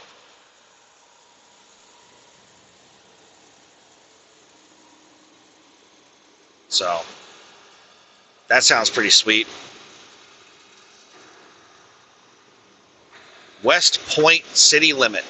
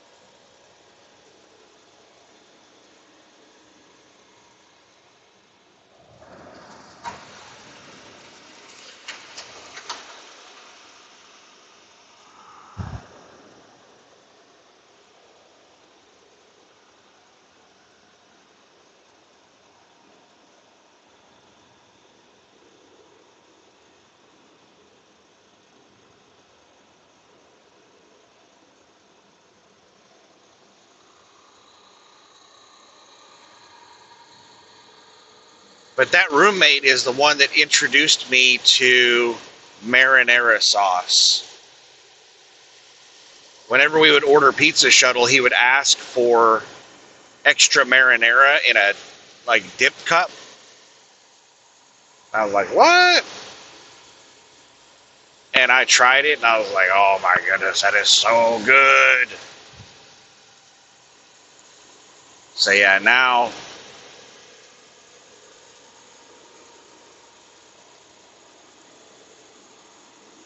whenever I remember, I try to get marinara to dip the pizza in.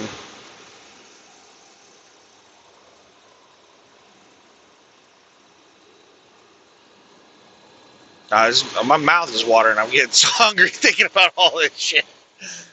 I haven't. Oh, sorry, I hit the mic. I haven't eaten much of anything in the last few days. I had that bag of Maruchan ramen today. What did I eat yesterday? I think I ate a couple of corn dogs yesterday. I think yesterday I had 3 corn dogs. The day before that, I think I had chicken nuggets and a burrito.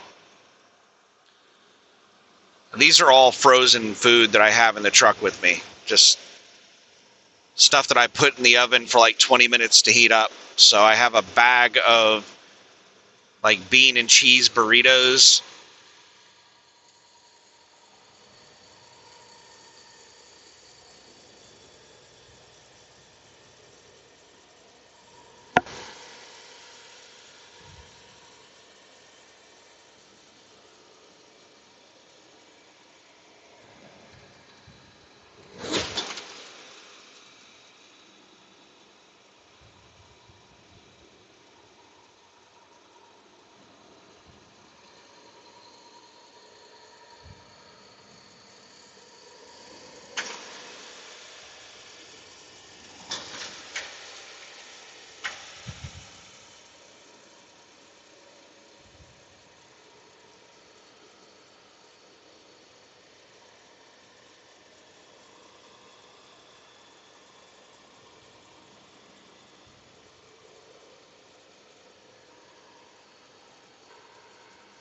$80 miles to Montgomery, 95 miles to my fuel stop, which is a little past Montgomery.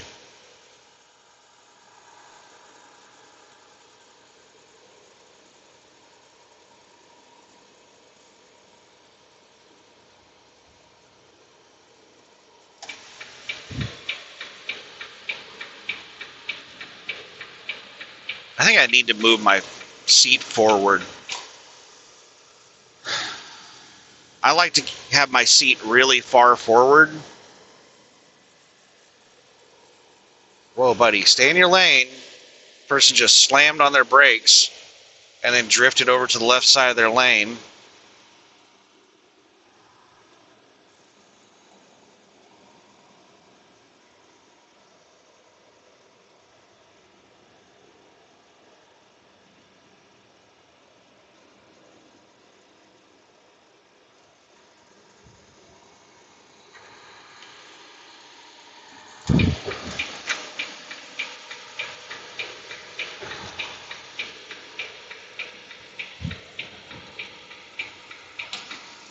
Welcome to Alabama. Welcome to Alabama.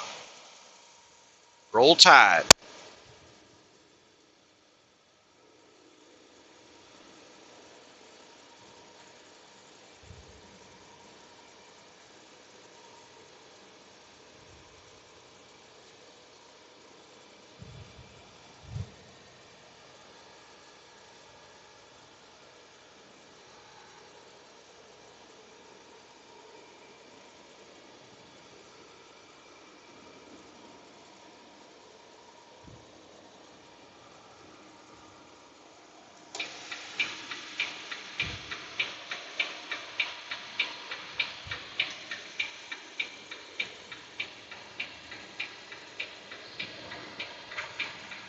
Come on, jackass.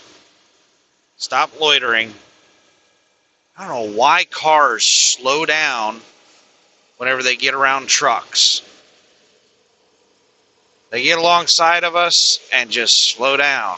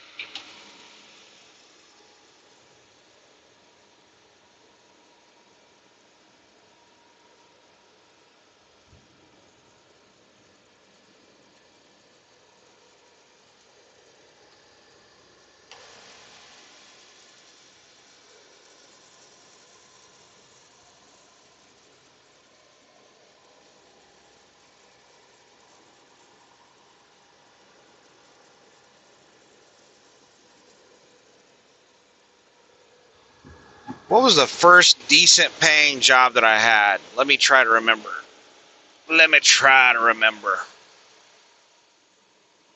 Well, I guess it'd be that $10 an hour job that I had.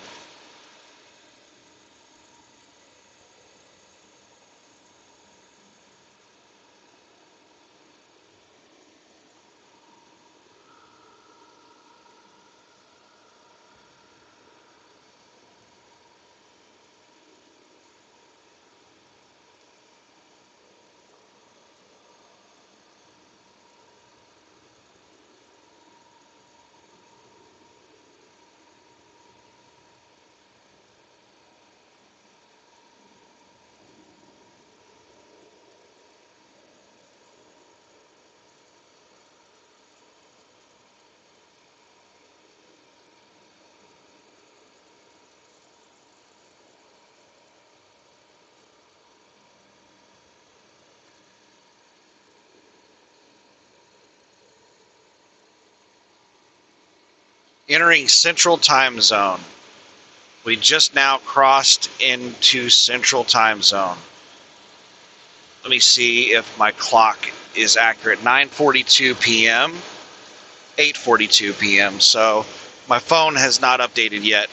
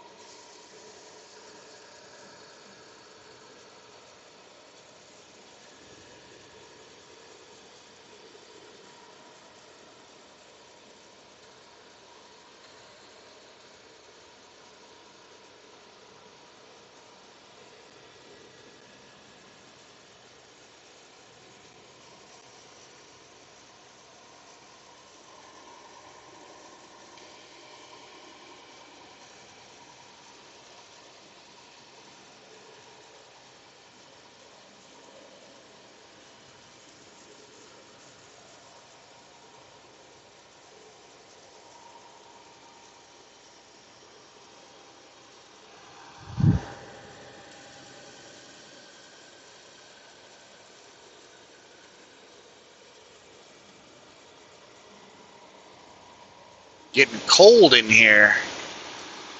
Holy crap. Why is it so damn cold? I barely got the air conditioner turned on. It's 82 degrees outside, and I'm getting cold in here, and it says it's 65 degrees inside the truck.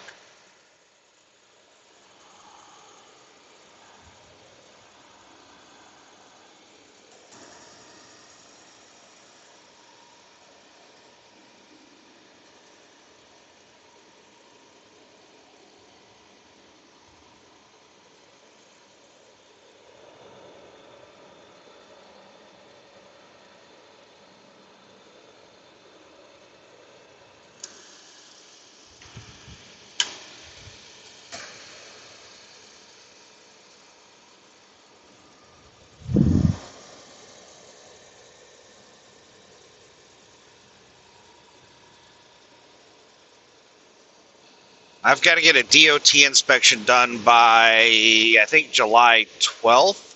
So I've got a month.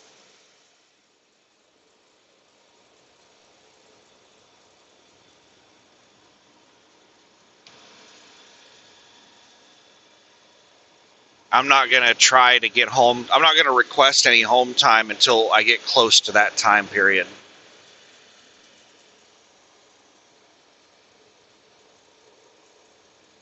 Because, and when I say home time, I don't mean like home time. I mean like a 34 at the house, maybe a couple of days off, not like a week or two off. I want to ride this contract till the wheels fall off. I want to make as much money as I can while I can.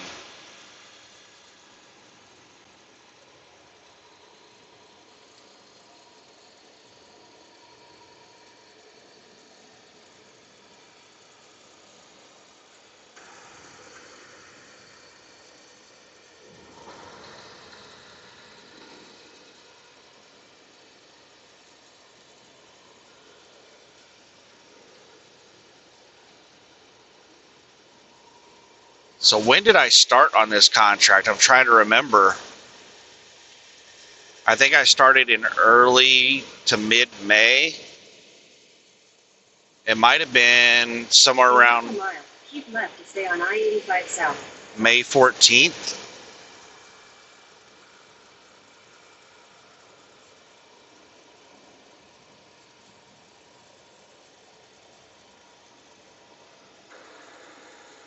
It might have maybe been somewhere around that time. Keep left to stay on I-85 South.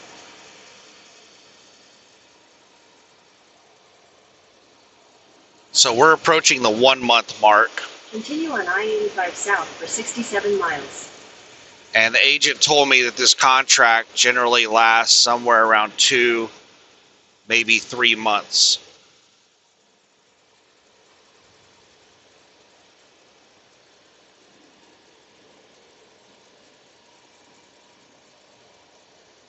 Are you serious, asshole?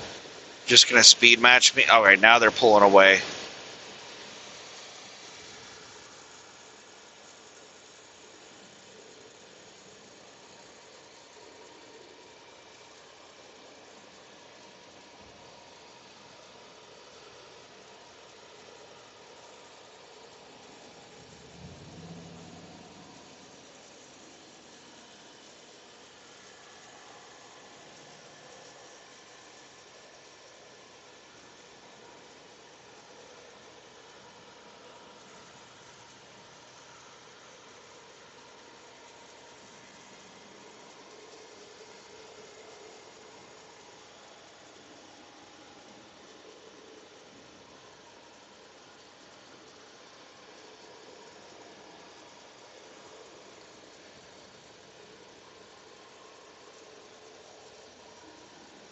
Oh my god, what the hell is wrong with people?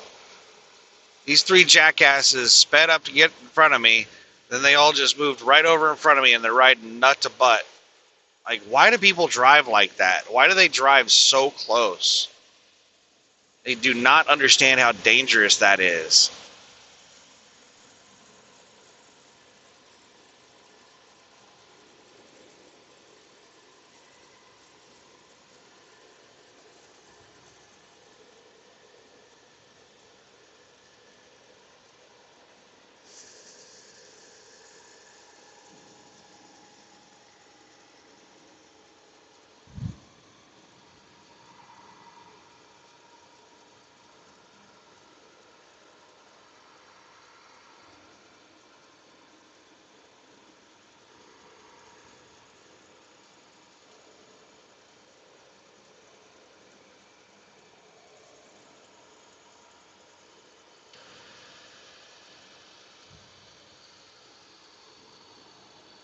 So yeah, that's the only thing in the foreseeable future is my DOT inspection. And I just don't trust mechanics to do that DOT inspection. I'm probably going to get it done at the TA there in Oklahoma City. Just because they know me. And they know that I've dumped a lot of money into this truck. And they know that if they try to fail me on some stupid shit, we're going to fight.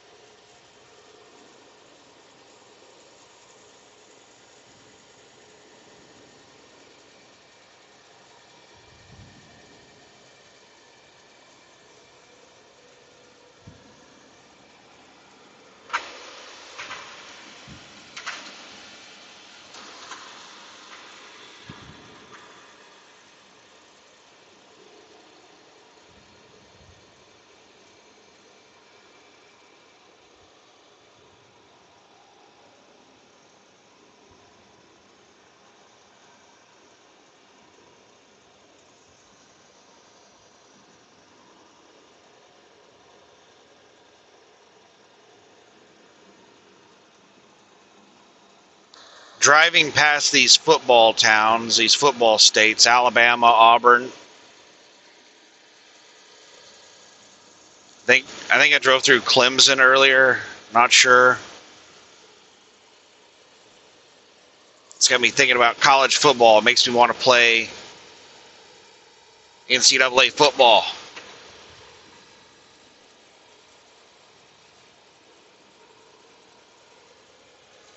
I am not buying a console just to play NCAA football. So what I play it on is an emulator on my computer. I play the old NCAA 14. That's what I play.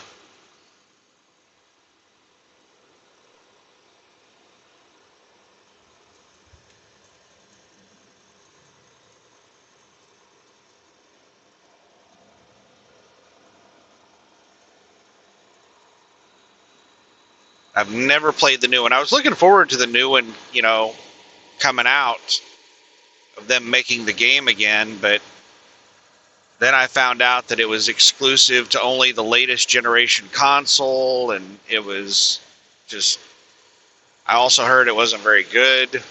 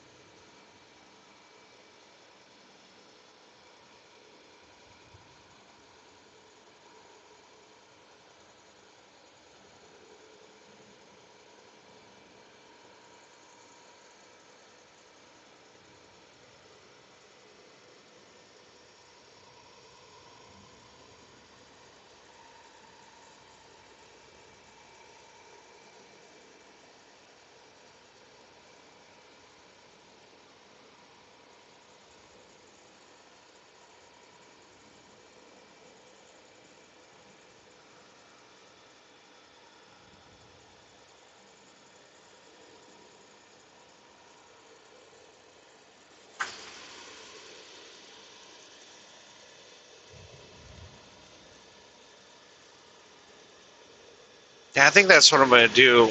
Sorry, not NCAA football, but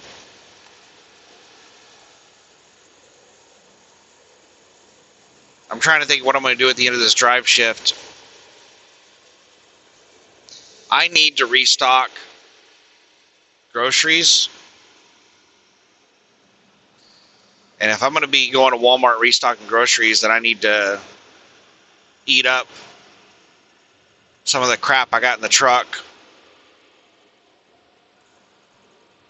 Like the burritos. And we got somebody on the shoulder at the top of the hill.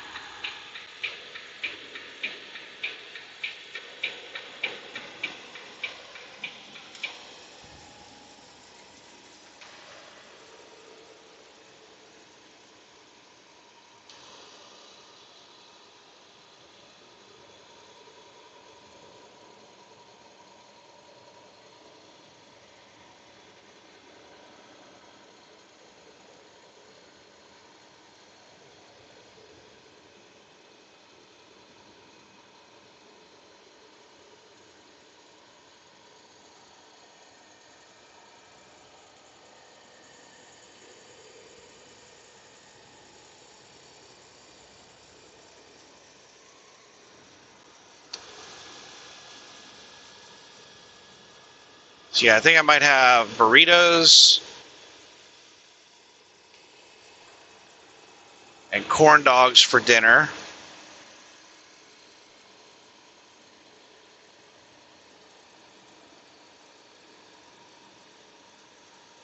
And I'll watch the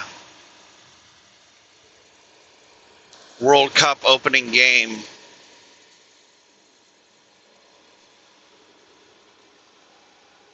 while I'm eating.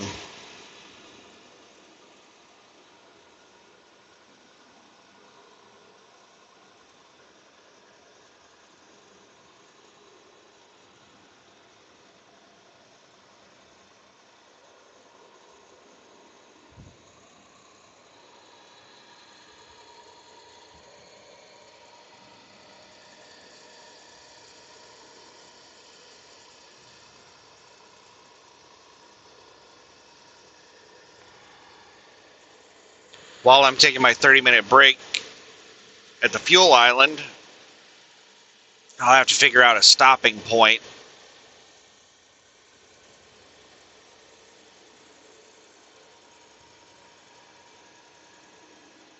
Let's see, I've got an hour, so it's going to be 10 p.m. whenever I get fuel. 30-minute break will be 10:30. Oh my goodness. And I'm still going to have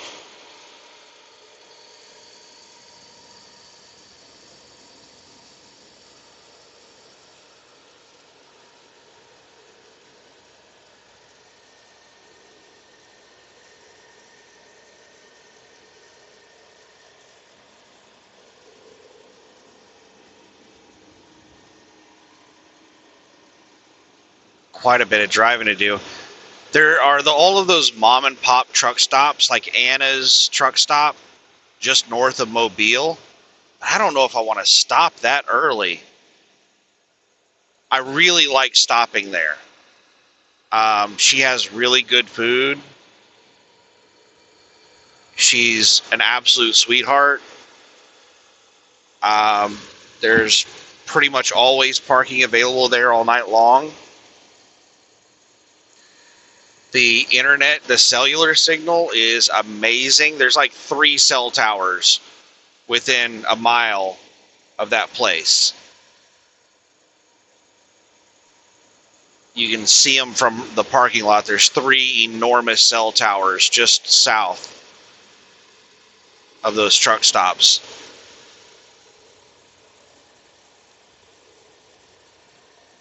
but I don't know if I want to stop that damn early.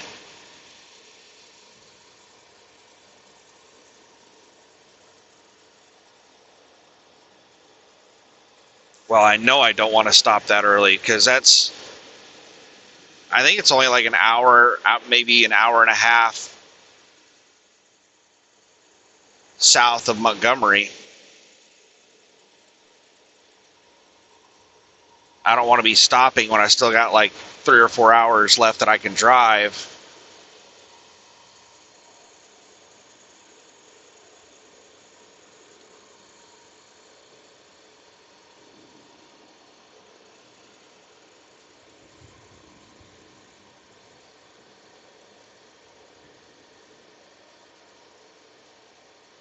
I was just about to get out in the left lane and pass this car, and they sped up and started speed matching me.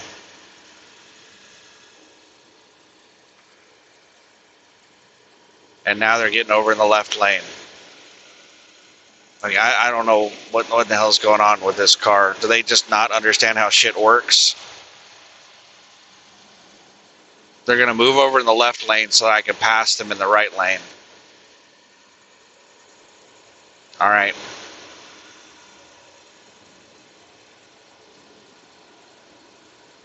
Or they're just going to speed match me over in the left lane.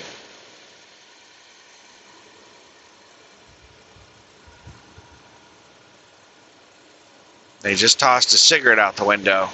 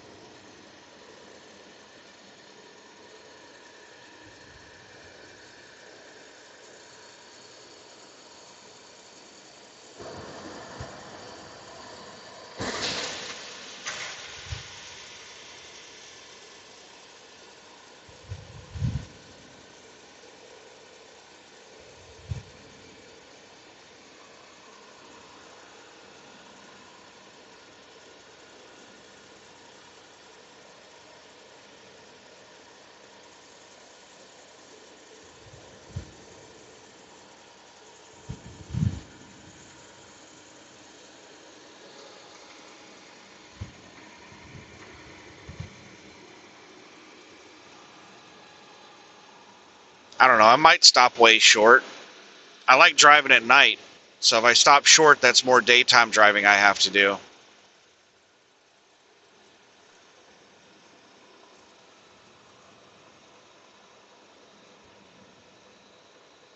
My biggest concern is finding a parking spot. And if I get tired. Right now, I'm not tired at all.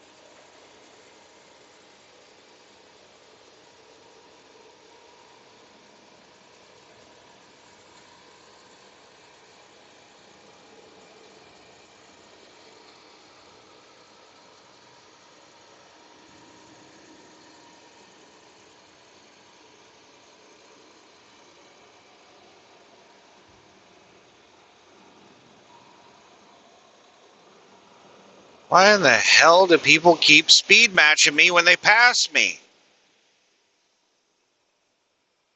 This SUV flew past me, got in front of me, and then just slowed down, started speed matching me. And now the vehicles behind it are getting jammed in behind it. We still got that car up in front of me that doesn't want me to pass them. They got out in the left lane. They're just sitting out there loitering in the left lane.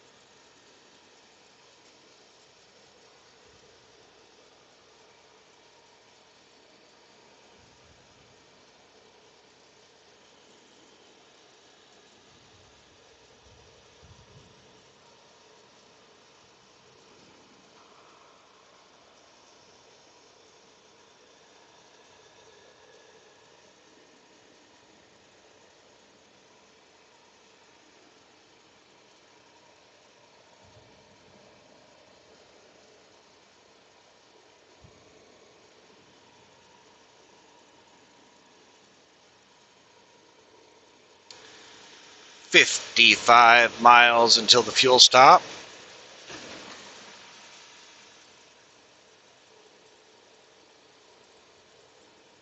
I don't know. What I'm thinking is it's going to be all right, so I would like to stop at a spot where I know there's going to be parking and there's not going to be like a high probability I'm going to get hit.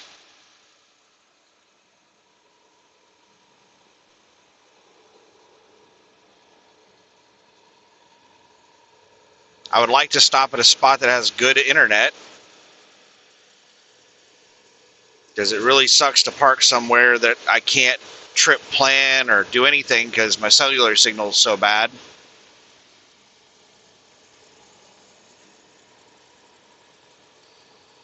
But I also want to drive as much at night as possible.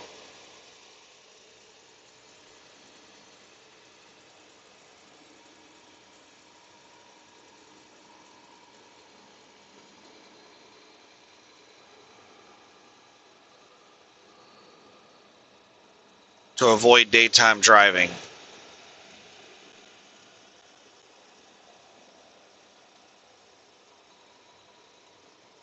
But I don't even know if that makes much of a difference anymore. Yes, in major metropolitan areas, it makes a big difference, day versus night driving.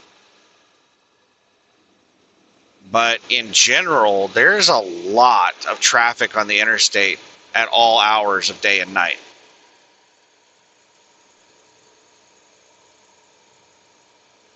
It's not like it used to be 20 years ago,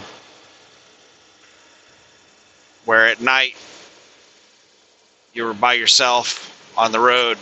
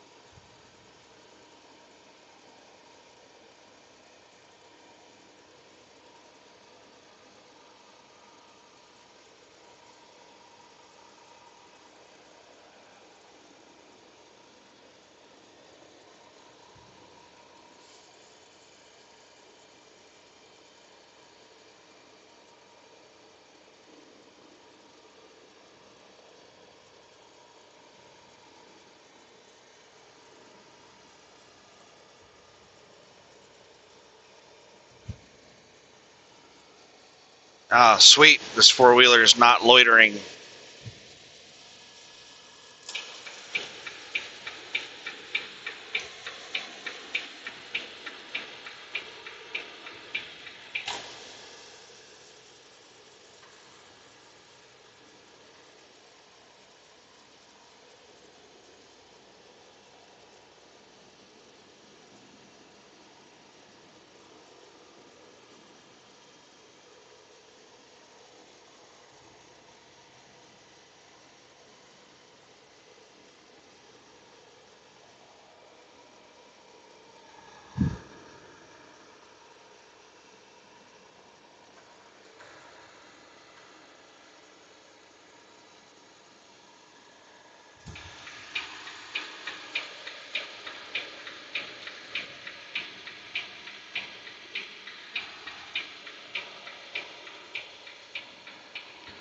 Road work next 15 miles.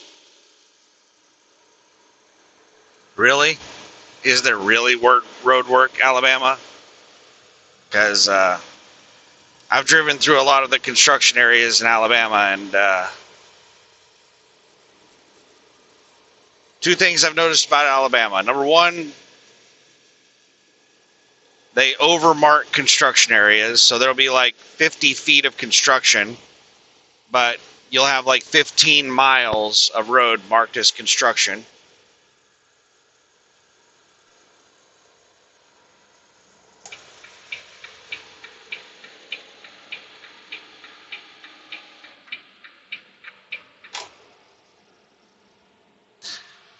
And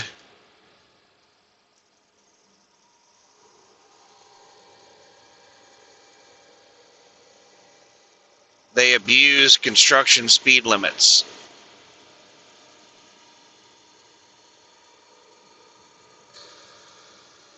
What in the shit is going on over here?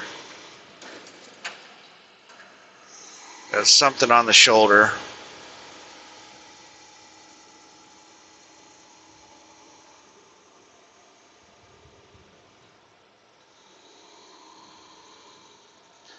Construction.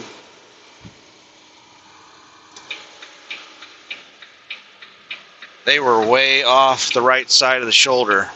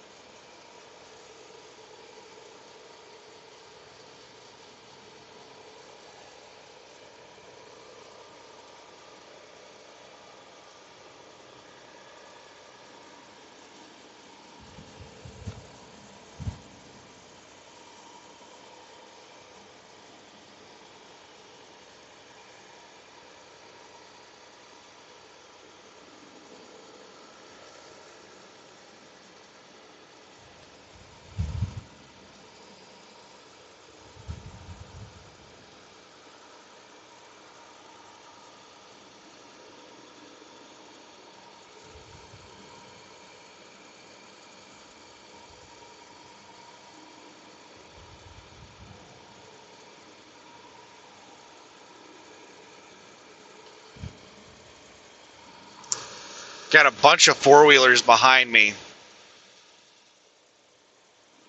A bunch of timid four-wheelers that are just following me through this construction.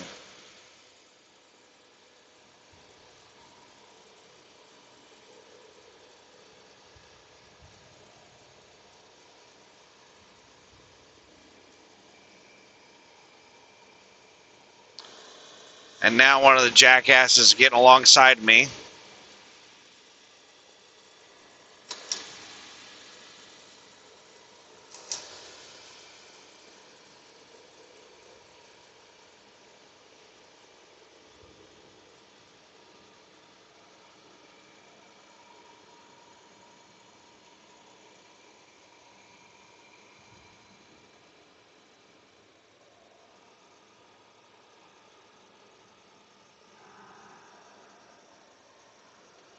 Got one or two more four-wheelers behind me. That one finally got the confidence to speed up and pass me. Just so happened to do it right as I'm going past somebody on the shoulder. It's like they planned this shit. Like, the four-wheelers do stuff that's so dangerous at, like, just the most dangerous time. that it feels like I'm surrounded by people that are trying to get insurance claims. Like, I feel like I'm surrounded by insurance scammers all the time. There's a lane closure ahead. Right lane closed in 1 mile.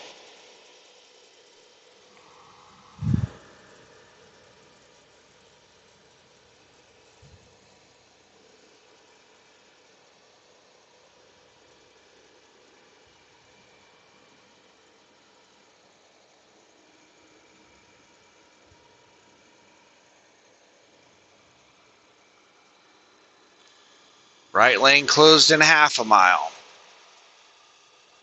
Ooh, that was a bunch of dead animal on the road.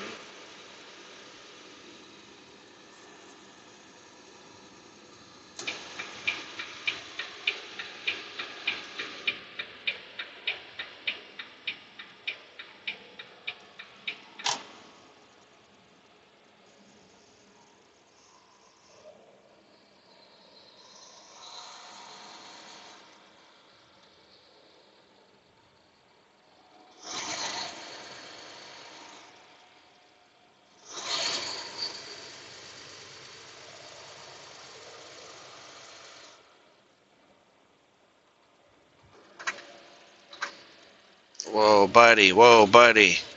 Why are you slowing down so much, people? Great, great. You guys are going so fucking slow. We're down to 30 miles an hour. You're going so slow that one of the dump trucks for the construction pulled out in front of us.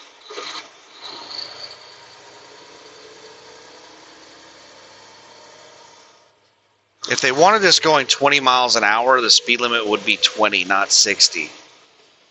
Jackasses.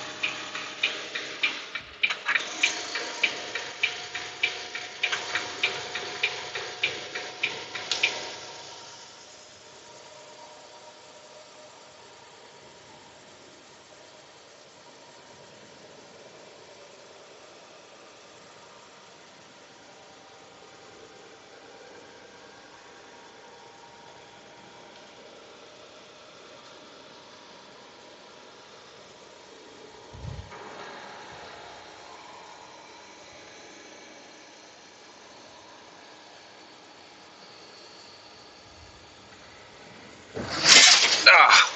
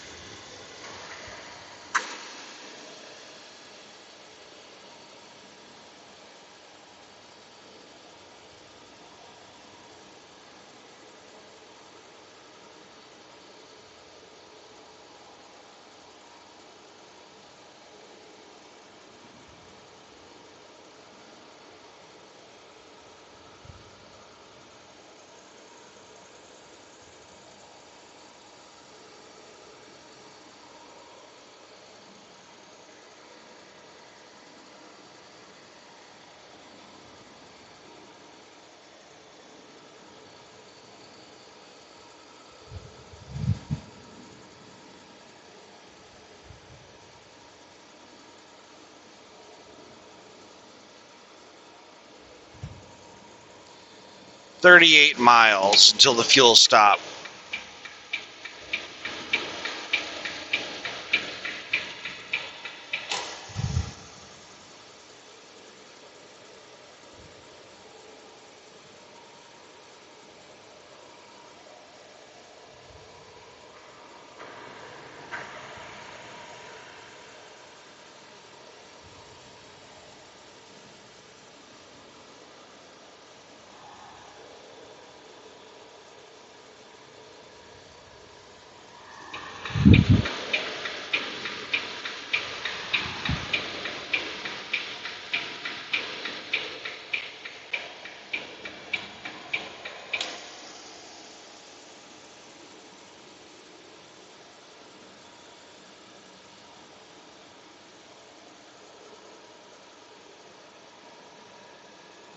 Maybe I'll do a mixture of chicken nuggets, one burrito, and one corn dog.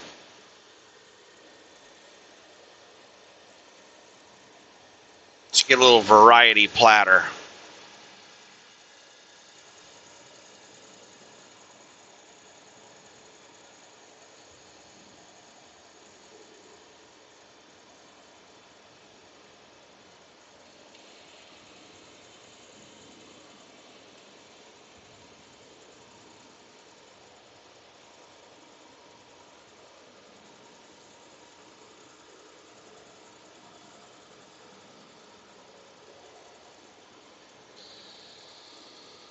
Way station in 2 miles.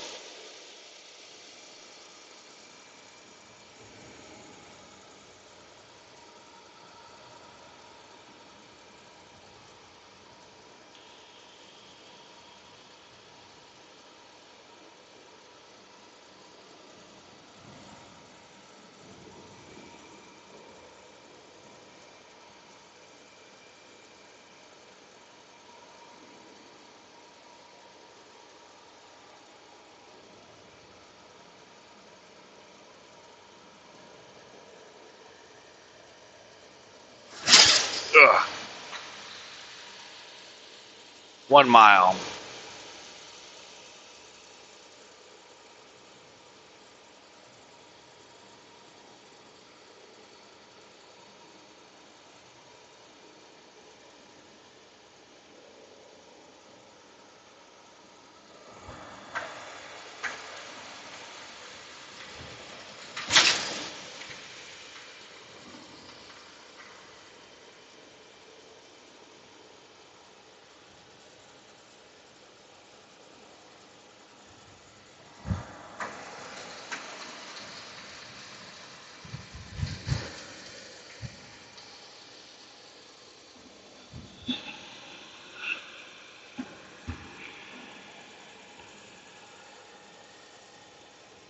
Yeah, I am looking forward to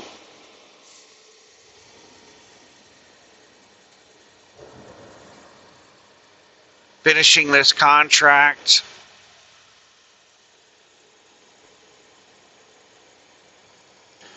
and then just going back to rolling the way I normally roll. Just sitting at the truck stop for like a week, work for a week, truck stop for 2 weeks, work for a week, go home for a month. I like that chill life. I don't like this, 90 hours a week every week for months on end.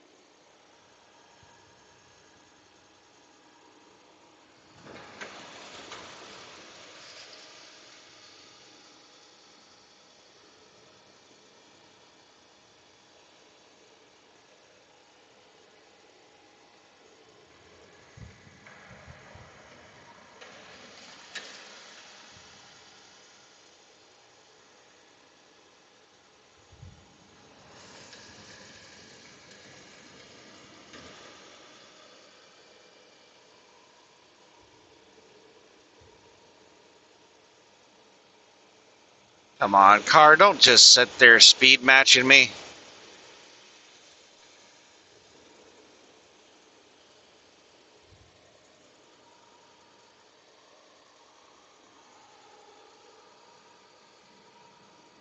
You know what I'm thinking about doing is just putting water in my windshield washer fluid, just soapy water, just to clean the bugs off.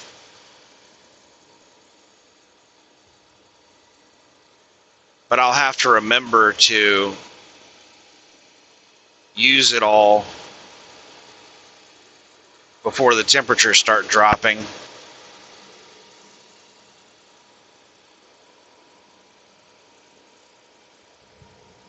And replace it with regular washer fluid that can withstand cold temperatures, which the rated temperatures for the washer fluid is not correct at all.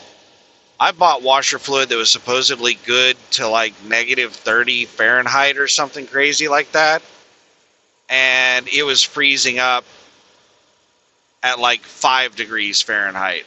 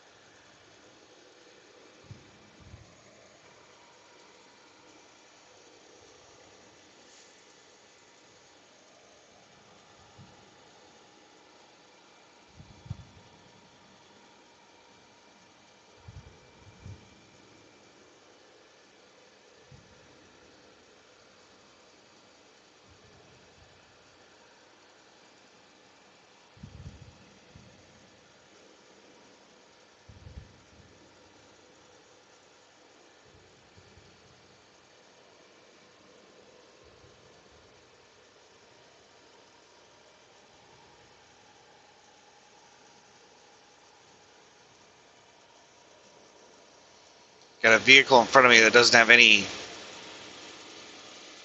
tail lights. Can't tell if they're pulling a trailer or what the deal is.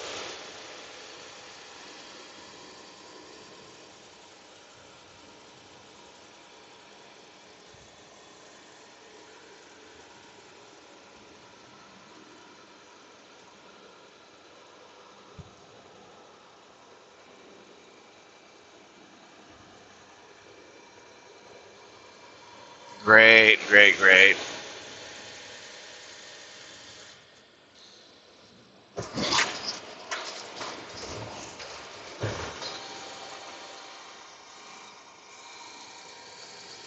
Fucking dumbass. The slow vehicle. You don't cause a dangerous situation by trying to avoid one. Come on, four-wheeler. We're doing 65 miles an hour. You passed me when I was doing 70.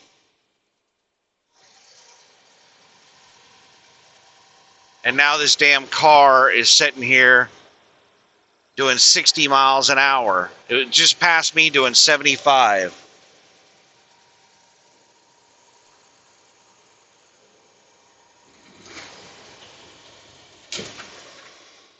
Now they're going to speed up.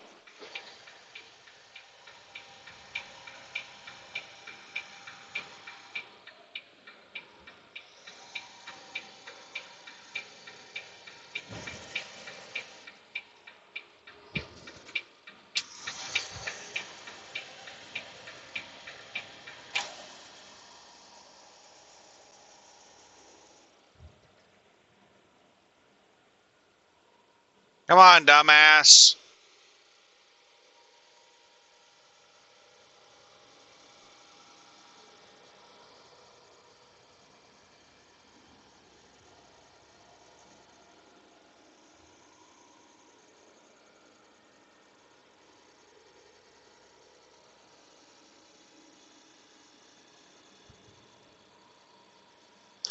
This has got to be an inebriated driver in front of me.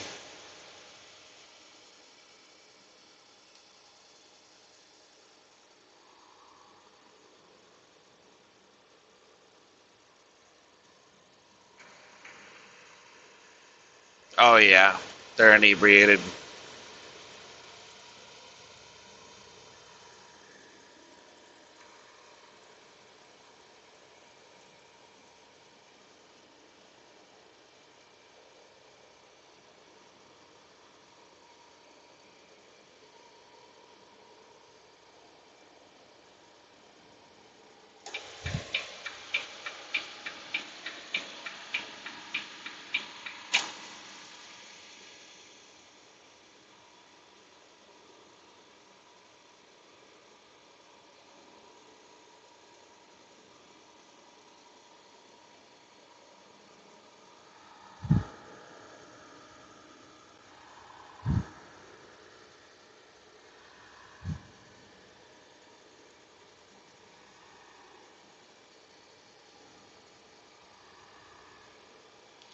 Come on, dumb shit.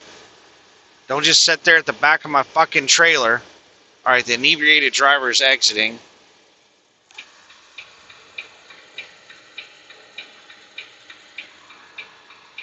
Got some jackass four-wheeler that's passing me on the right.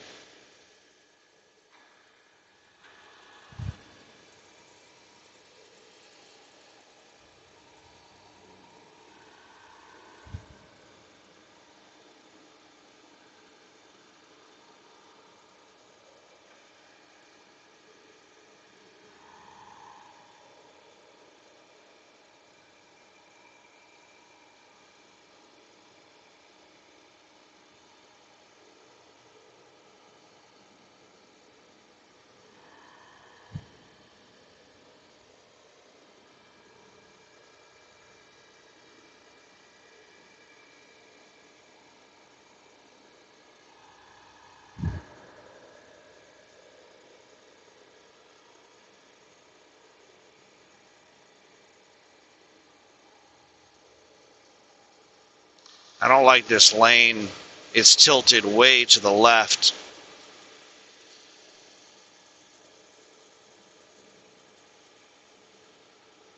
Like I feel like I'm driving sideways or something.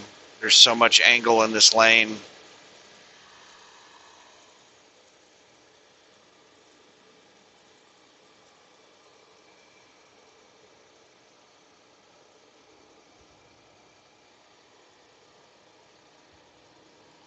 There was a jackass in the Prius that's been loitering, trying to pass me on the right, loitering at the back of my trailer.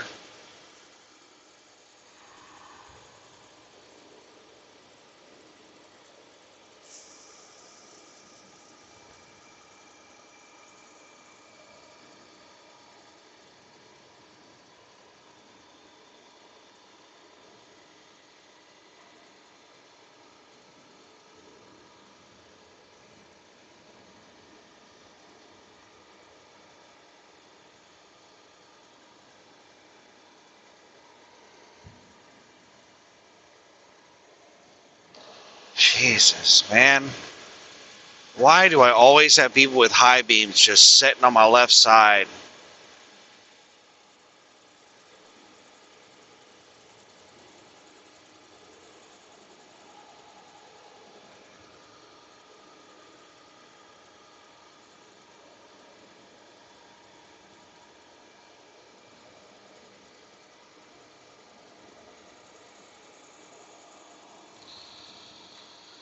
Well, we're driving through Montgomery.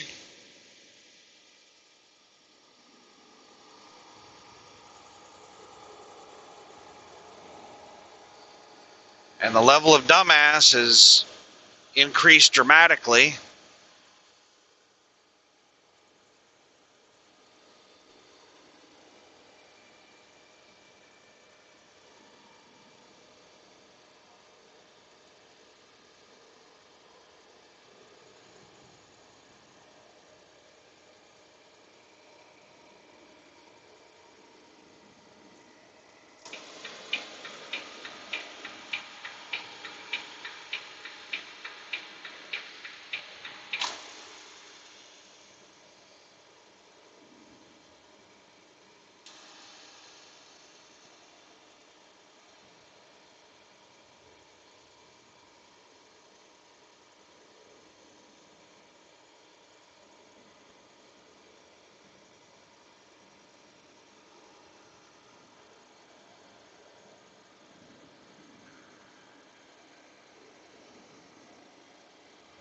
All right, let's speed up and get past this dumbass. He's struggling to stay in his lane.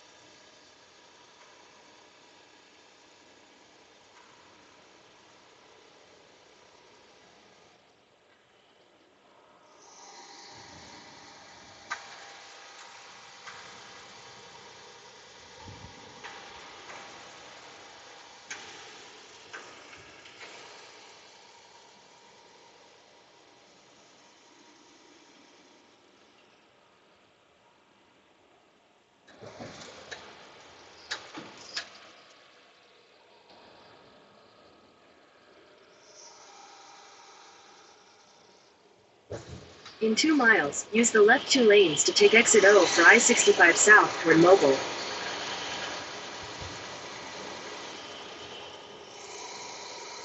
Oh, this truck doesn't want to be passed. He sped up once I got alongside of him. That's a perfect time to decide you want to speed up. Is right when I get alongside of you, just speed match me.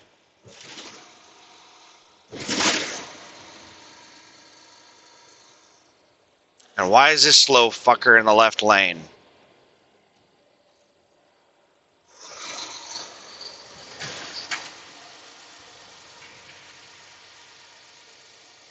Oh, now he wants to slow back down.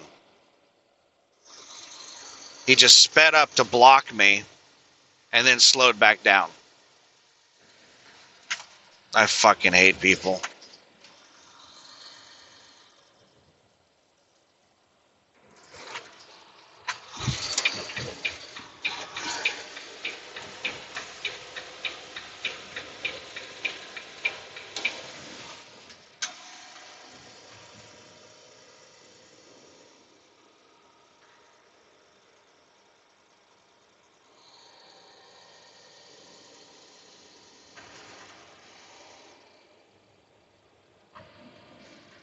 In half a mile, use the left 2 lanes to take exit O for I-65 south toward Mobile.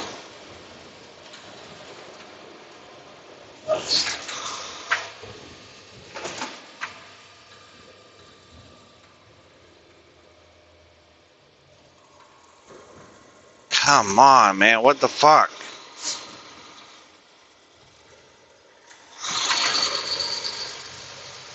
Use the left 2 lanes to take exit O, then you'll use the left 2 lanes to take the I-65 south ramp to Mobile.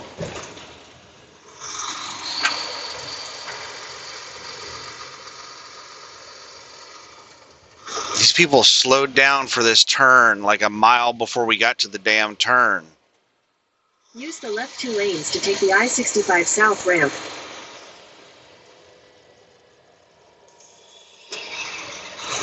Continue on I-65 south for 13 miles.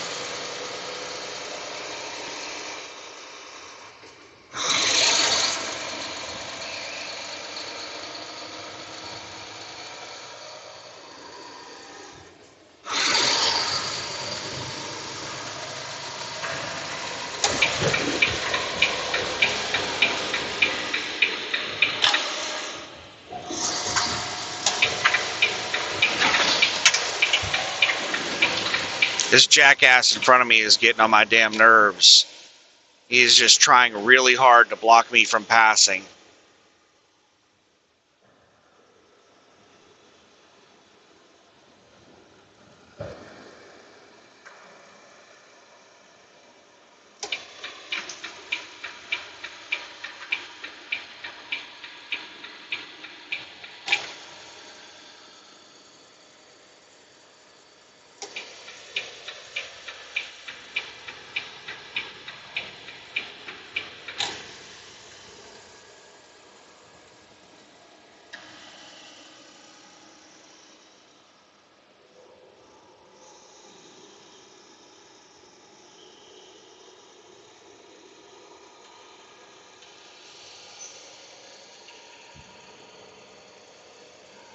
This stupid jackass was driving 50 miles an hour whenever I caught up with him.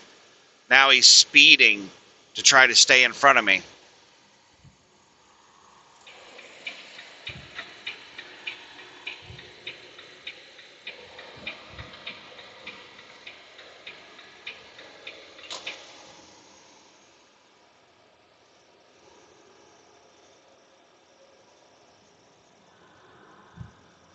He's a fucking idiot.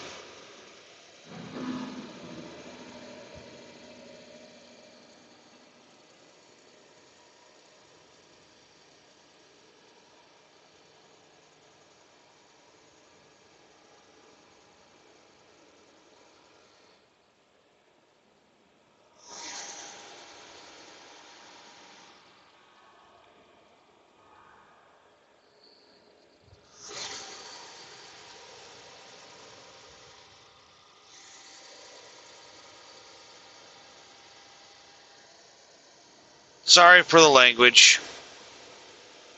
I don't know why people do that shit. If you want to go fast, then go fast. If you want to go slow, go slow. Why in the hell do people get so aggressive when they're being passed? They take it like an insult or something. Like I'm like stealing their place in line. And then they just get really aggressive and try to block me from going around them. I don't understand why people do that stupid shit.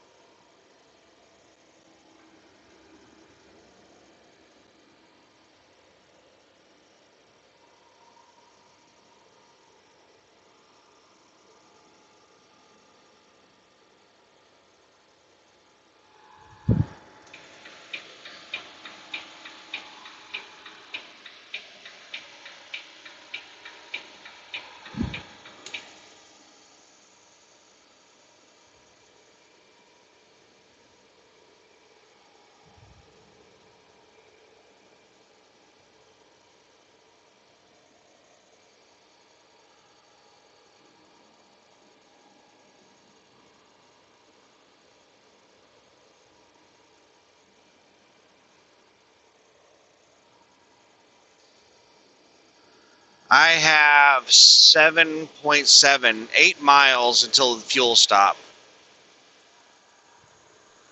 And the jackass that was trying to block me, I don't know what happened to him. He saw that cop and got scared and slowed back down to the like 50 miles an hour he was going when I initially caught up with him. He's way the hell back there.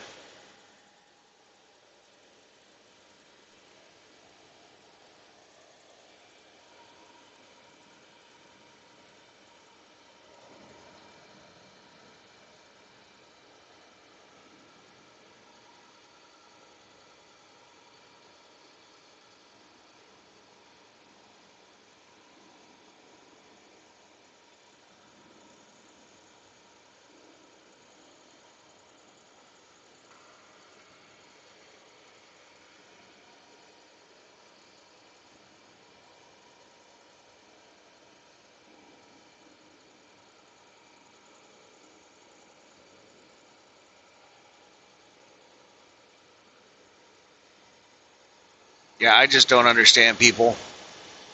Because while Captain Dipshit was trying to block me from passing, this tanker decided to show off, like, hey guys, I can go 85 miles an hour. So this tanker flies by me on the left, going like 10 or 15 miles an hour faster than me, and then lights up his engine brakes, lets off the throttle, and just slows down alongside me once he passes me. Like, what the fuck is wrong with people?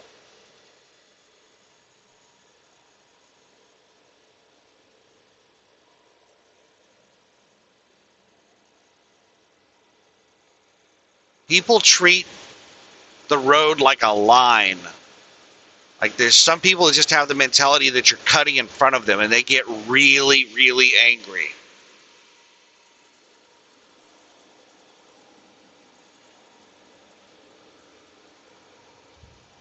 $162 miles to Mobile.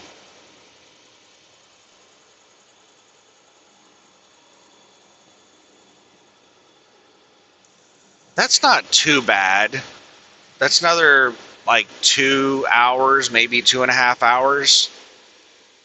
That would be the majority of my drive time. But Anna's truck stop is not all the way to Mobile. It's a little ways north of Mobile. I have to check and see what the mileage is. I might stop at Anna's truck stop at the end of this drive shift.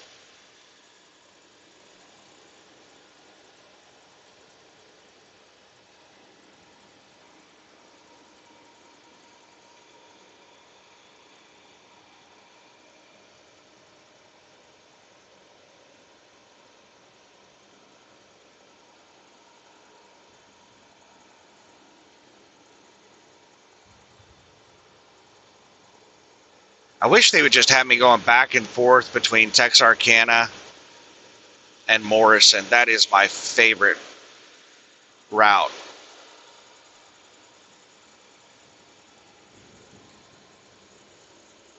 Mount Vernon is one of my favorites as well. I like it.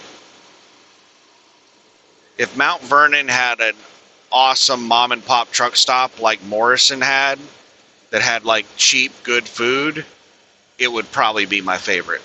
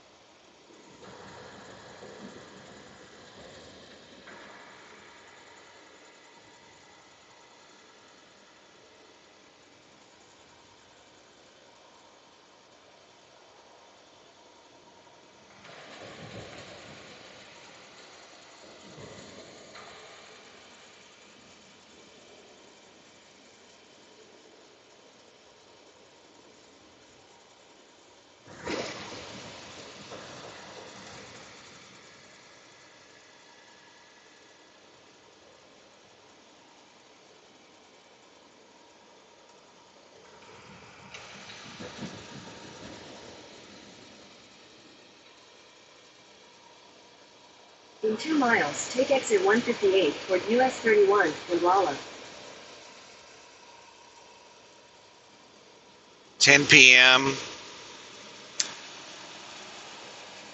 I'll get driving again at 10:30. That means I'll get down there to the mom and pop truck stops in 2 hours.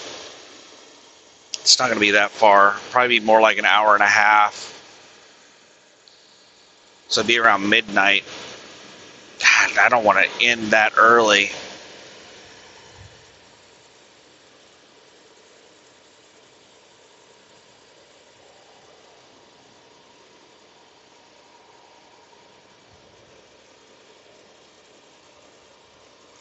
I'll figure it out while I'm fueling.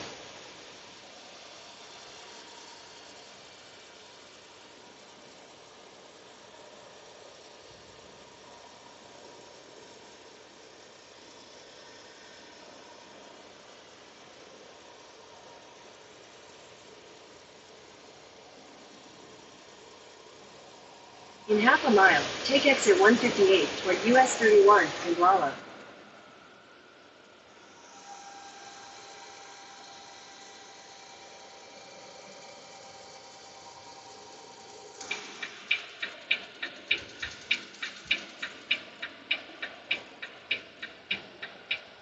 Take exit 158.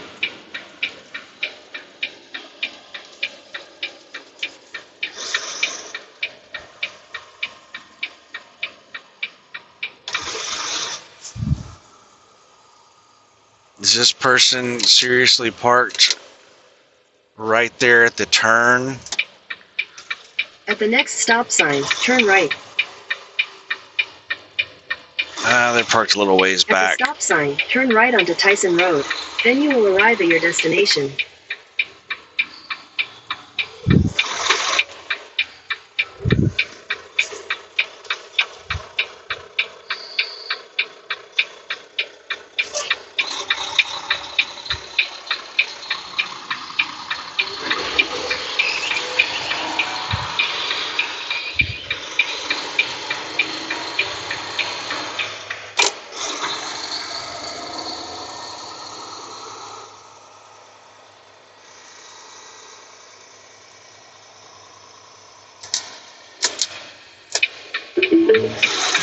You have arrived.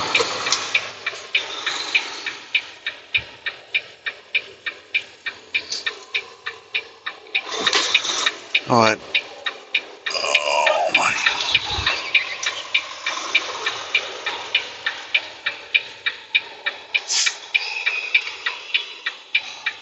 God.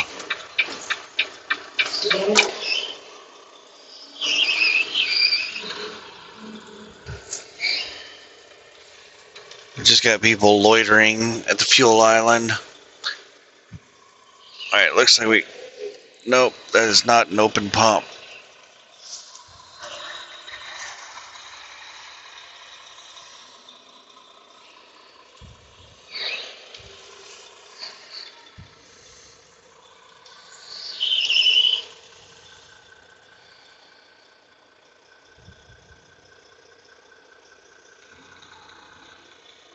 The pump over there is wrapped up in caution tape.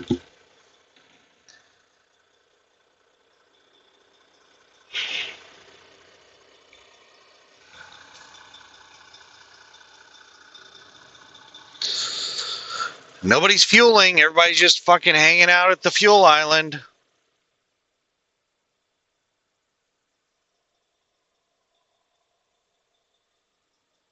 All these people camped out. They're probably just loitering at the fuel island, waiting for somebody to pull out of a spot.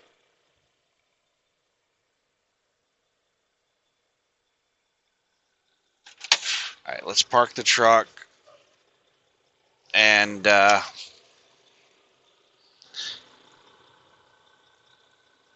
Tokai Carbon CB, head toward Tyson Road, then turn right onto Tyson Road. let's figure out the hours. I have... Damn it. Somebody just pulled out of a spot. I want to move over to that spot, but it's like 2 spots to my left.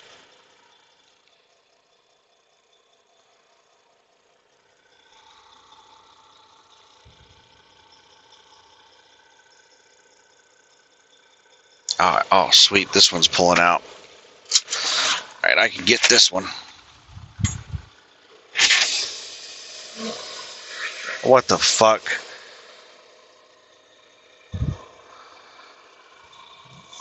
The guy over to my left woke up. It's him. This stupid fuck over here to my left is the one that tried to block me.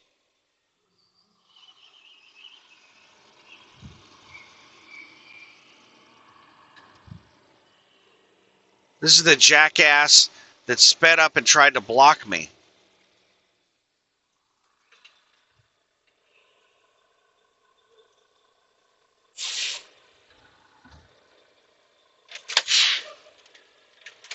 Some old Asian guy.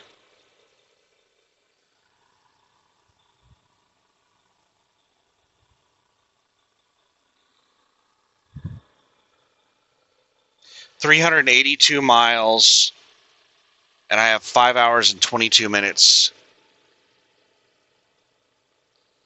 I can drive a maximum of like 322 miles.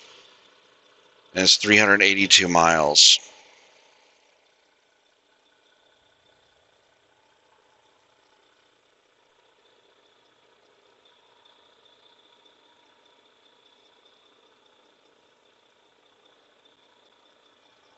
I'm going to pause this while I fuel. All right. We're going to Anna's travel stop. What is this guy doing?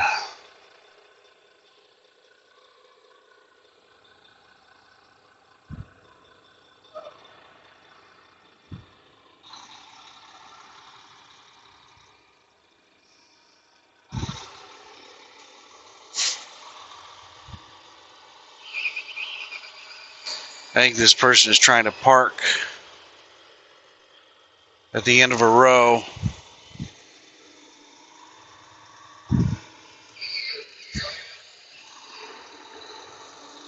He almost backed into me. Yeah, I don't know what that dumbass is trying to do. Let's go down this way. I was going to cut through there, but I don't think they want you cutting through there. They have a whole bunch of concrete pillars and shit. Alright, you got to keep an eye out. We got creative parkers all over the place.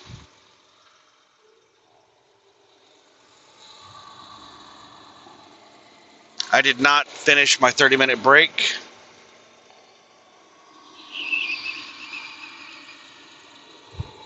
Because I don't want to, the dumbass that was fueling up next to me, which is the same idiot that tried to block me from passing him.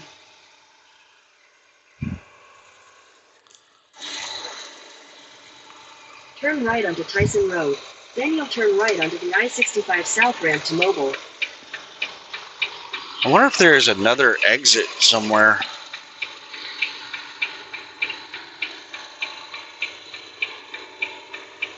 Whole bunch of trucks parked in the car parking lot. I think that's Turn right onto the I-65 South ramp. I think that's the only entrance exit right there.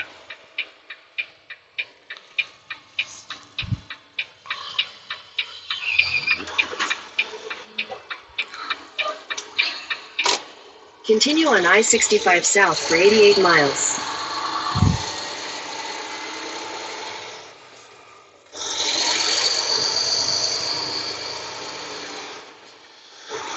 Yeah, that guy, he definitely recognized me. He would not make eye contact with me.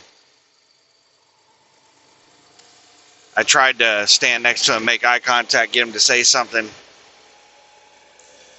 I wanted to ask him, like, why would you do that? Why did you speed up whenever I was passing you? Why did you try to block me from passing you?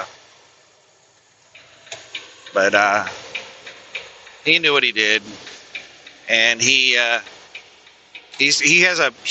one of those just standard type of person that has an enormous set of balls whenever he's behind the wheel of a vehicle.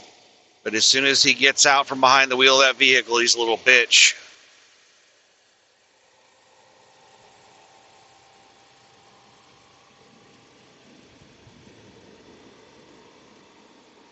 All right, so I looked for spots to park along I-10. And there's a lot of truck stops along I-10 and I-12. There's lots of places to park, but there is a crazy amount of truck traffic across I-10 and I-12.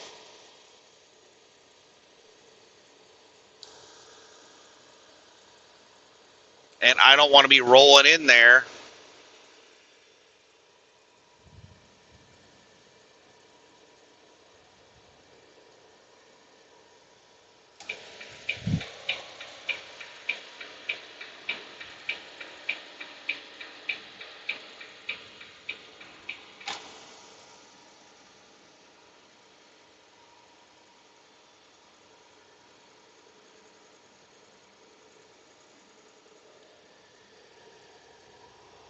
All right, I'm slow passing this person. Let's speed up and get around them a little bit faster.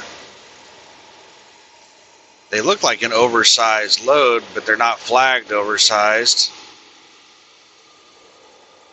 They look like they're sticking out a little bit, but they're not. Got that super sleeper.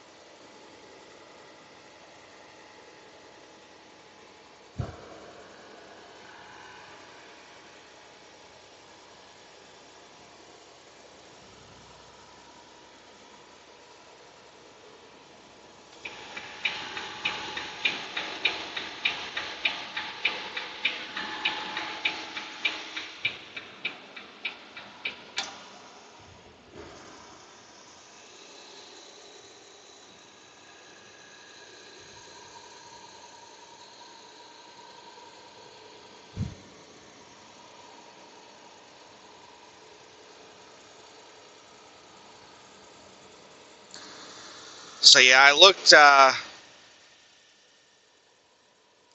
at the possibilities, and it's just I didn't want to deal with overcrowded parking lots where there's people creatively parked all over the place and risk getting into an accident. It just didn't seem worth it. I'm not in a rush. Whether I stop now or I stop at the last second of my drive shift, it doesn't make a difference. I'm gonna get to the carbon plant at the same time. The only thing that's gonna change is whether I'm driving during the day or the night. And it is gonna reduce how many miles I can get in my next drive shift.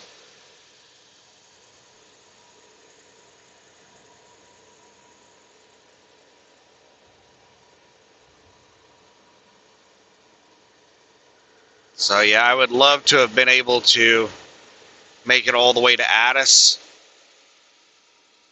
And it might have been possible if I didn't have to spend a whole bunch of drive time going and picking up this empty.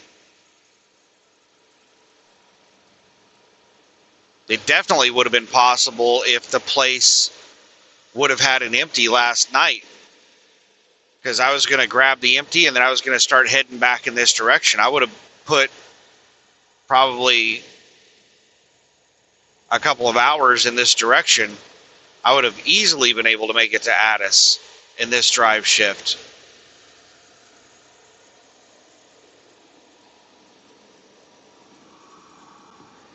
But the empty trailer situation screwed everything up.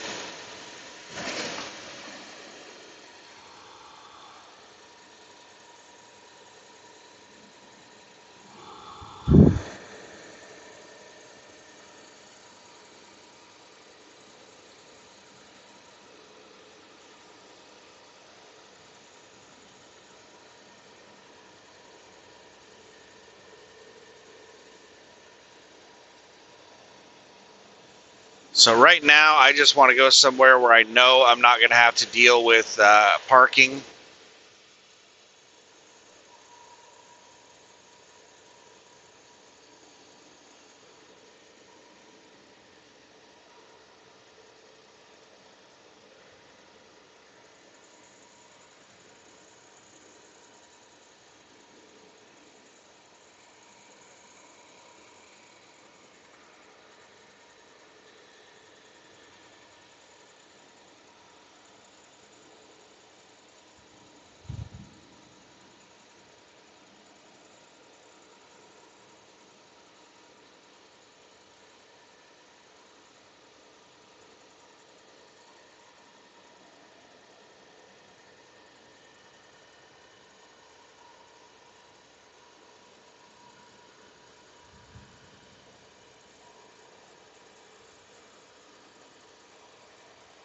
And when I wake up in the morning, I might go grab something to eat inside the store.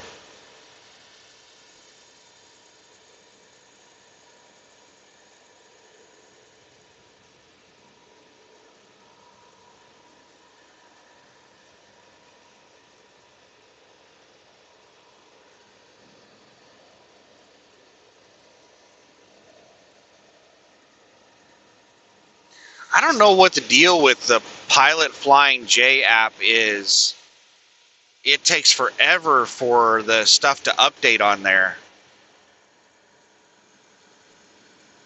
Like hours. When you buy fuel, like all the other apps, it's almost instantaneous that your shower credits and stuff show up in the app. But on the Pilot Flying J app, it takes hours.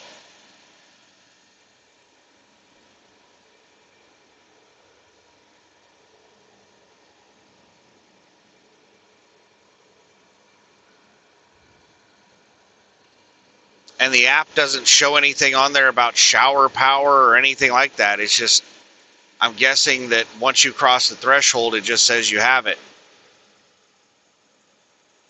Maybe they have a new app I need to install. Maybe this is like an old, outdated one.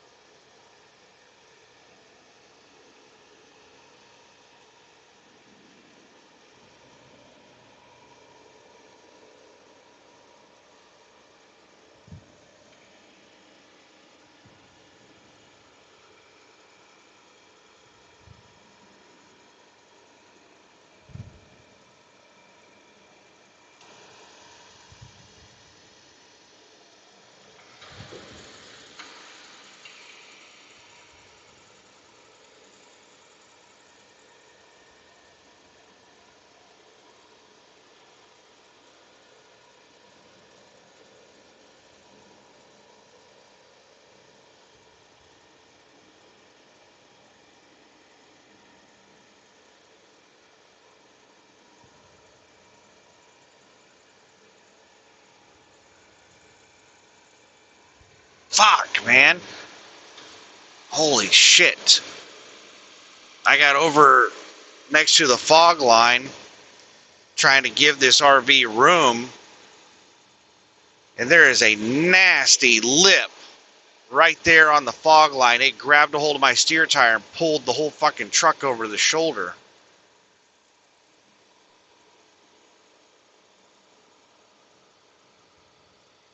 I think I scared the shit out of that RV. He saw my truck dip over really hard.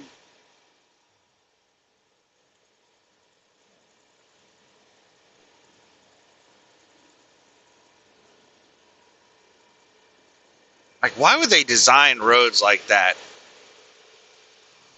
They know that that's going to grab your steer tire and pull you off the side of the road. That is so dangerous.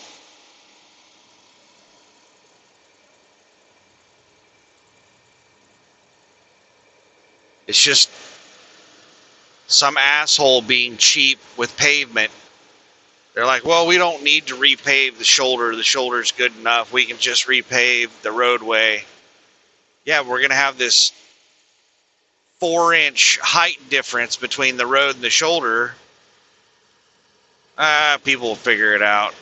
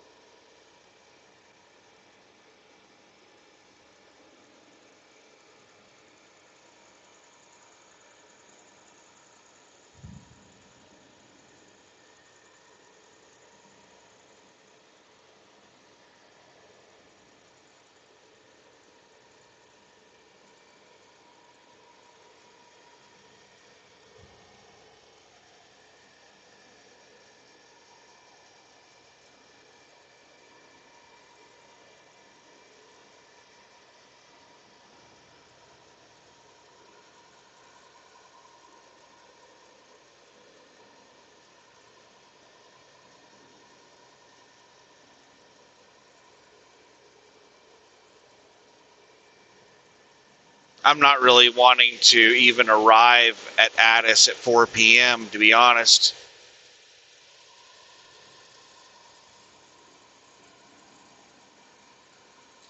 Last time I got there during the daytime, I got there at like 2 or 3 o'clock in the afternoon.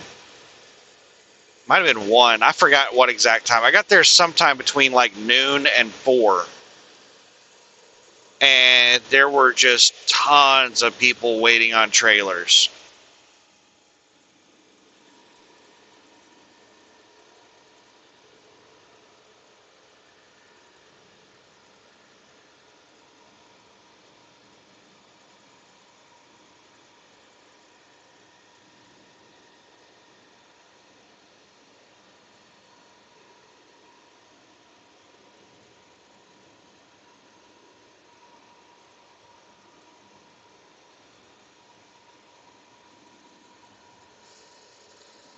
And it was just an absolute cluster.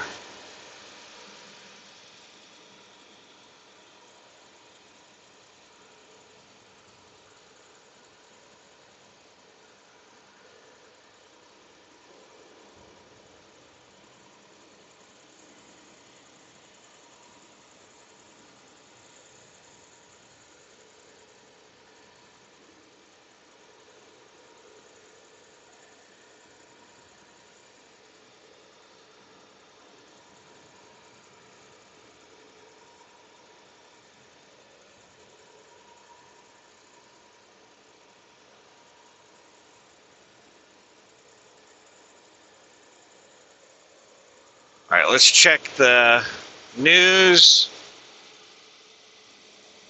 See if there's anything amazing that's happened while we've been driving.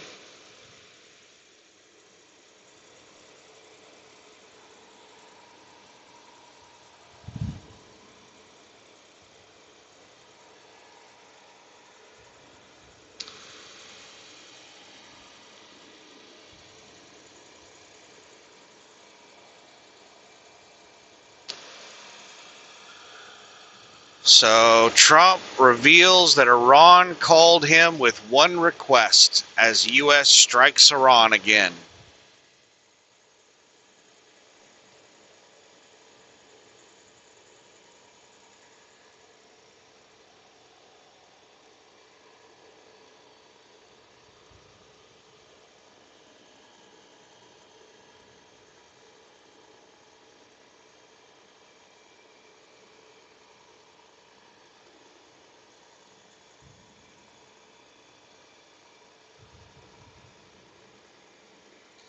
So it looks like nothing major.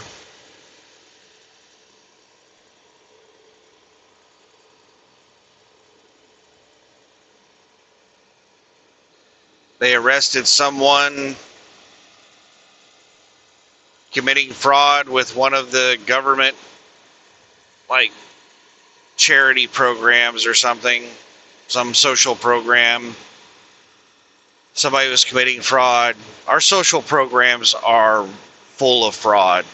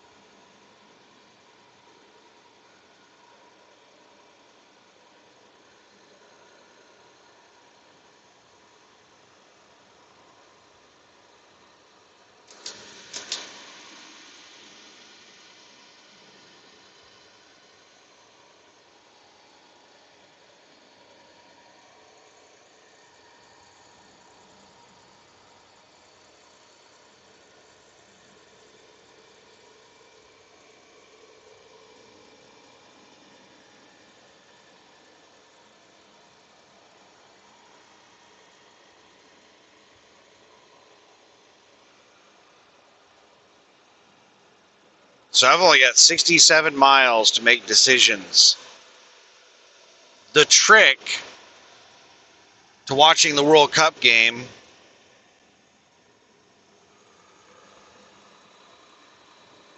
is to try to find a replay that doesn't tell me what the hell the score is, like what the final score was.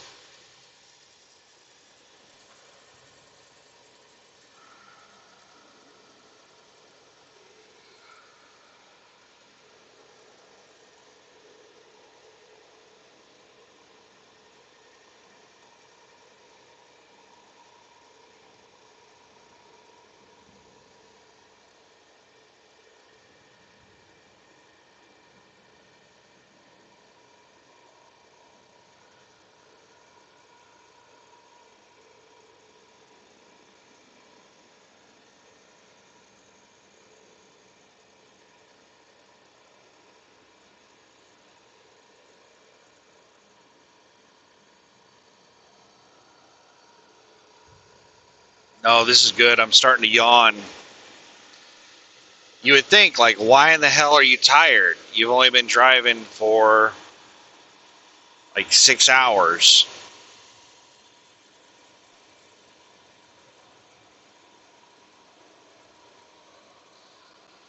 Well, I was dealing with the empty situation on my break today, on my 10-hour break. At the beginning of my 10-hour break, I was exchanging, well, I was sending text messages to everybody, letting them know the situation, and then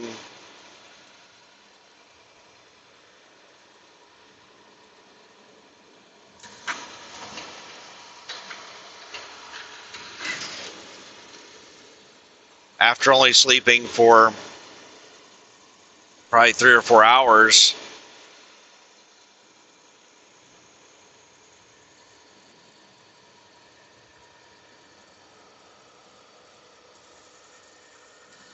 I woke up and I was dealing with it.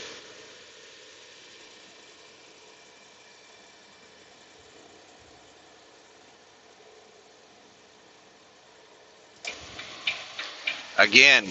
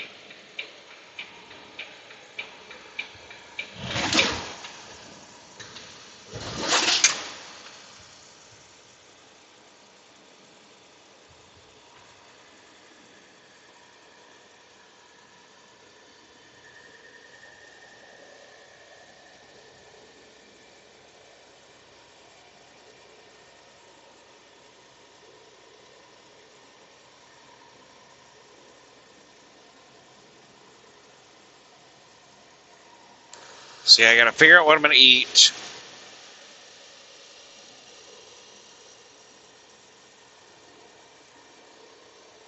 Chicken nuggets with 1 burrito and 1 corn dog.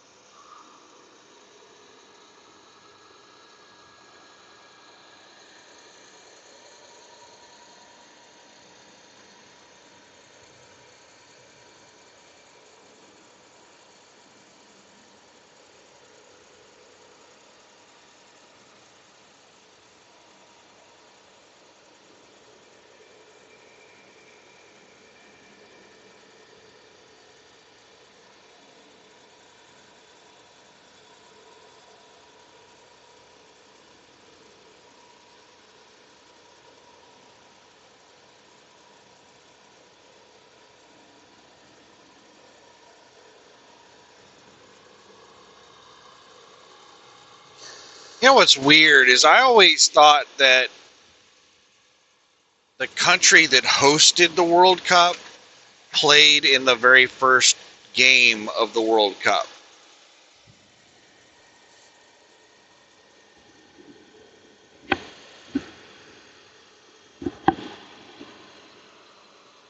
So it's kind of weird that the United States is not playing until day 2.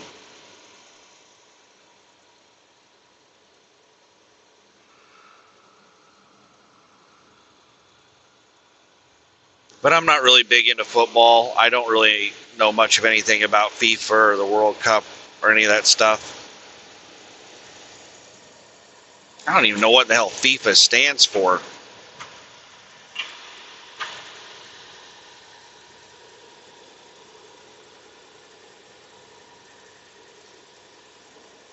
Federation for International Football.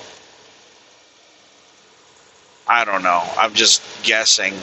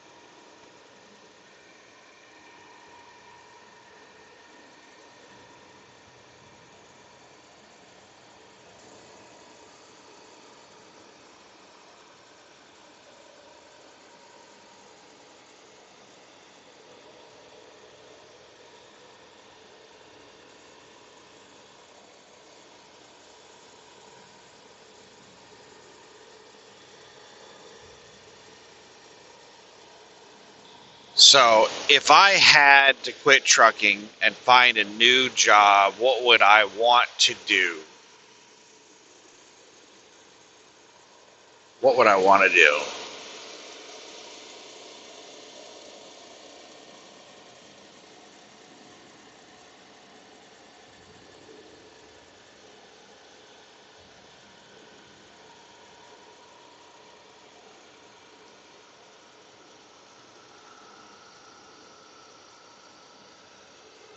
Well, there's a lot of things I would want to do, but realistically, what could I do?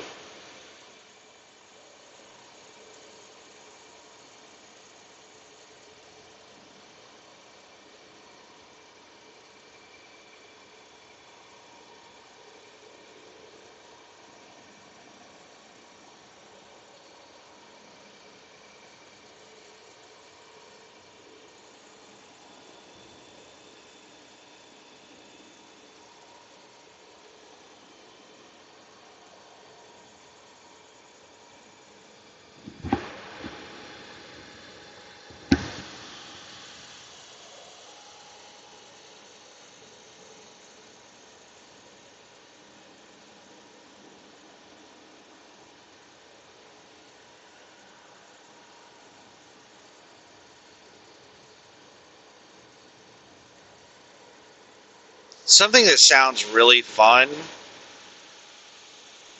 that I'm not sure if I would really want to do it. I'd have to research and find out what exactly the job entailed. But being like a merchant marine, Um, you know,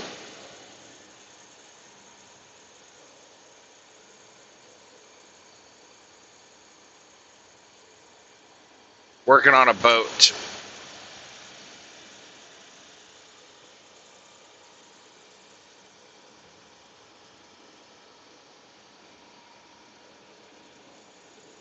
Like a freighter.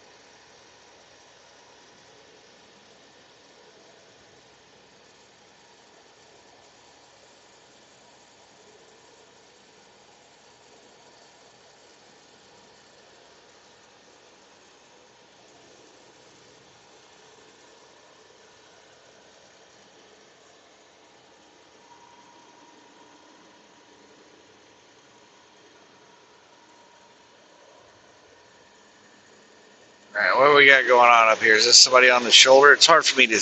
Okay, they turned their high beams off. Car behind me had their damn high beams on.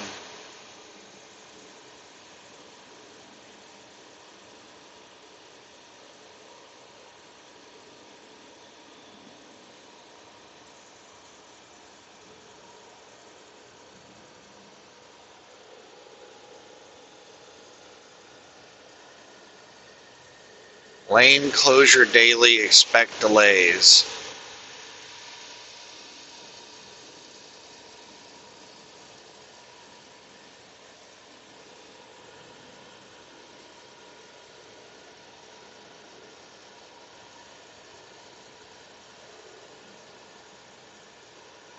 What the hell is with all the flashing lights up ahead?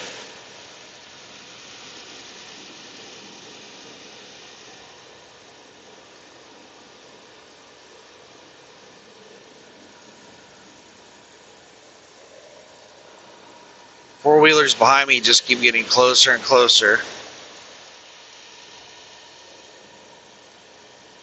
as I'm approaching whatever in the hell is up here flashing.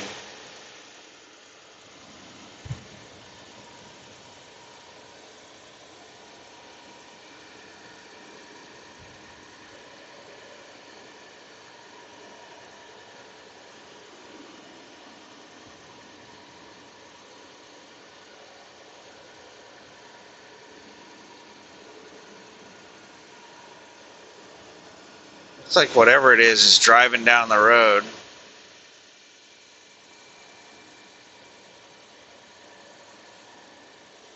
And now the four-wheelers are starting to pass.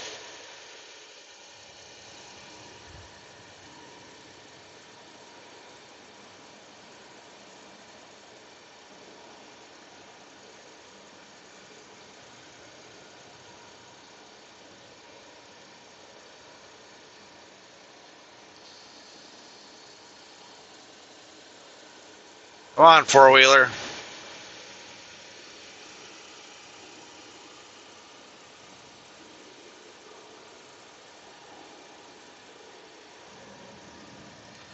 Road work next 12 miles.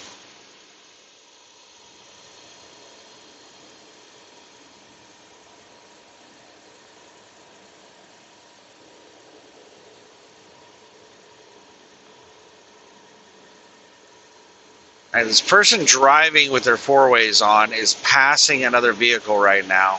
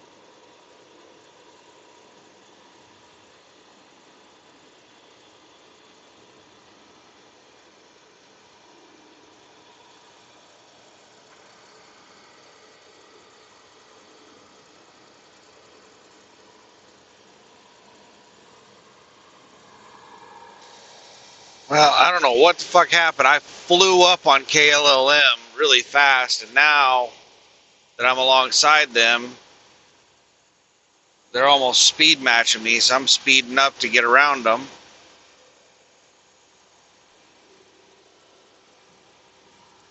By the time I finish passing them, I will have caught up with hazard lights up here.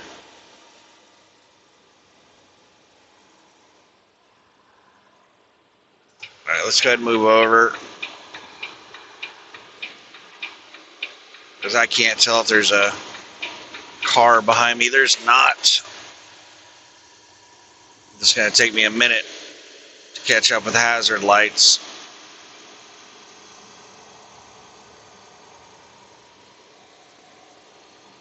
KLLM slowed way back down whenever I got around them. Why do people do that? Like, why speed up when somebody's passing you? It's having someone alongside you is really dangerous. And you're prolonging that whenever you speed up whenever they try to pass you. It's just, I don't understand why people do that crap. I speed up when I'm passing people to try to decrease the amount of time that I'm alongside someone.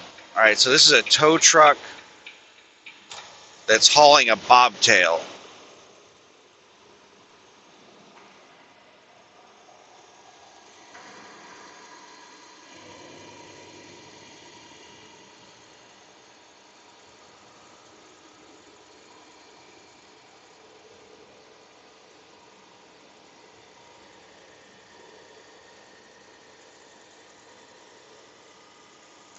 And they've got both drive tires on the ground on that bobtail. To tow a truck with both their drive tires on the ground, I'm pretty sure requires you to like pull their wheel seals and do some crap to like the differential or something. When they towed me, when they pulled me forward, they raised the truck high enough so that only my rear tires, my rear drive tires, were touching the ground, which is a tag axle.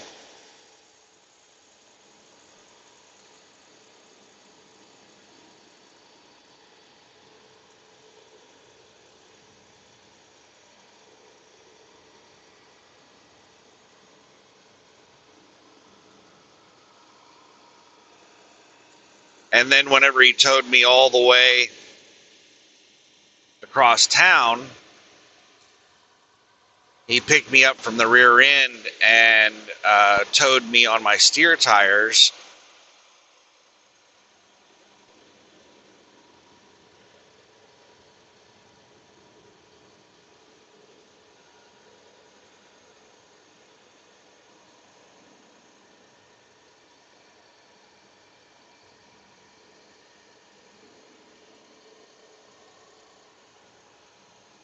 And he said that he did all that to avoid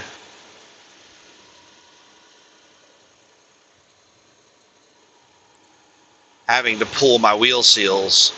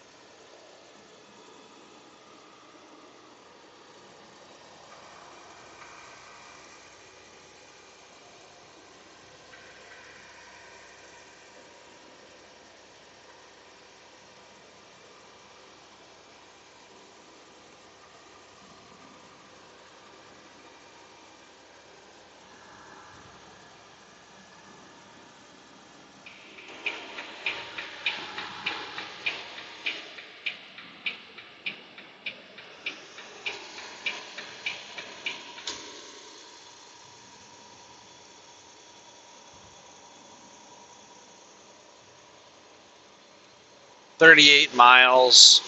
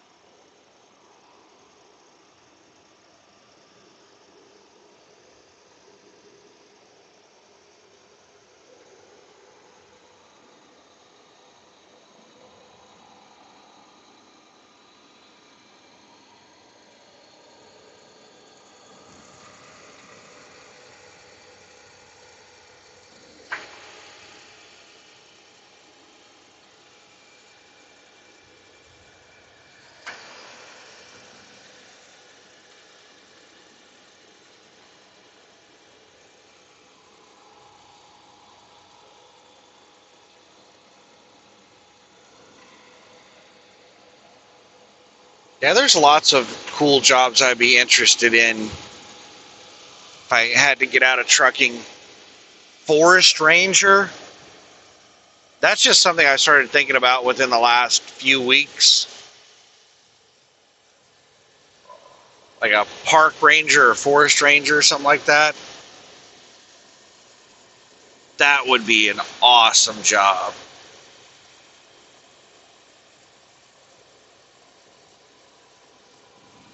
Like going out searching for people,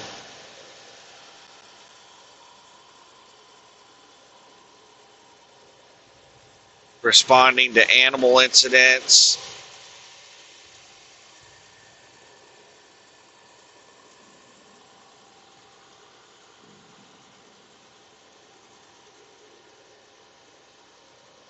but that's not a realistic job I think I could get.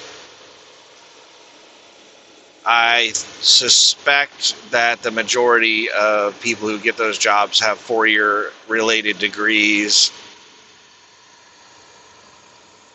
4-year degrees in a related field. That would be my guess.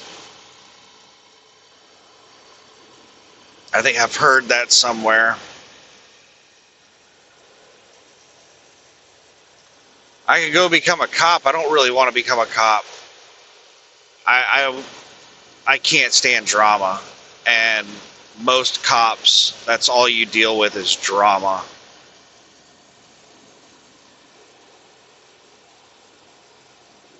The only thing that sounds interesting to me with law enforcement is solving problems, like investigative type stuff.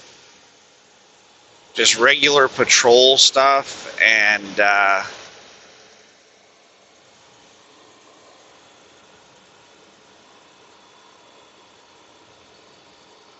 responding to petty drama calls. That doesn't sound appealing at all. Like traffic enforcement, like highway patrol type stuff, just sitting out here pulling people over for speeding. Oh my God, I would hate that.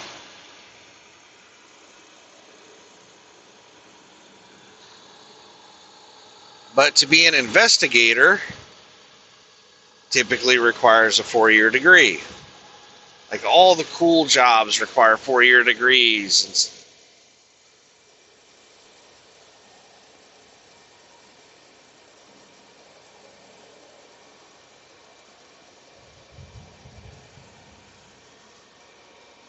What else is there?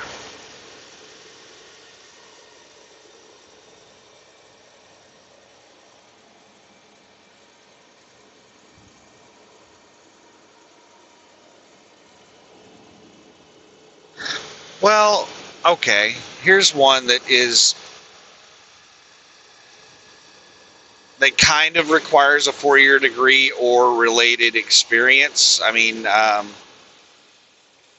I wouldn't mind going back into the IT field and taking like a system administrator job if it were the right job. Like it would have to pay well, it would have to have good benefits, I would have to have, adequate funding, adequate staffing, all that stuff. Those jobs are hard to come by, and they usually have really high requirements like a 4-year degree, which is kind of pointless because information technology is about certifications, not degrees. It's about experience, knowledge, and certifications, not degrees. A lot of places require a computer science degree, which is crazy because computer science is mainly about programming. A lot of people don't understand there's a difference between programming and software and hardware. It's 3 completely different things.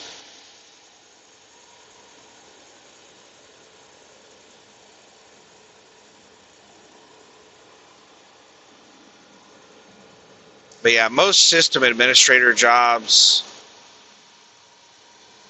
you're working for somebody who has no idea what you do, and they just expect you to know everything about technology.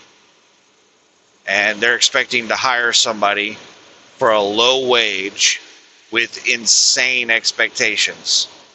It's like the system administrator job that I applied for, like, oh God, it was forever ago, like 10 years ago.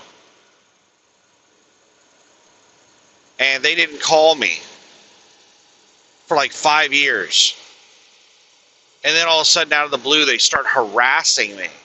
They start calling me and emailing me. And they're like, please respond and let us know if you're still interested. Basically begging me to take the damn job. And it was a shitty job. It was paying like $70,000 or $80,000 a year, which, yes, that sounds awesome. But you were like the IT person.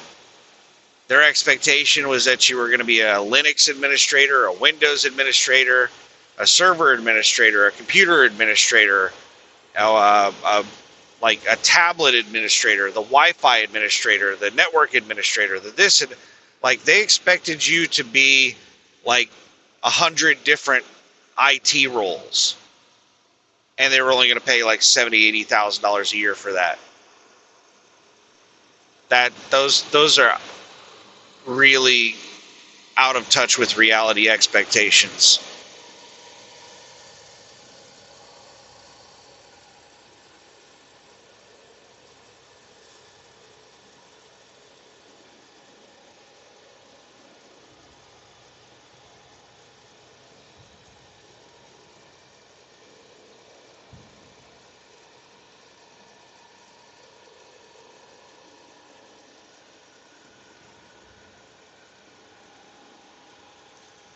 So highly unlikely I'd ever get back into the IT field. There's just too many dumbasses in that field. And management in the IT field is usually non-technical. And I don't want to deal with a manager that doesn't understand what I do ever again.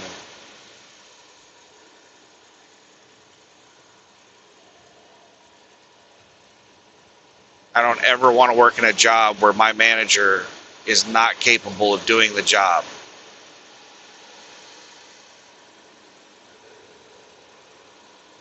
That they are managing. I don't understand why companies have managers managing jobs and hiring for positions for jobs that they don't understand and are not capable of doing.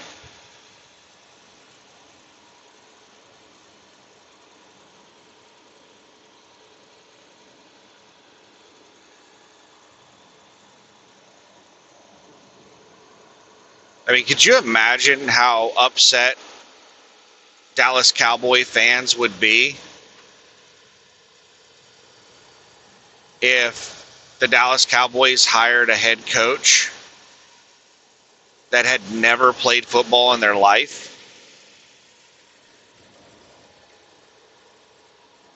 And weren't capable of playing football?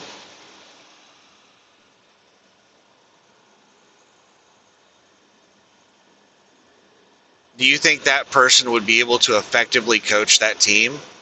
No. You can like research something all you want. You can theoretically understand something, but until you've actually done it, you don't understand it.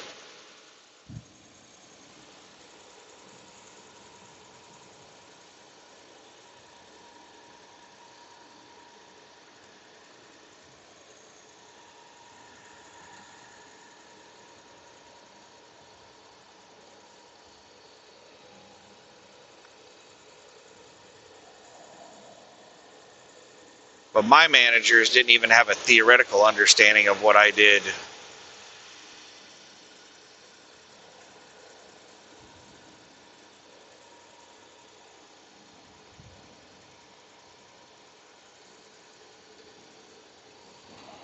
And that creates a situation where you oftentimes have unrealistic expectations.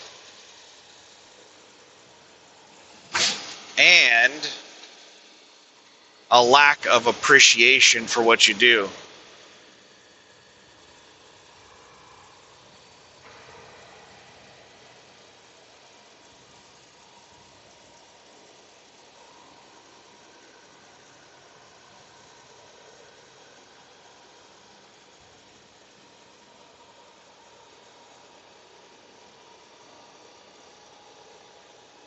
So yeah, IT field, very slim chance, maybe, if like the perfect job came along. What would the perfect job look like? Well, it would be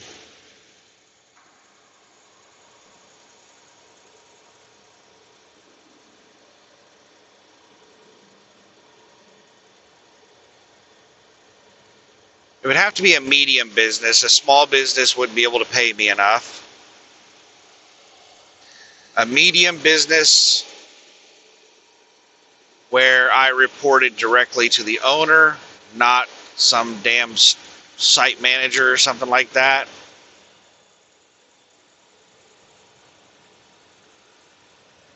And I was given not only adequate pay, but adequate funding for the department to do things right.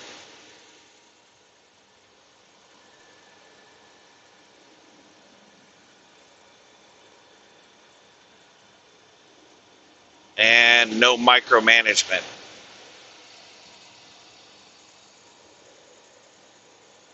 And no busy work. IT is one of those things where you could work your ass off for, like if you're an administrator for a medium business, you could work your ass off working really long days for months and then not have much of anything going on for months. And there's no way that I would work for somebody who just had the expectation that I was just going to stay busy all the time. I hate the idea of busy work.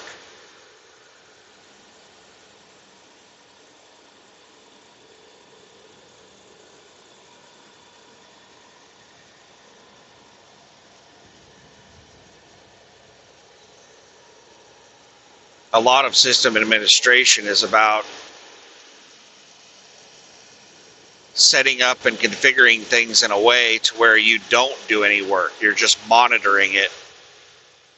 And if you do a really good job, then that's basically all you have to do is sit around waiting on something to go wrong. And hopefully it's very rare that anything does go wrong because you did a really good job of setup and configuration.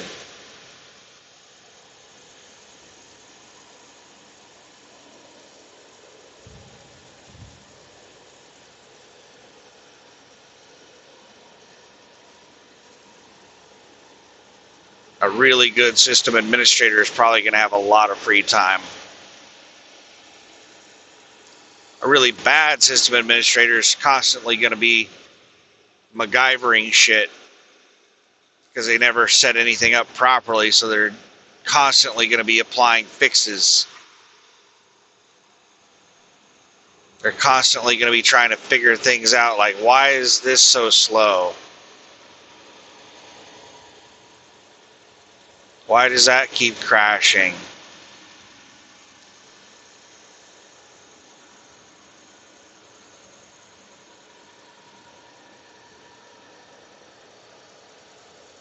You'd be surprised at how little high-level administrators know. There's a lot of people, I don't know how in the hell they got it. I think what it is it's just resume. A lot of these places, all they care about is like a 4-year degree.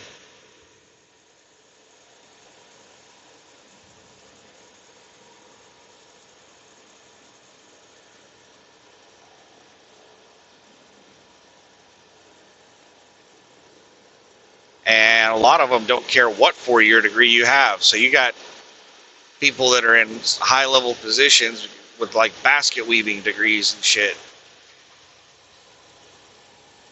They don't know what they're doing. Give you an example. When I worked in IT, I had system administrators that were like trying to configure like remote access controllers for their servers to be able to send emails through like free public, email stuff like Yahoo Mail. And they were trying to get it to where they could remote into the system, and they were having issues remoting in. Like they didn't understand basic networking concepts. Like internet service providers only allow certain ports and stuff like that. These are system administrators over like medium and large businesses that have dozens, hundreds, maybe even thousands of servers. and they don't understand basic shit like that. And they've got their remote access controllers open to the internet, the WAN, the wide area network. That is insane. A remote access controller is about as close as you can get to physical server access without actually being standing at the server. And you would be surprised at how many large businesses have extreme security vulnerabilities like that.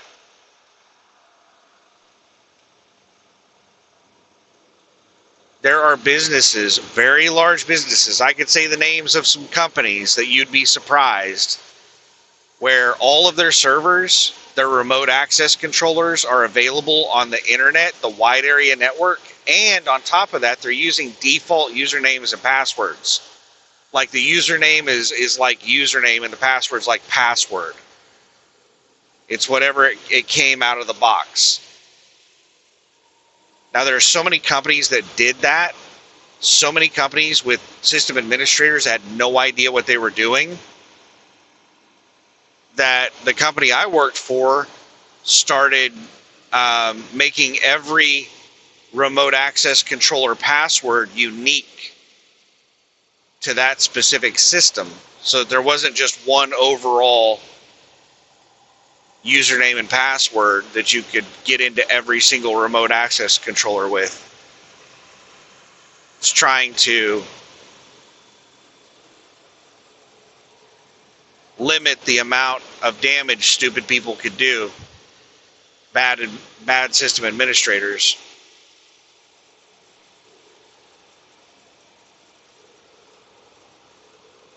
But, I'd be talking with these people trying to explain to them, not only having to educate them on how internet service providers block certain ports, and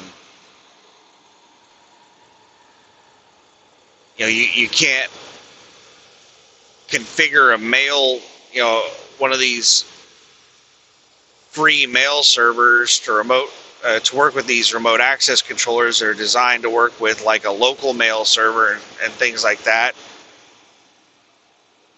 I'm also trying to explain to them that none of this should be available on the internet. It shouldn't be on the wide area network. It should be, not only should it be restricted to a local area network, it should be on an administrator network, like a virtual local area network, a VLAN.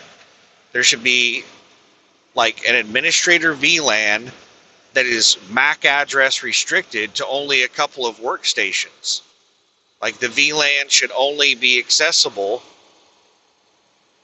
by a few very specific computers. And if you want to remote into a server, you shouldn't remote directly into the server from the internet. You should remote into a workstation at the site, and then that workstation can access the server.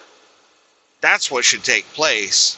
The server itself should not have the remote access controller on the server shouldn't be on the WAN. But anyway,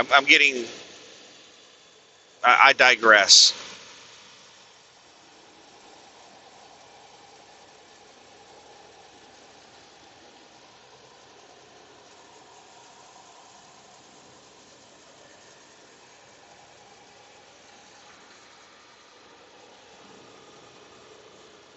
That's just really, really, really basic stuff for system administrators, and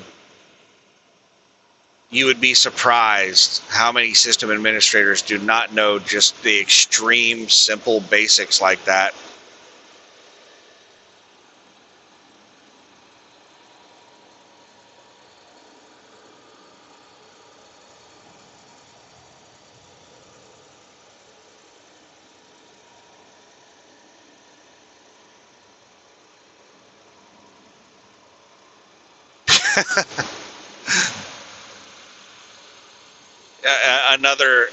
All right, I don't want to keep talking about tech stuff, but one more example. So like on an enterprise level switch that has a command line interface to CLI,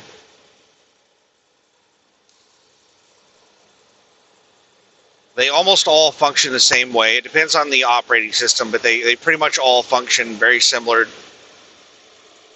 And another really basic thing that a lot of system administrators don't understand, simplistic stuff. I'll give you a couple of examples.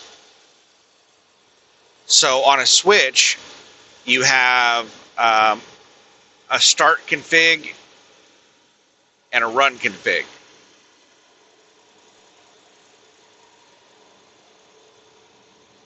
So you can go and make all the changes you want to the settings, to the configuration.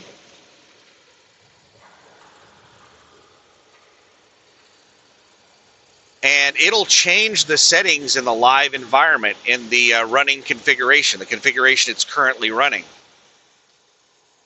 But if for any reason it restarts, it will load the startup configuration.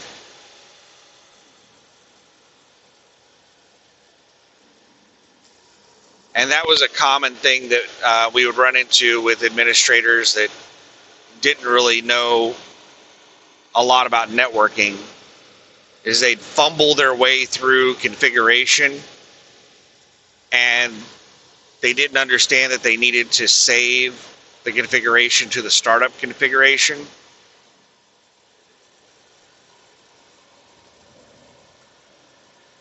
Which is like a command of copy run start, copy the running configuration to the startup configuration. So something would happen where they would have to update the firmware of the switch, or they'd have to restart it for whatever reason, power outage, whatever, and then nothing would work. And a lot of these system administrators didn't know, they don't know what they're doing, so it probably took them weeks of Googling, trying to figure out how to configure everything. And they're like, oh my God, I lost all that configuration. Another common thing that people didn't understand is VMware runs from memory.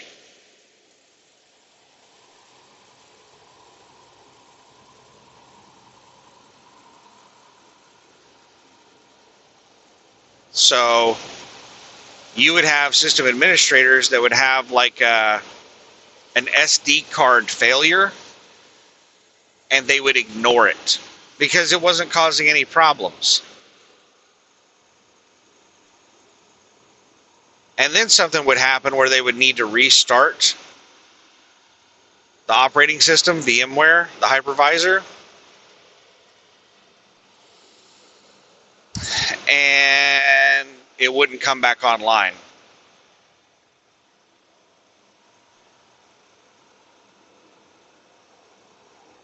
And it's because VMware loads into memory and runs from memory. The device that VMware is stored on, the operating system, can completely fail. Like, it's typically stored on something like an SD card because it doesn't use much space.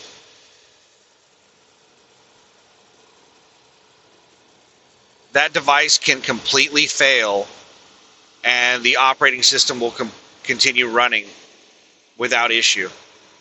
But it won't be able to load because the device, the hardware, the storage that it loads from is inaccessible. So you try to restart it and it's all gone.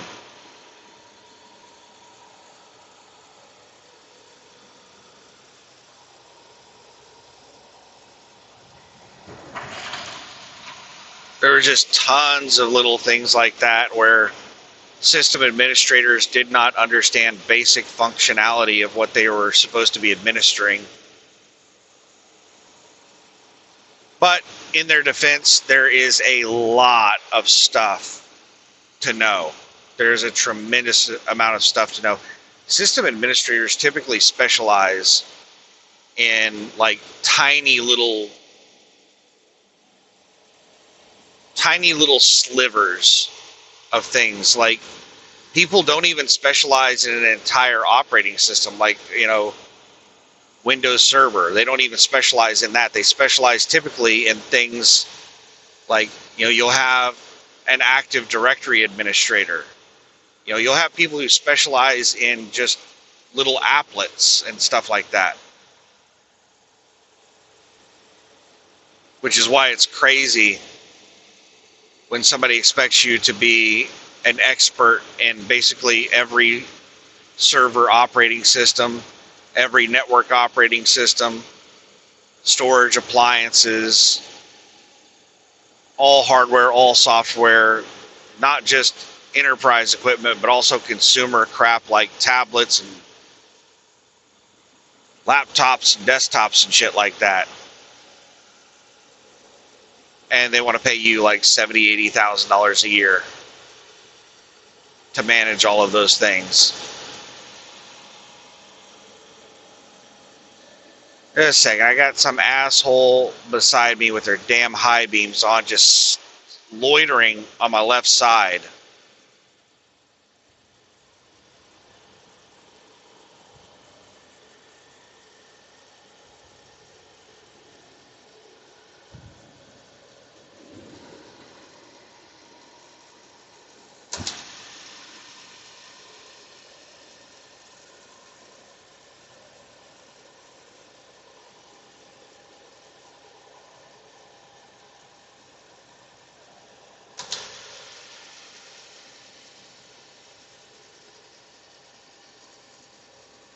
.7 miles.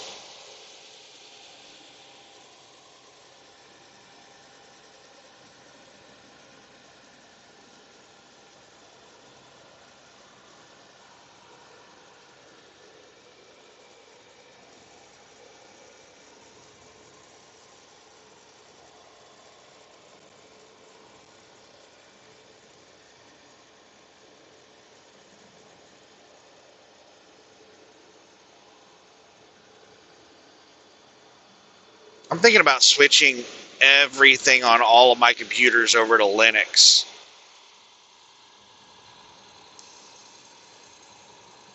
Right now, most everything is running on Windows, except my servers. I have a couple of servers that I run, and they're running on Linux. 69 for Alabama 113, gaming servers. Wallace. They're running in Hyper-V, Windows Hyper-V, or Microsoft Hyper-V. They're running in virtual machines, but they're running Debian. I think Debian 12. I run an Asheron's Call server and a Star Wars Galaxy server. The Star Wars Galaxy server is a public server. There's people playing on it right now.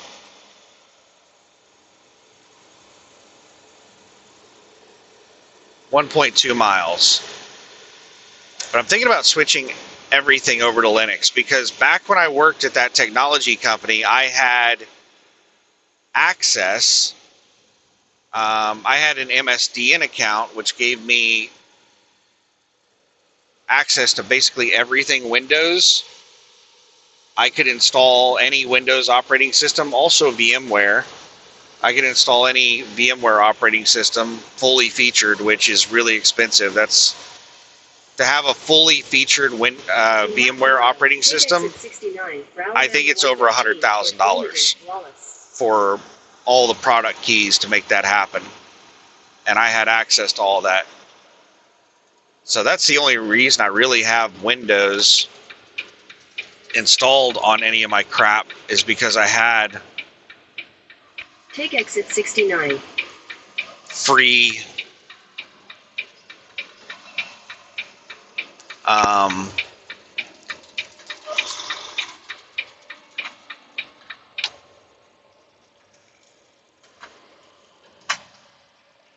second here.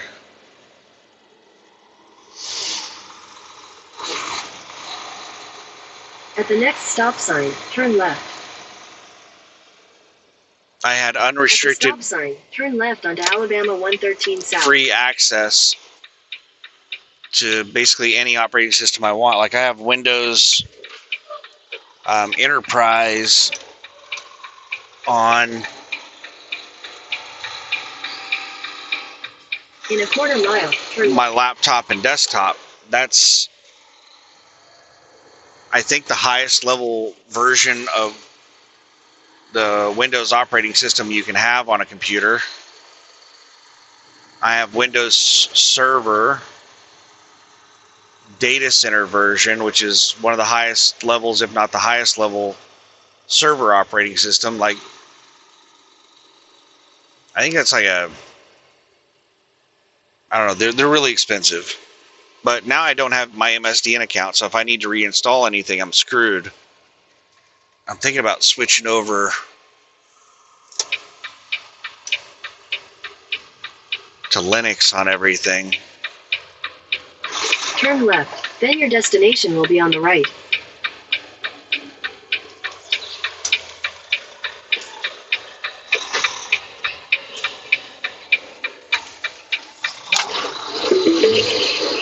Your All right. destination is on the right. Let's see what spots are open. There's a whole bunch of open spots, but let's see if we have any down on this end. Oh yeah, plenty of spots.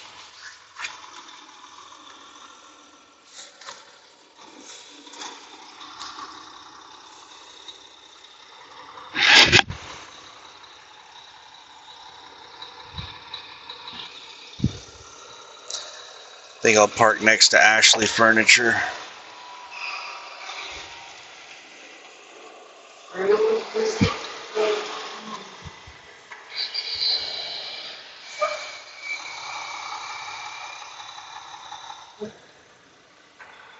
Let's get the four ways on and let's switch over to on duty post trip inspection. Let's get that started.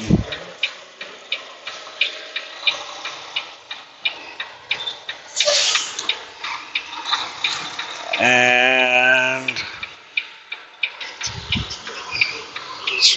oh shit. Let's roll the passenger window down so I can see.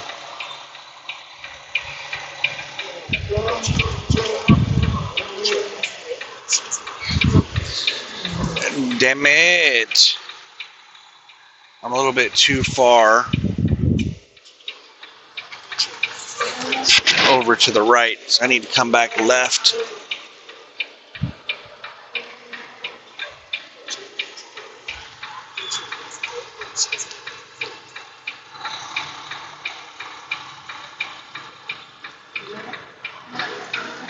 Alright, we're good.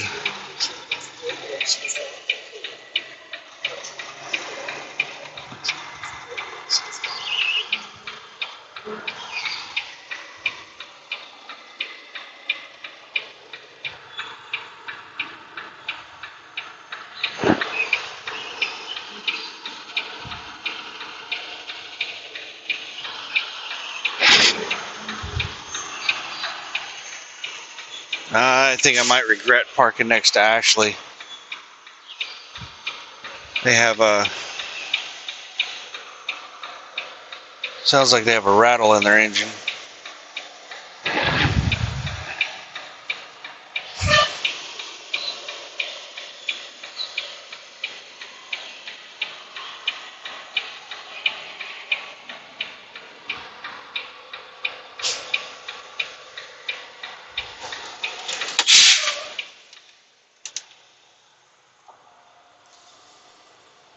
We're not sitting next to just any Ashley driver. This is an Ashley Ambassador, safe driver, 5-star. You know what? I was just sitting here thinking, this year is going to count toward the 1,000,000-mile safe driver at Landstar. I think. I can't remember what all the requirements are for a year to count. I remember you have to do like a minimum of like 50,000 miles in a year for it to count. And I have never come close to 50,000 miles in a year. This year, I might actually hit 50,000 miles in a year. But there are other requirements. I think revenue is another requirement. You have to have a certain amount of revenue in a year. Like total gross revenue has to be like over 200,000 or something like that.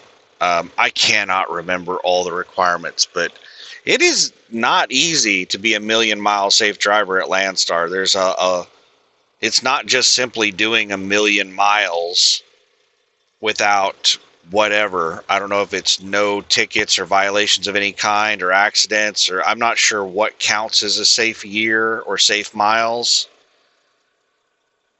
But it's not just that. It's like they only count miles if you meet a whole bunch of other, like there is a crazy amount of requirements you have to meet for miles to count toward that.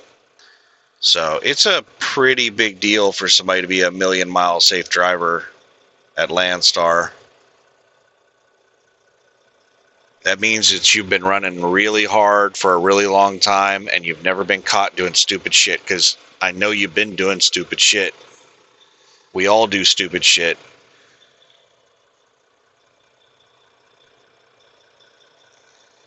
It's just some of us get lucky and we don't get caught. Or we get lucky and we don't suffer like extreme ramifications for our actions. You know, we are backing up, not paying any damn attention to what we're doing, and then we just so happen to look over at the last second and realize we're about to hit something and we slam on the brakes real quick. Some of us get lucky like that, and others realize a second too late. I promise you, if you have had a 20-year trucking career, you've done a million safe miles, you've screwed up somewhere. None of us. I don't think it's possible to do a million safe miles legitimately. Like if you had DOT looking over your shoulder, critiquing everything that you did every second of every day, I don't think any one of us could do a million safe miles without getting any kind of violation. I think we've all hit something at one point or another and we were like, that didn't do enough damage to report. Or, you know, we speed, or, you know, we drive with a flat tire, or we drive with a light out, or whatever. Some of us just get lucky and don't get caught.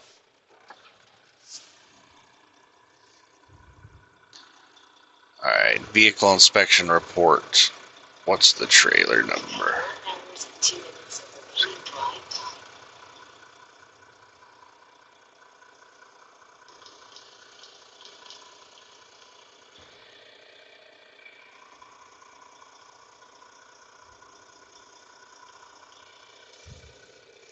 Yep, Anna's little travel stop. Nice little place. And I'll try to support it in the morning. Probably go in there and grab something to eat. Let's get the air conditioner up really high. I want it like freezing cold in here. I sleep best when it's really cold.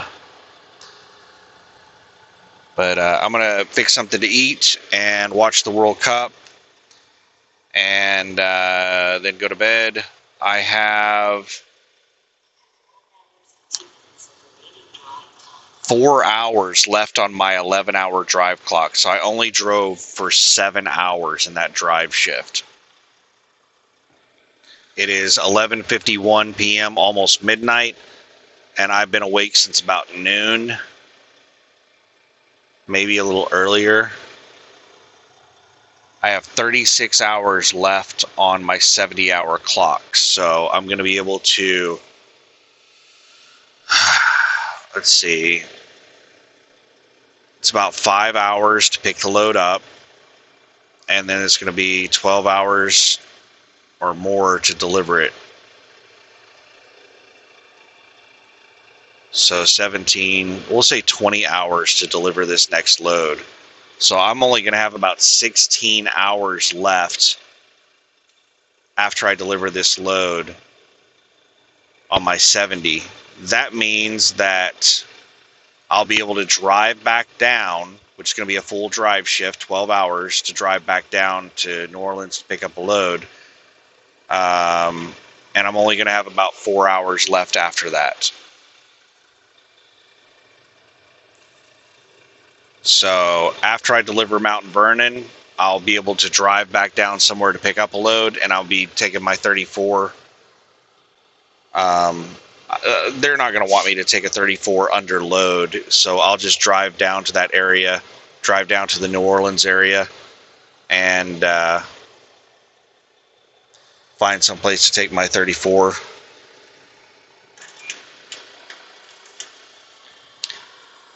All right, let's set the trailer brakes, and at the end of this 10-hour break,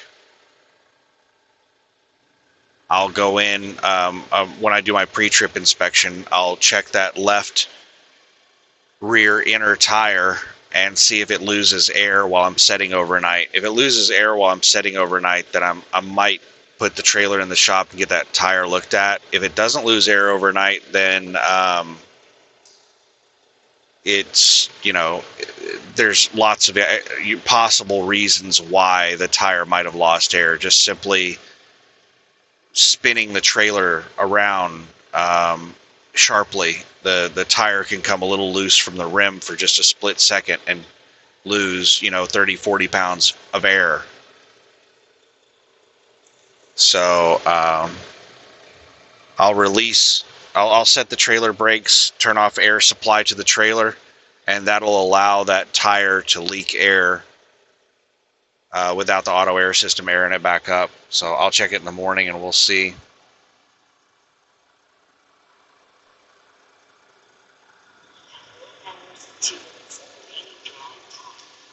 And just went into sleeper. All right, have a good one. Bye.